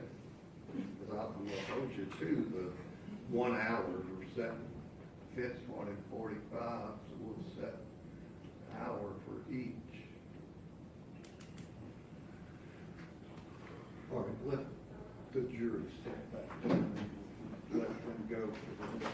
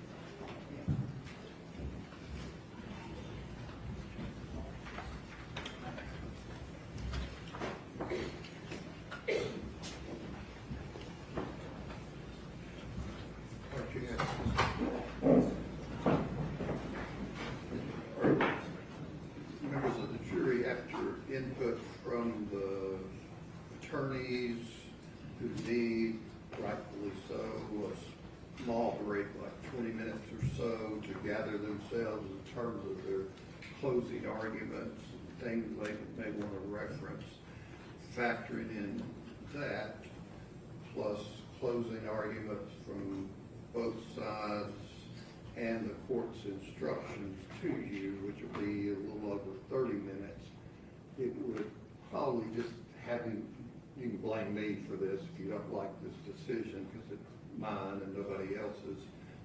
I get input from the attorneys, but the best thing from my perspective is to recess for the day, have you come back in the morning. There's a number of other things that I consider after 600 plus jury trials. So just trust me on that. Come back in the morning refreshed, be to the point of closing arguments to you and the court's instructions, and then you would begin deliberating shortly after you come here in the morning, rather than starting at 5 o'clock tonight, okay? Just remember what I said about not discussing the case, going by any locations, looking things up, listening to anything in any kind of media outlet, social media included, and leave your notes up here. Tomorrow, report in the morning, 8:45, 8:50, and we'll get you up and get the case submitted to you. You can step out with the report.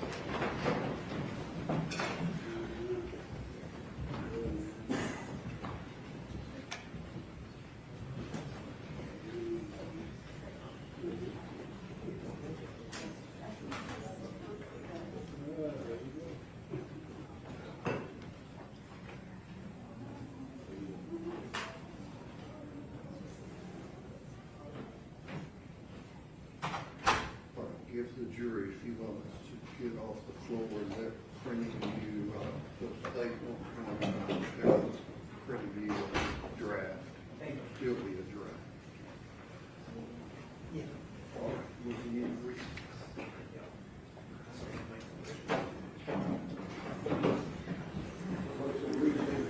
Well, I mean, what can we say? So we don't get nothing today. Blue balls. All they did was give us blue balls. That's what we got today. So we gonna do closings. It sounds like each person get an hour apiece. And then we going into jury instructions, and then we are going into deliberations. Is that what everybody getting? I know, like, I'm like, oh my gosh, like, okay, we about to do closing. At least we about to get this done. Give us, I hate when they give us blue balls. What are we gonna do with these balls? What's up, Real Happy?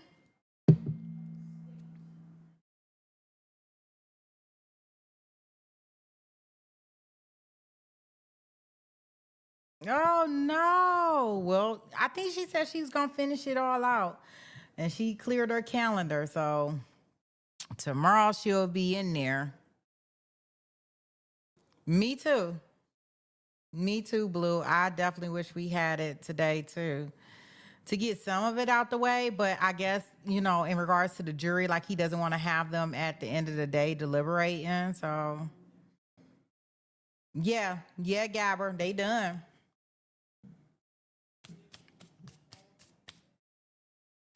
They are done, and it is only 12 o'clock, and I know my people on the West Coast, which is the best coast, are not going to be able to handle it. Lord.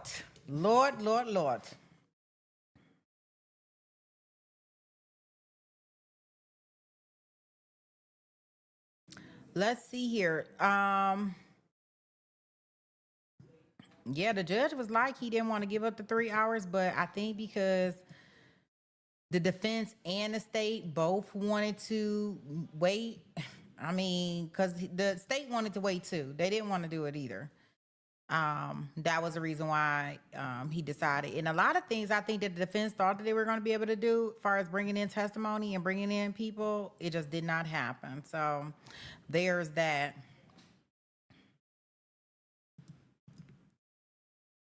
Absolutely clear. I will definitely get us some tunes on. So let me see what we are going to do. I do know it's like two things that I want to do with you guys. Okay, little Miss Red. We on there. We got you. So what I think that we will do is, because I have not watched, I got two things that I need to look at.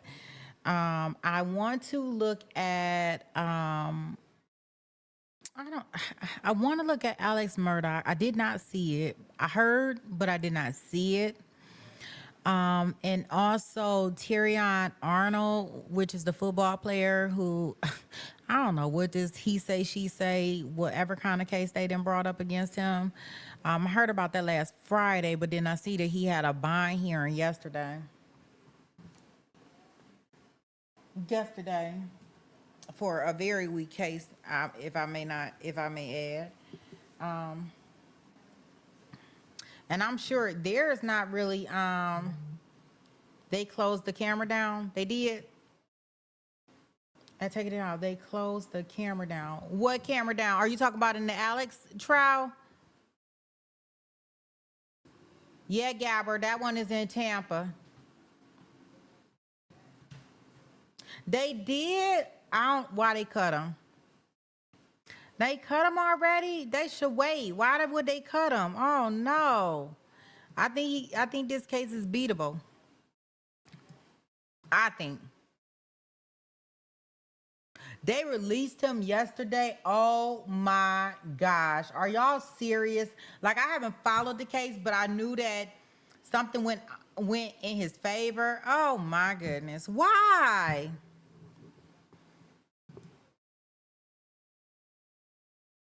You said no, this trial here. What you mean? What you mean they cut the cameras? Like down, or you talk about afterwards? I'm sorry. Oh my gosh.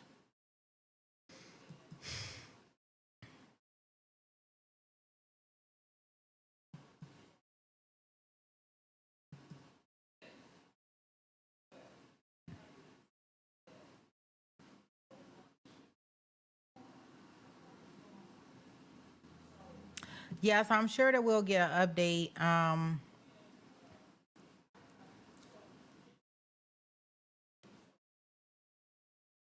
Oh yeah, Christian. Yeah, I know court over with for the day. Thank you. Yeah, I know that's over. Yeah. We're done here.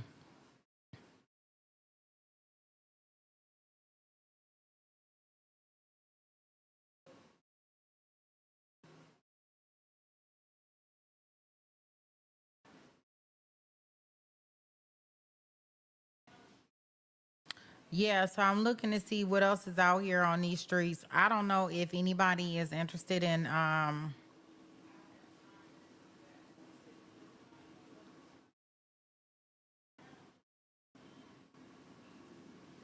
not sure what time Leslie is planning on going live.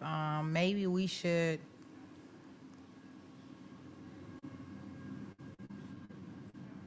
Oh yeah, yeah, yeah. Oh, thank you. Oh, I appreciate it, Christian. Yeah, yeah. What'd you say? Because I will be sitting up here waiting for all or nothing. Nothing at all.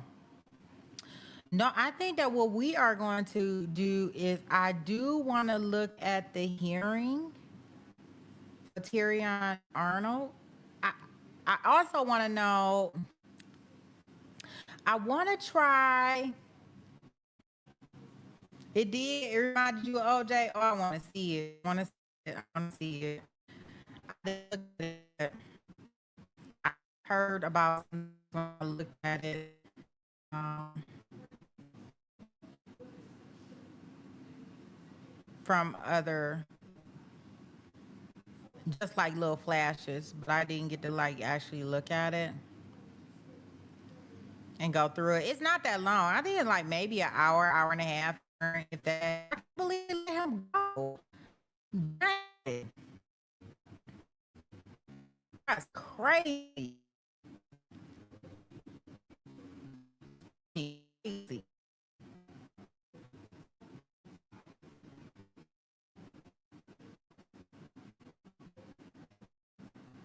Okay, so I think that this is what we'll do. We won't mix the two together. That we're not gonna do. I'm freezing.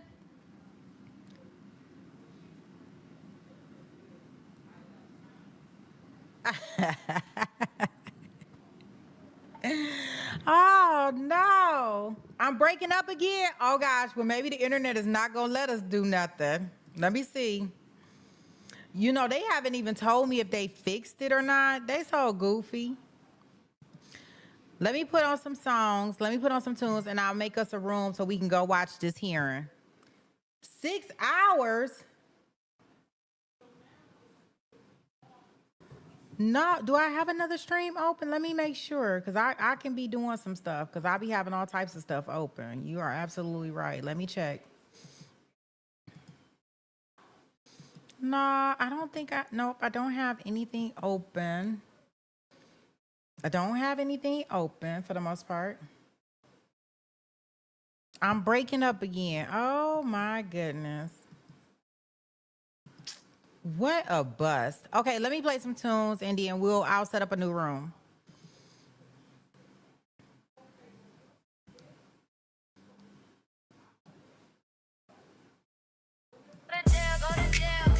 Go to jail, go to jail. Go to jail, go to jail. Go to jail, go to jail. Go to jail, go to jail, go to jail, go to jail. Don't collect that 200s, take your ass straight to jail. Gavel hit, case closed, now the truth and set sail. Take it to trial in the building, baby, straight to jail. Pulled up in court, yeah, the facts on deck. No filter, no fluff, we just call what's next. If the lies don't match and the stories derail, pack it on up, baby, straight to jail. Judge on the bench, whole chat going wild. Sweet Pete on the mic, like, hold up, that's foul. You be the judge, but the evidence loud. When the verdict come back, we don't do no soft crowd. Go to jail, go to jail, go to jail. Don't collect the 200s, take your ass straight to jail. No pass, go, no spin, no magical fairy tale. Take it to trial, said what? Take your ass straight to jail.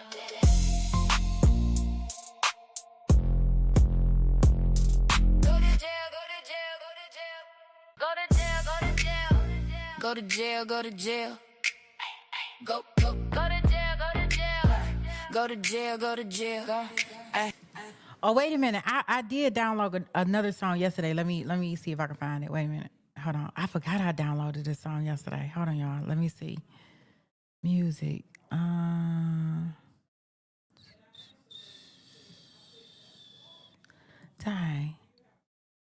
I'm almost sure I put it in here. Wait a minute. Hold on. I thought I did it. Let me see. Is this it? It's probably not it. I probably don't. I'll probably have to send it to it again. Wait a minute. I'm going to send it again. Wait a minute. Whoa, yeah. Woo. Yeah. Courtroom packed and the cameras on. Folks all whispering won't be long. No more smirks and no more lies. Judge looked down with narrowed eyes. Bailiff waiting by the side door. Steel-toed footsteps on the courtroom floor. Whole chat buzzing like the verdict dropped, but the jury room still got them locked. L-Y-B-B, hear the cell doors locked. No parole board, baby, round the clock. One-way trip and the bus won't stop. Everybody clap to the L-Y-B-B, L-Y-B-B. No appeal gonna save you. Orange jumpsuit, tailor-made flavor. Sink that feeling when the gavel drops. That's the rhythm of the L-Y-B-B.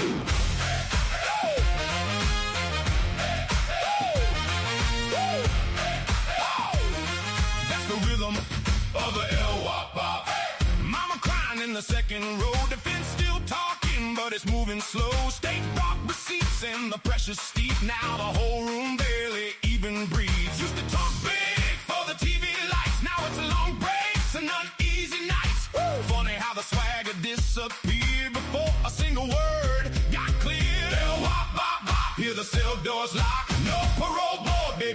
the clock. One-way trip and the bus won't stop. Everybody clap to the L-Wop-Bop. L-Wop-Bop-Bop. No appeal gonna save ya. Orange jumpsuit, tailor-made flavor. Sink that feeling when the gavel drop. That's the rhythm of the L-Wop-Bop. Hey, hey, hey, hey, hey, hey, hey, hey. The L-Wop-Bop. Hey, hey, hey, hey, hey. That's the rhythm of the L-Wop-Bop. Hey. Case pause, courtroom tense. Hey. Everybody waiting on the consequence. One deep hush through the parking lot to the beat of the L-Wop-Bop. Whoa, yeah. Woo.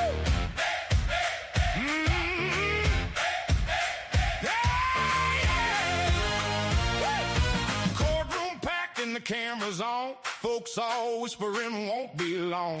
No more smirks and no more lies. Judge looked down with narrowed eyes. Bailiff waiting by the side door. Steel-toed footsteps on the courtroom floor. Whole chat buzzing like the verdict dropped, but the jury room still got them locked. L-Wop-Bop-Bop. Hear the cell doors lock. No parole board, baby, round the clock. One-way trip and the bus won't stop. Everybody clap to the L-Wop-Bop. L-Wop-Bop-Bop. No appeal gonna save ya. Orange jumpsuit, tailor-made flavor. Sink that feeling when the gavel drop. That's the rhythm of the L-Wop-Bop.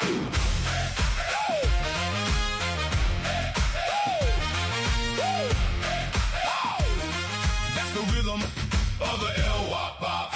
Mama crying in the second row. Defense still talking, but it's moving slow. State brought receipts and the pressure's steep. Now the whole room barely even breathes. Used to talk big for the TV lights. Now it's long breaks and uneasy nights. Woo! Funny how the swagger disappeared before a single word got cleared. L-Wop-Bop-Bop. Hear the cell doors lock. No parole board, baby, round the clock. One-way trip and the bus won't stop. Everybody clap to the L-Wop-Bop. L-Wop-Bop-Bop. No appeal gonna save ya. Orange jumpsuit, tailor-made flavor. Sink that feeling when the gavel drop. That's the rhythm of the L-Wop-Bop. Hey, hey, hey, hey, hey, hey, hey, hey. The L-Wop-Bop. Hey, hey, hey, hey, hey. That's the rhythm of the L-Wop-Bop. Hey. Case pause, courtroom tense. Hey. Everybody waiting on the consequence. One deep hush through the parking lot to the beat of the L-Wop-Bop. Order in the court. Sweet pea gang. Take it to trial.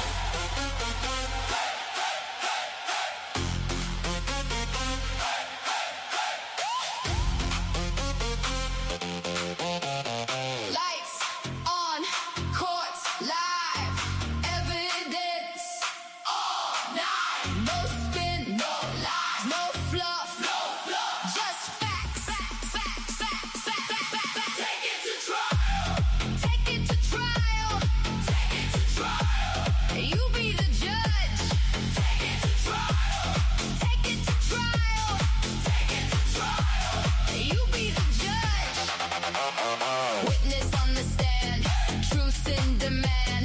State says guilty. Defense got a plan. Jury in the box. Tick of the clock. Everybody watching. Waiting for the shock. Who do you believe? What do you see? Sweet pea gang. 1, 2, 3. Take it. Take it to trial. Take it to trial. You be the judge. No filter. No fluff. Just facts. That's us. Verdict watch. Verdict watch. Verdict watch. Everybody stop. Stop.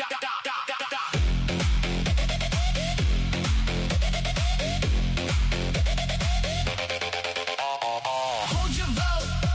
Hear the proof. Courtroom pressure. Seeking truth. Take it to trial. Take it to trial. Take it to trial. You be the judge. Sweet pea gang. Sweet pea gang. Sweet pea gang. Court is in session. Case closed. closed. Or is it? Take it to trial.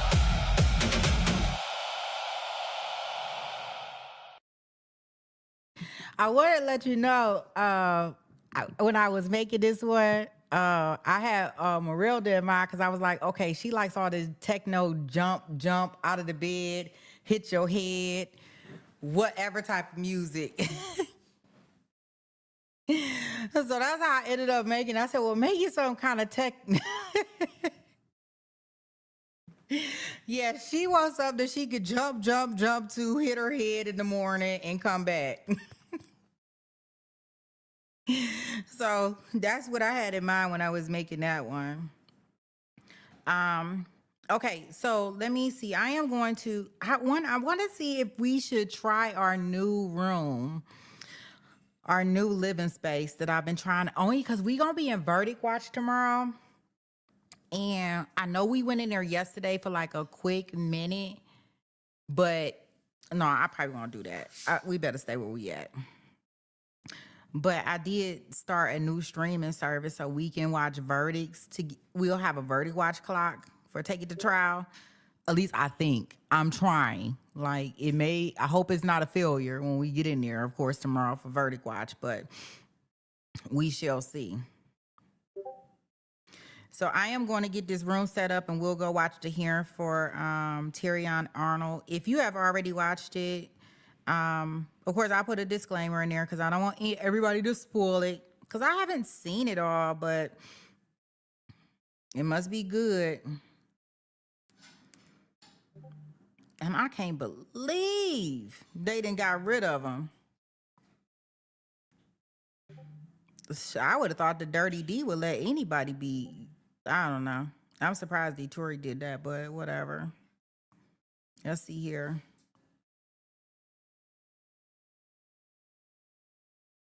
So I'm gonna get this, I'm gonna drop the link in just 1 second and then I'll set up a redirect. You say a new room, what's in it? We're gonna watch the Terrion Arnold, the NFL player with I guess now former NFL player with the Detroit Lions. I don't know. They saying he set somebody up to get some money or get something. I don't know. Get his property back. Like he out here beating folks and stuff. I have no clue. But we gonna go in here and see what it's about. I'm gonna see if I can pull some documents on it. But here, so I'm gonna get that set up and then we'll go over there. Yeah.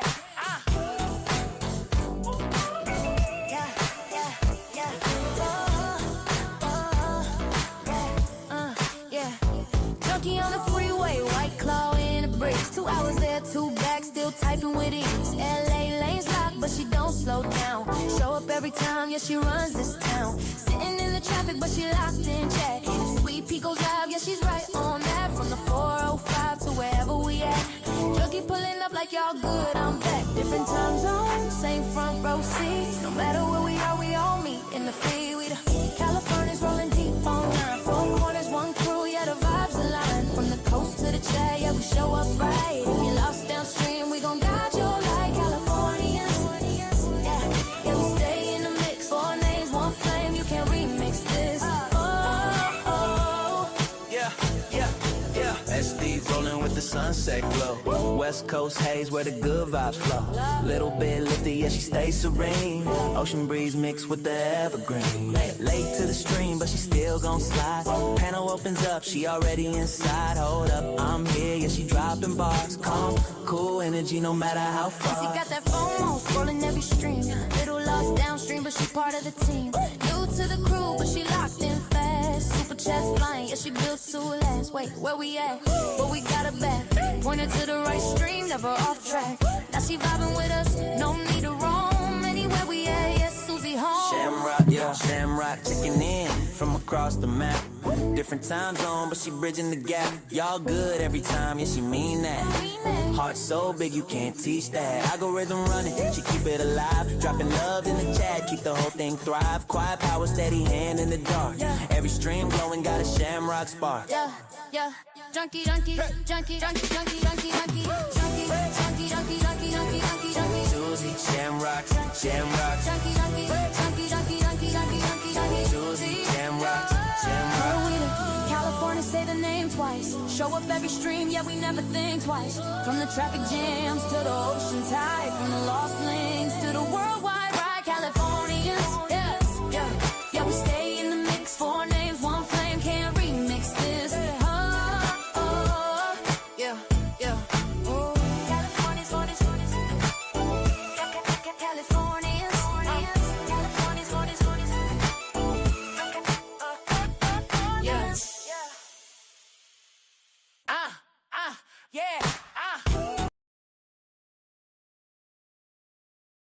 Oh, okay, it didn't want to unmute. Okay, I have put the link in the chat just in case it does not redirect you over. I have put that in the chat. We will go over here and watch the Terrion Arnold hearing. Remember, he is the NFL football player that's been accused of doing some real bad things in order to get some property back, allegedly. So I want to go up here and watch this hearing because I'm pretty sure he is not taking a plea deal. This will go to trial. Like, it's just no way he's going to take a plea deal, not with his entire livelihood. And we will kind of go from there. So if you guys want to come over and watch, awesome. If not, I will check you tomorrow when we go into closing arguments for our Blaise trial. Shout out to all the memberships that were gifted. Shout out to all the new members. Shout out to all the new subs. I truly, truly, truly appreciate everything. Lynn, you saying the football player going to jail? Or did you talk about Blaise or Blazer?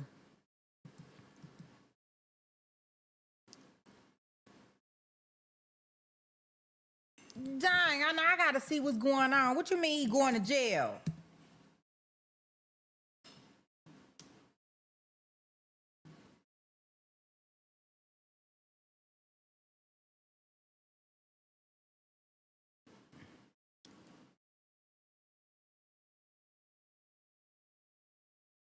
Yeah, like OJ. Oh, OJ didn't go to jail. What are you talking about?